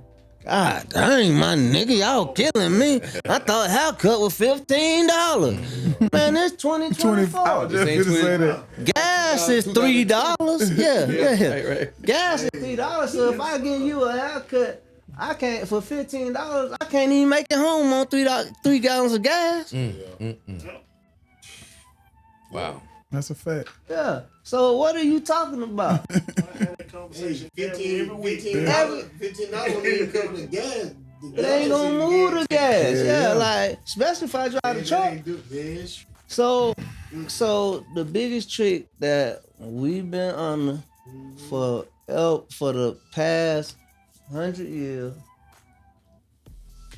and I love Dr. King to the fullest. You feel me? But I wouldn't have been able to walk with Dr. King. You feel me? I do a rock back. Yeah, I'm gonna hit somebody back. Yeah. You put the dog on me, I'm gonna choke him out. That's right. Cause I wasn't violent like that, right? Yeah, I'm gonna stab, I'm gonna do something. So, but think about the fact that Dr. King left in '68. We did knowledge to that's 56 years ago. Yeah, 56 years ago when Dr. King left, we was asking for integration in the jobs, schools, lunch, restaurants, right? 56 years later, what we still asking for? Same. Oh wow. Just in a different way. Yeah. We still asking for jobs. We still asking for justice. Yeah. We still asking to be equally accepted. 56 years later. So what they gave us? Nah, they gave us something. The illusion. Hope. Yeah, they gave us a street called Martin Luther King Boulevard. That's we took him out. That's a hood in every city in America. After we took him out, we had to give him, Dr. King show our love. did all the stuff that he did to get a street. To get a street. They had to stop him at the time they stopped him. That's they had crazy. to stop him. They had to Get stop a street. That's crazy. He was waking up. If he would have still, yeah, exactly. Yeah, he was waking There's gonna be up. more Martin Luther King. Dr. King said 2 weeks prior to his assassination, and I talked about this with my guys on Mann Lissenn, and he was talking Harry Belafonte, and they were having a conversation, and he told Harry Belafonte told Dr. King that something ain't right about you, Dr. King. What's troubling you? He said, I feel that we integrating our people into a burning house. Dr. King said that. He said, I fear that we're integrating our people into a burning house. Wow. You feel me? So what we been dealing with since Dr. King been gone? House on fire, young. House on fire. He saw way before. But now we got to get rid of him. He died 2 weeks later. He was assassinated 2 weeks later. You know, it's a lot of circumstances that go around his death and all that we could talk about whenever. But 50, 60 years later, after all of that, Dr. King fighting for justice and jobs, we still. But yeah, what happened in the process though? We went and got Jimmy Hennessy. Gonna pull him out. Gonna get Toddy. Gonna pull him out. Gonna get Trey. Gonna pull him out. And so they up there at the top, and they giving us an illusion that everybody can do. So that's when you had the sport player saying, be all you can be, or reading is fundamental, and what happened to all that? Right? So you got Trey, Jimmy, Toddy, they don't reach the highest level of their jobs, and now the people that's down here saying, I believe I can get that too. But how many people pulled them out? They didn't earn it. Right? You take the people like the Oprahs and the Jays. How y'all boy made it that far? Like, Bill? There's more people doing what you doing before you did it. How you get there? What happened? Right? It's the crab and barrel mentality, right? But somebody had to put them ones out so they can look back at the other crowds. Absolutely. And say, no. Yeah. How you get out there, boy? You know, the crowd, every time you try to get out, the other crowd gonna snatch your tail back down. So how them boys got up there? Right? We looking at it and we saying, oh, their grind was different. No. Be honest. No. Just be real about it. Yeah, be honest, man. Ain't no grind was so different. Ain't no way. Like what they did different. You feel me? Yeah, what they did different. Right? No, it ain't what they do, it's who they knew. It's who they knew. Right. So I'm gonna say this. I know we all got to get up out of here. Oh, Facebook gonna cut us off in a minute. It's all good. Oh yeah. We still good. We still good for now. We still good. Oh okay. They cut us out for 4 hours, I think. Oh okay. Damn, we been on here that long? Yeah. We at 418. We at 418. Oh, they go there. They don't got you. No, they ain't cut me off yet. They still good. We still live. So think about the fact that all the time that, just take you for instance, all the work you put in to take you through Cumberland, all the way to, you know, and it was, what was they said the strike against you was, if you were 6'2", you win. Yeah. Right? Yeah. What tall Tyreek Hill live? About 5. You about your height? Yeah. Yeah. 5'7". Why he got him? No, he taller than Right. So the question is, another athlete said that. But go ahead.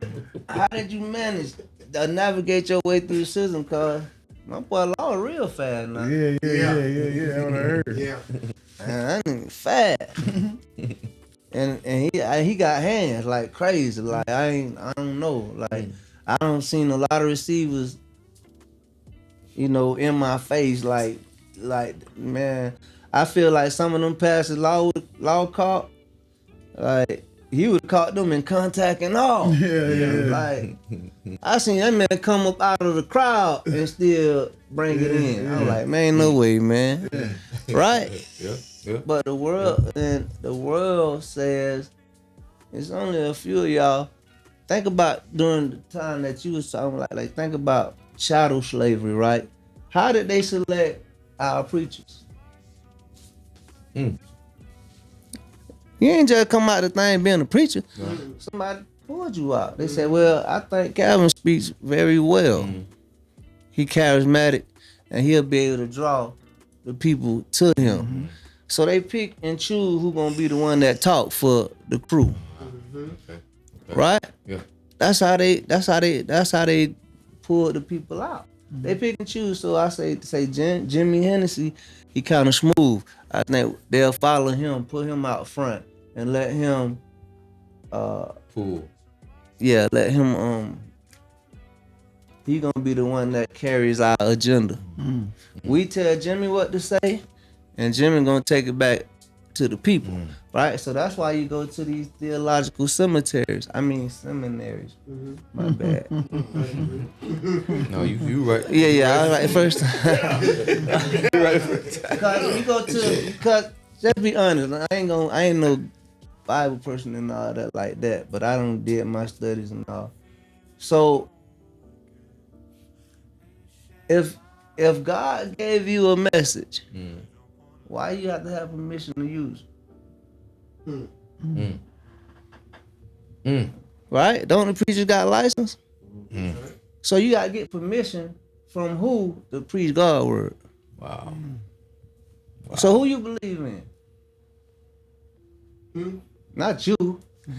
And I'm gonna tell you what it is. Tell you know. Right? You gotta get permission. If you went to sleep tonight and you got a word, you got to have permission to preach that. Right? Yeah. On this land. Yeah. Cause it's laws of the land. You got to follow the protocol. But who is the law?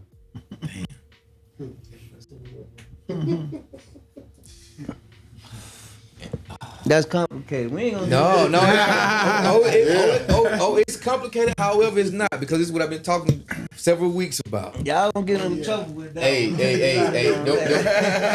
It comes back to I've been talking to you guys about the Bibles, the books that were taken out of the Bible. Right. We did the people changed the Bible up. They took out what they want to take out so they can reconstruct or infiltrate what was already there. Change up a word. A word can be so powerful. Man, listen. In a verse. You One word. One word. That's And one. they did that. Add one, take it out. Either way. There you go. And so you got that's where you got the versions, all that. But they took them books out that says a lot about what's going on today. Right. It says a lot about what's going on What today. he's speaking about is what they call the Old Testament Apocrypha. Look it up. Okay. Come on now. So guess what? Today's ministries don't do Old Testament, right? They don't mess read with from a New King. So they don't King mess James with the version. Apocrypha. They ain't messing with no Injil. Torah, right? It's just Jesus now. Right?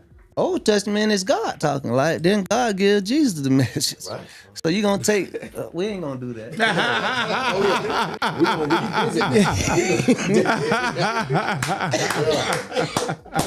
We gonna revisit that one, baby. We ain't doing that. We ain't doing that. We ain't doing that. But we just got to say, and I will say this, it's scripture that says, well, in the book of Matthew, somewhere in the early part of Matthew, because Matthew wasn't, I guess, the beginning of the New. It was said not to be the beginning, because it was just the lineage of how it was just the way Jesus got here. Right. Right. Yep. But in that, it's 2 books.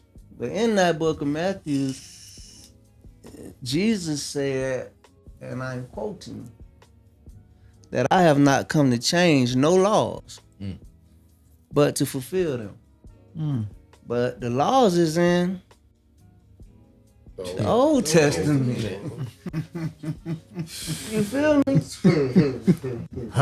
So you can't deal with that. How you gonna not? Come on now.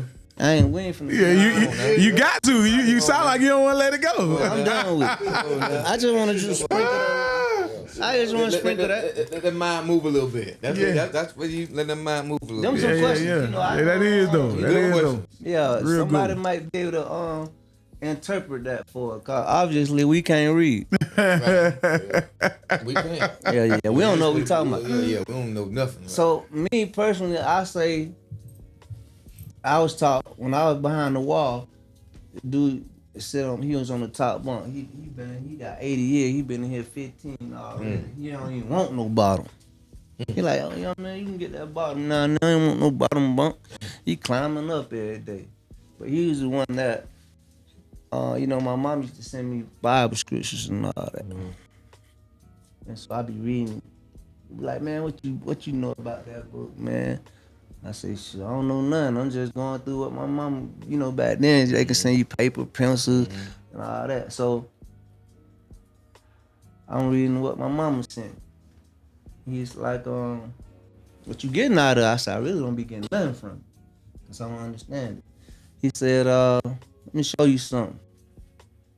And he said, the first thing you got to do is literally read the book. Literally.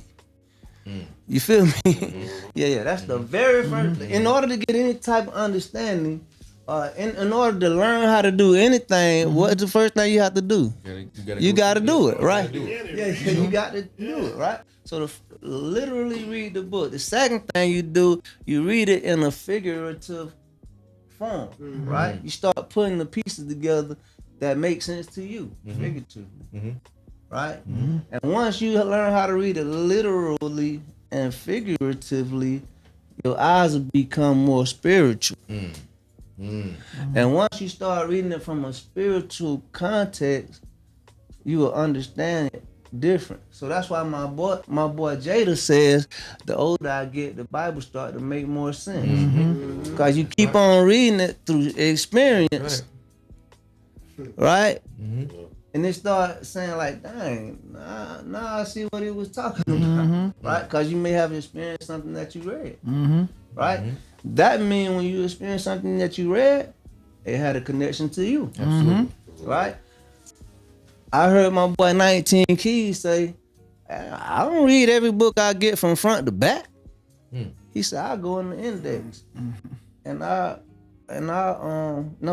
go to the table of contents.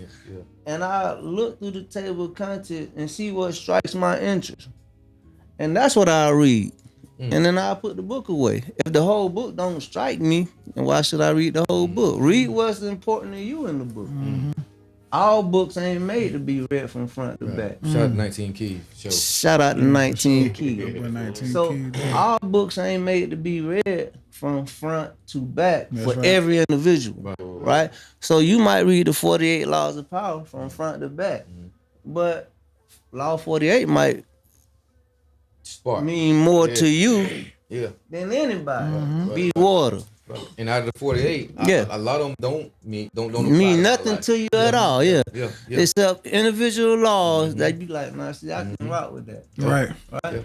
So every book ain't made to be read from cover to cover, but first, in order for you to get anything out of it, I see you got that message to the black man up there, right? Thanks to you. That's the book that you got to read from cover to cover as a black man. All black woman or black child, right? That's a book that you have to read from cover to cover, right? Because in that book, you're going to find a lot of knowledge that you're going to say that stuff that you seeing that happening in your life every day. And then it teach you how to navigate your way through the system, but that's literal. Yes, sir. Yeah. Yes, sir. You feel me? Yes, sir. That's literal. Yes, sir. But figuratively, is when you can be able to put yourself in the place. Yeah. So how many people ever, minister included, told you to read the book 1, 2, 3 ways and get a real understanding out of the book? I was locked up, I read the Bible from front to back. After he told me that, I read it from front to back. Like, and I ain't had no idea about these and doubts and arts and I'm like, man, what is it? I'm just reading it. You feel me? Like I ain't getting nothing from it. The next time I did it, stuff started looking familiar to me, right? The next time I read it, more familiarity. You feel me? So I know we gotta get up out of here. We ain't finna keep on doing this, Law. I'm sorry, man. This is what happens every time. What happens every time. So when you guys said 8:30, it wasn't gonna serve no justice at all. We have to have about 5 shows, man. Got my man Jimmy Henderson in the building, man. You know I have to show out when he around. He stayed tonight. Just for that. Yeah, be all, man. That's what's up. Rock out my boy Henry. Status in the building, man. But it's just so much, man. We as a people, and now I know one thing that I ruffle some feathers with is the people like my man Devil Fusco right here. He a flat earther. I ain't no flat earther. This is crazy, man. He's not gonna make me be a flat earther. Yeah. I ain't So never get what I say. Get what I say. I agree. And then you might say the earth is round. Get what I say. You agree. I agree. So get what's gonna happen? Well, get what's gonna change because I feel like it's flat or it's round. Nathaniel. Not a thing. Nathaniel. So what are you trying to prove? Yeah, like what's up? So people will put stuff in front of you that'll distract you, have you all up and down, for sure. right? For sure. I tell my flat earth homeboy, I say, so, all right, so you saying the earth flat, right? Monetize that for me. Is that gonna change the way I get paid? Do I get a raise? No. I gotta eat different? Anything change? Ain't worth me talking about it. Don't waste my time with that, bro. I don't care. Are you trying to say that we being lied to? I totally agree with you. I can't argue with you. So you telling me there ain't no such thing as space? Hey man, I ain't got time for that. Dude. I got 5 children. That ain't gonna change nothing in how I pay to feed these children. Right? Nothing. I'm not finna argue with you about is the earth round or flat? No argument. I ain't got time for that. For sure. So you mean tell me out of my 24 hours a day, I'm gonna give you 10 valuable minutes of my time, and you gonna explain to me why the earth don't revolve or evolve around the sun, but the sun, man, I don't care nothing about that. Is that gonna change anything in my natural personal life? Nope, not a thing. I don't care. I don't care. Give me something that's tangible that can improve that ain't gonna change nothing about me, right? So I tell people something like my boy Loaded Luck say, some fights ain't meant to be fought. That's right. Right? You told me that. Yeah, I ain't finna do that, bro. For sure. We ain't finna waste our time with that. It's people that like to argue scriptures, right? Hey, bro, how you had read that? Okay. I had read it like this, so you stay over there with how you read it. I'ma stay over there. Right. Me and my boy, Bird, we mess with that Quran, and that Quran says specifically, you should not fight. Well, you should never be the aggressor, right? But you should fight with those who fight with you. That's right. I agree with that. I ain't got to be aggressive with you, but don't push me. Right. So I don't see no argument in that. No argument whatsoever. The Bible says it's a time to heal, it's a time to kill. The Bible said that. It's a time. My boy Toddy said it's a time for everything. Timing is important. Yeah. It's a time to sow. And it's a time to reap what you sowed, right? I ain't arguing with this stuff, man, but it's people that literally Yeah.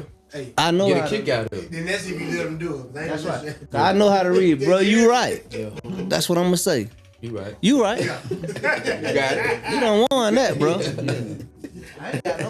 Hey, y'all seen the game? Y'all Yeah, you feel me? Who was score last? Change that. You feel me? Change it up real quick. That's real. What's up? Yeah, so man, listen, man, it's free game. Free game. Man, listen, free game. Speaking of man, listen, free game. Oh my God, this has been amazing, unexpectedly amazing. Man, got more than what we expected for sure.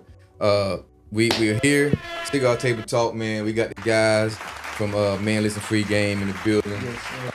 We shout them out for sure. I also want to shout out our first time special guest, Rashid Harris. Okay. You know what I'm saying? Shout him out for sure. That's what I'm saying to my government, dog. Yeah, I'm sorry. I thought you was natural to this thing, baby. His name is Howard. Howard. Why they call you Howard? Because I'm Howard the Duck and I like the Howard the Duck. What you mean? Yes, sir. It's your first time on it? Yeah. Watch out, man. I thought he was like I thought you was a part of the podcast. I thought it was a co-host. That's different, bro. That's different. I like that. Yeah, I thought it was a co-host for real. Man, I thought you was a co-host, bro. For real, like We you trying to get him to that point, man. He be Yeah, man. That energy different, bro. Yeah. You supposed to be here.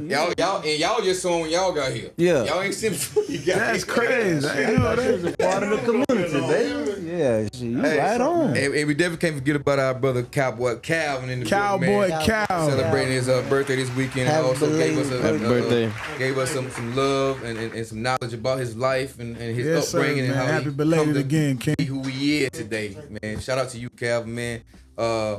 And we can't forget this weekend, April 27th. Man. Yes, sir. 10 a.m. VSU, baby. Here we go. Talk about y'all intercept that for me right there. 10 a.m. VSU. I think it's the Magnolia Room.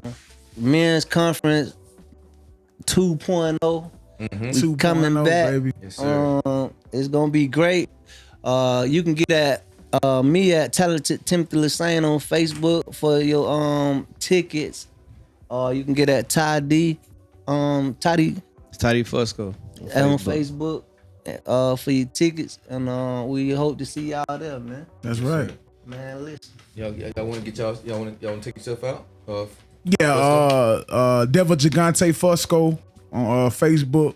I am Devil Fusco on Instagram. Talented Timothy Lissenn on Facebook. Lissenn the Barber on Instagram. Toddy Fusco on Facebook. Man Lissenn Free Game on Facebook. Check out the page, man. Man, listen, free game, baby.